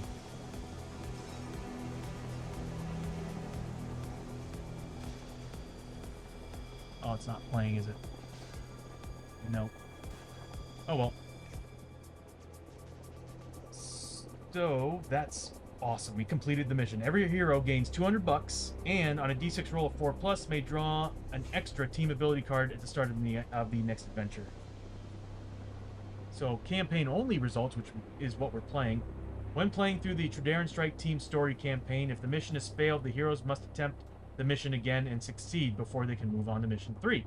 When the mission is successfully completed, make a note on the campaign log as to what specific map tile was used for the forward position, and how many attempts it took to successfully complete the mission. It took 1 time. Oh, man, I'm going to have to write all this down. So, it took... Mission 2.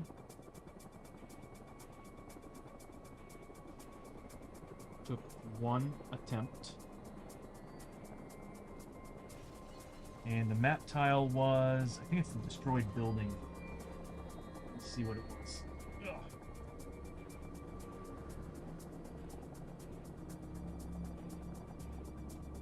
It's probably around here somewhere. There it is. Blown out storefront.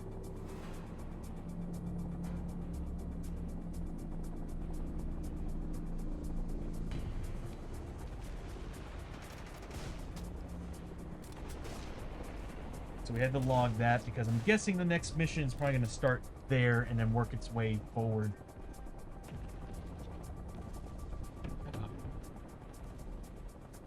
So with it being the end of the mission, we have to start doing Darkstone checks. And we didn't really collect much here because we didn't have any combat, and combat gives us loot. So yeah, we've been sitting on 18 Darkstone since the last mission. That's wild. But what sucks is we're going to see some mutations because we have no way to stop any of that from happening because I forgot to sell all the Darkstone when we were back at camp. Or spend it in some way. So...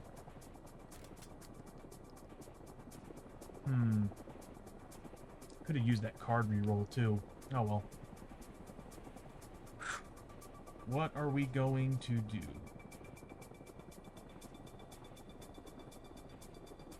Well, being the end of the mission, first thing we'll do is the Darkstone stuff. So we need to make how many checks?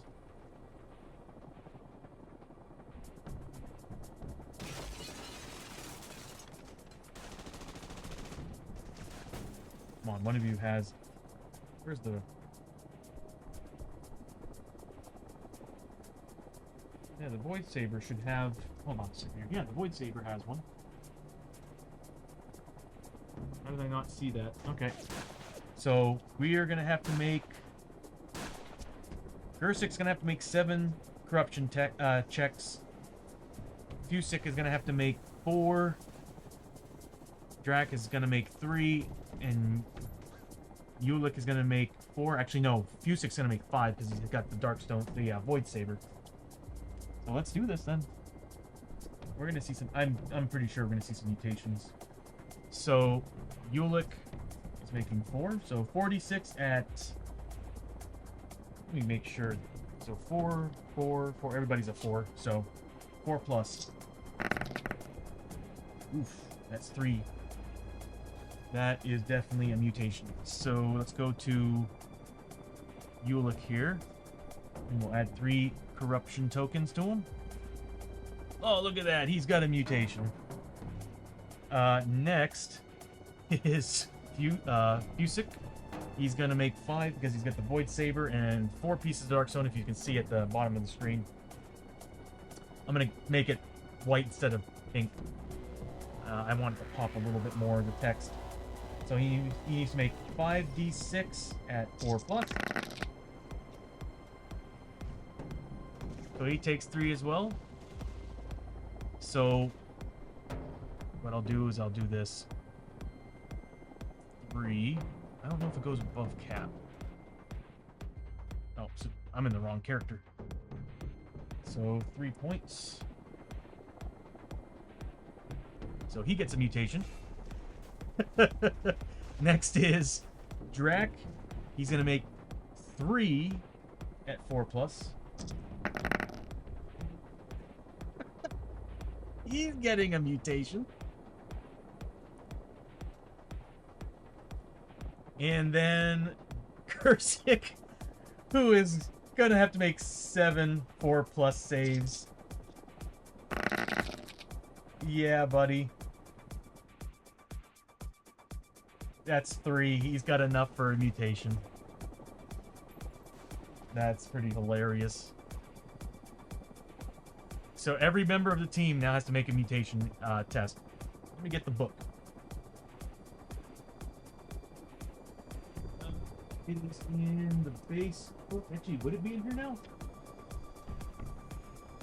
No, that's all the Trederran camp stuff. So I need to get the base book. One of these days I'm going to scan them and put them in the stream so that you all can follow along with the fun. So, mutation. I need to roll a D36, which is these 2 dice right here. This is for Ulick. 35. Ulick just generated a tentacle tail. He gets +1 move, but he is now -1 on his corruption resist. Let me get rid of all of these here. At least we beat the mission.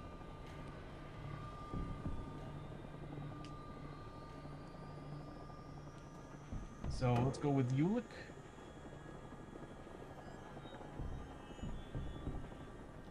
So again, that was the tentacle tail, right? So you just generated... Oh, he still has the gouged eye, too. So... Tentacle tail. Plus 1 move. That's nice. But -1 corruption.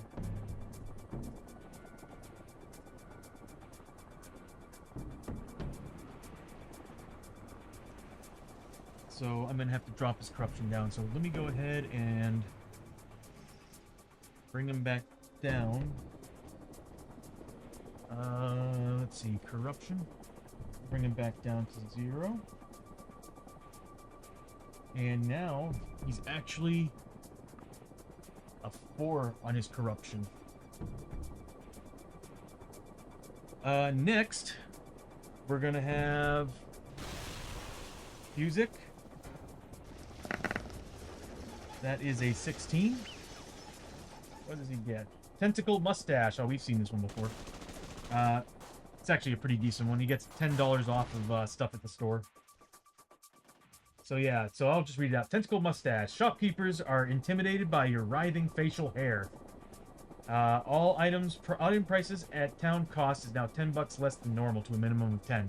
He's going to be buying all the bandages and stuff from here on out. That is actually a really good station. Some of these are actually good. Like I said earlier, there's actually a Quado you can get, and it adds an extra limb. I think it does. It's either that or just straight up an extra limb. So Tentacle Mustache. So the problem though with keeping these is that if you get 2, if you're rolling again on mutation, you can get rid of these. So you can go to the doc's office and attempt to get rid of them. But if you get 2 of the same injury, madness, or mutation, you die. Your character's dead. Now, in this campaign, I don't see a way of bringing your character back.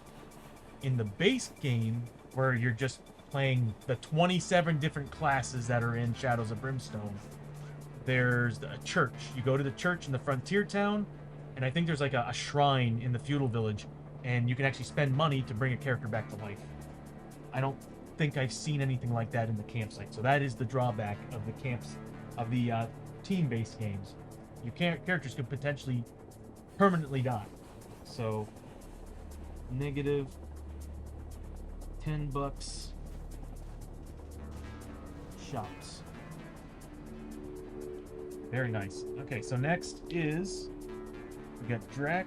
Oh, let me go ahead and remove his mutation status here. But he is actually at 1.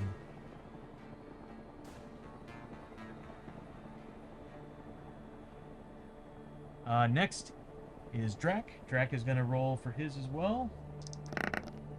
44.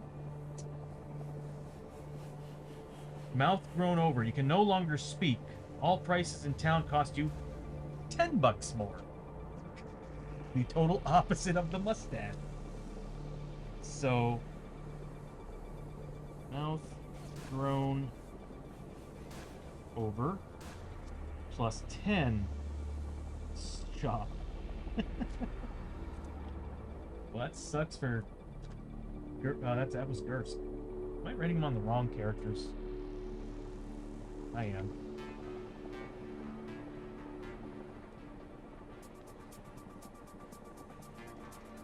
That was Drac. You know, I'll just do it this way. That was Gerst's. So that's what Gerst got. And then finally,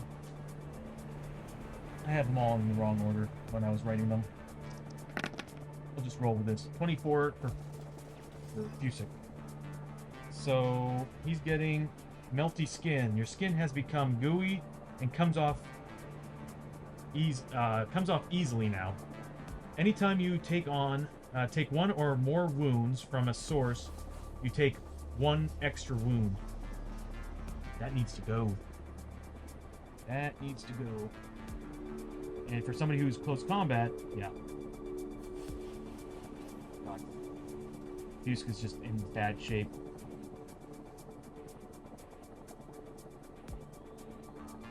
Anytime you take 1 wound or more wounds, 1 or more wounds from source. Okay.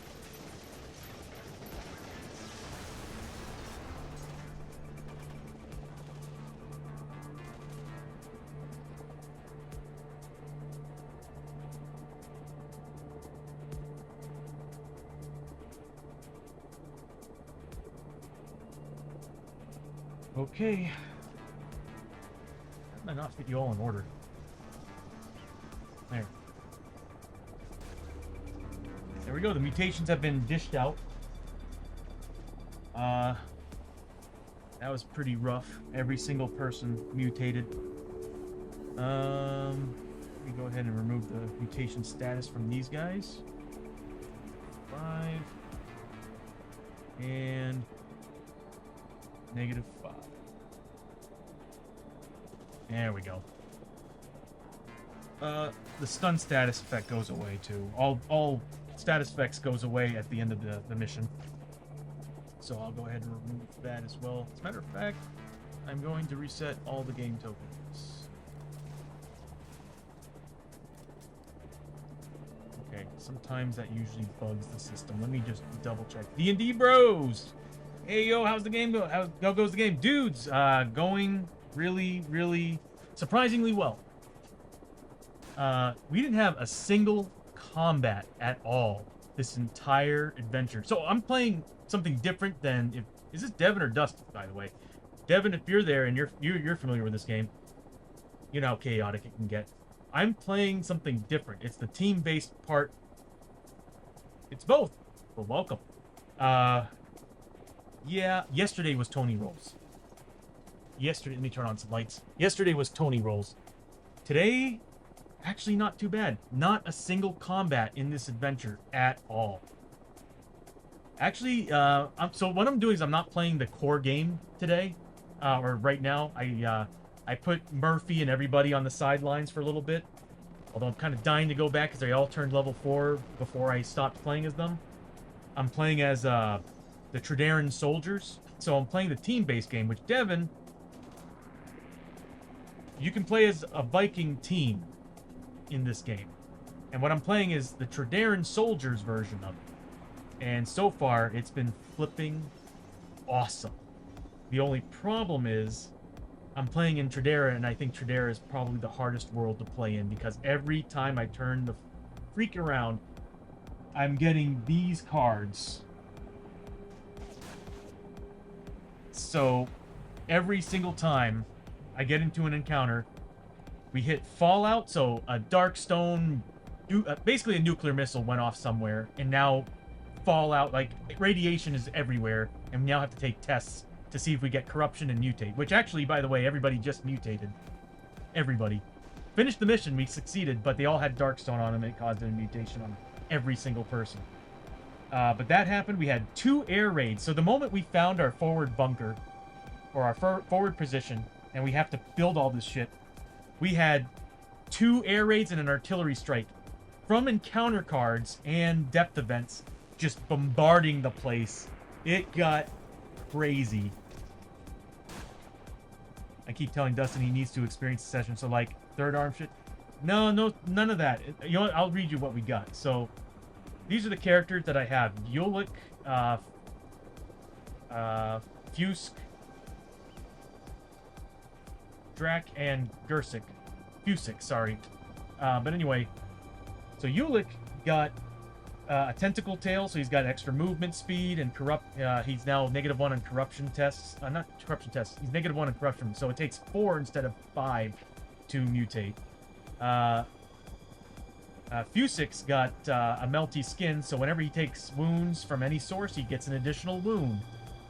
Anytime Drak's got the tentacle mustache, so anytime he goes to town, people are impressed by it or scared by it, and give him $10 off of their prices. And then Gursik, he has his mouth grown over, so since he has a hard time talking to people, I guess when he's in shop, it costs him another 10. So it's kind of the opposite of the mouths. I mean, of the tentacle mustache. Also, there's injuries all around right now. When I was at the campsite before this past mission, an artillery strike hits the compound and kills our surgeon. So the surgeon that they brought in is a new surgeon, and it's a -1 on any of my rolls to try to remove or fix an injury. So therefore, my chances of death were there. So it's been crazy, but yeah, so we've been getting hit by artillery strikes, by air strikes, you name it, and Not a single combat. We were able to build the base. We succeeded, and now we're heading on back to the campsite, which I think is pretty much where I'm going to call it on this stream. Ooh, subscription. D&D Bros, thank you so much for the subscription, which also, by the way, I need to do this. I keep forgetting. Do one of these bad boys. If y'all want to see, if y'all, all you viewers, if you really enjoyed like Souls-like games, and I know that's what they're kind of playing right now. I think tonight, I think said you were playing, was it Hollow Knight? Were you guys, or was it a secret? I don't remember. Or was it last night you all were doing that? Well, either way, like the D&D Bros play a lot of like Souls-like games. They play Red Dead Redemption, God of War, stuff like that. Last night was Hollow Knight. Okay. It is very difficult. I've watched a couple people play it. Looks beautiful, but at the same time, yeah, it looked very difficult. But I highly recommend checking out the D&D Bros for sure. And, you know, as everybody says, follows are free, so nothing wrong with doing that. But I'm going to go ahead and give me a second here to do this. There we go. Until I can somehow get it programmed in, I have to do it manually. So, shout out to the bros. So yeah, so we did the Darkstone. We did we need to get 200 bucks a pop, which I got a special button for that now. So I click on all players, gold, and I type in 200, and everybody gets 200 bucks in their player plate. Yes. Oh, thank God, we need money. So, we might be able to upgrade some stuff. What else do we have? We did that. Yeah, I think that's gonna be the end of tonight's session. I think we did quite a bit today. So we did the camp stay. Tried to get rid of some injuries, but somehow managed to complete this mission even with the minefield at the beginning. It was crazy how one of them set off, but it didn't set off any of the ones around them. Pretty cool though. So we didn't even use all the team abilities yet either. I mean, I used one of them. That one's a great one. The Special Forces, giving us all strike tokens. I'm glad that's gone. Oh, that was horrible. Actually, no, what was horrible was the air raids. Oh my God. One after another in the same spot. And, of course, the artillery fire. But I say that was actually a really good session. It was a lot of fun, too. Found some good gear. Found a sniper rifle. A really good sniper rifle. And yeah, we'll call it there. Whoops. I am in the chat mode. That's why it's probably not working. Actually, I'm pressing the wrong button. So, we'll go full. So yeah, I still have a lot that I'm trying to build on this thing. I'm still trying to fix the redeems, add more to the redeems. That bar at the bottom of the screen, I'm trying to add a few extra features to it so that when your redeems come in, you see it light up. So this way, we can keep track of how many re-rolls, how many things we have as we're playing the game, and then we can start using them. And then, of course, the bars that are going to the sides will start filling up based on what you're spending your redeems on. So, in the long run, you're kind of affecting us in you'll see what's going to happen. It's going to get crazy with the redeems and what I'm planning on doing with it. It's going to be a lot of fun. For me, it's going to be for everybody playing, it's going to be chaotic, but I think it's going to be pretty hilarious seeing what's happened. But I'm also trying to limit how many times things go off, because yeah, I don't want to get too chaotic. I want us to actually be able to enjoy and complete quests or missions as best as we can, because this game, Shadows of Brimstone, can be very unforgiving at times if your luck is bad. Whether it's drawing cards or rolling dice. As we saw yesterday, me with the cards and the dice, not a good combination. As you saw the D&D Bros saying, Tony rolls, and that was happening the entire session last time. But this time, we did surprisingly well. really well. We even got some money. So, but yeah, I got some other things I need to fix up. I want to build elements for the Vikings and the Conquistadors versions of this, because... Is it working? It's not working. There we go. So I want to build... There it is. So I want to build other elements for the Conquistadors and the Viking part of the team-based stuff, because I completed, of course, the Trederran. The other thing, too, is I want to build... I think the next thing I'm going to do is build the bar at the top for the camp stays, because it's different than the town stays in the base game. Yeah, I've got to write down my priorities and decide what it is I need to build, finish, and fix. So I do have a couple bugs in here that are popping up, and it happened at the beginning of the stream. And I think the best way around that one... Oh, I've already got a plan for it. But, thank you all for showing up. Let me see who I'm going to raid into today. I do have a buddy. It's his birthday today. And, he's a variety streamer, plays a lot of different types of games. I think right now he's actually streaming with... I think he's doing a collab with somebody. Let me check.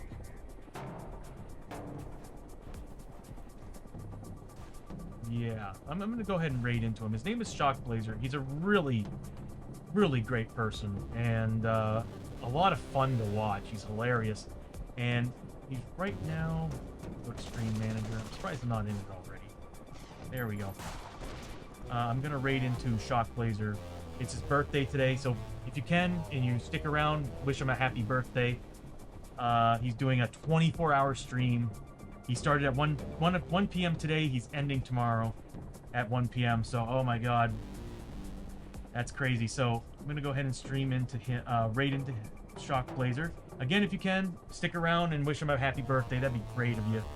And I thank you all for showing up. Thank you for the follows, the subscriptions. Again, I can't express how much I love doing this and bringing this game to you. I do want to play other games, but I'm so focused on making sure all the elements and everything's working on this, and I want to give you all a very visual experience as we play this. Don't be surprised if you hear gunshots, lasers, explosions for damage, blood splatters happening, more animations, because that's just what I love to do. So it's my favorite thing. So again, thank you all for showing up. I hope you all enjoyed it. And I'll see you next time. I'll see you on Sunday. I should be streaming by 2 p.m. Central on Sunday. So I'll catch you all later. You all have a great Friday and Saturday. I'll see you Sunday.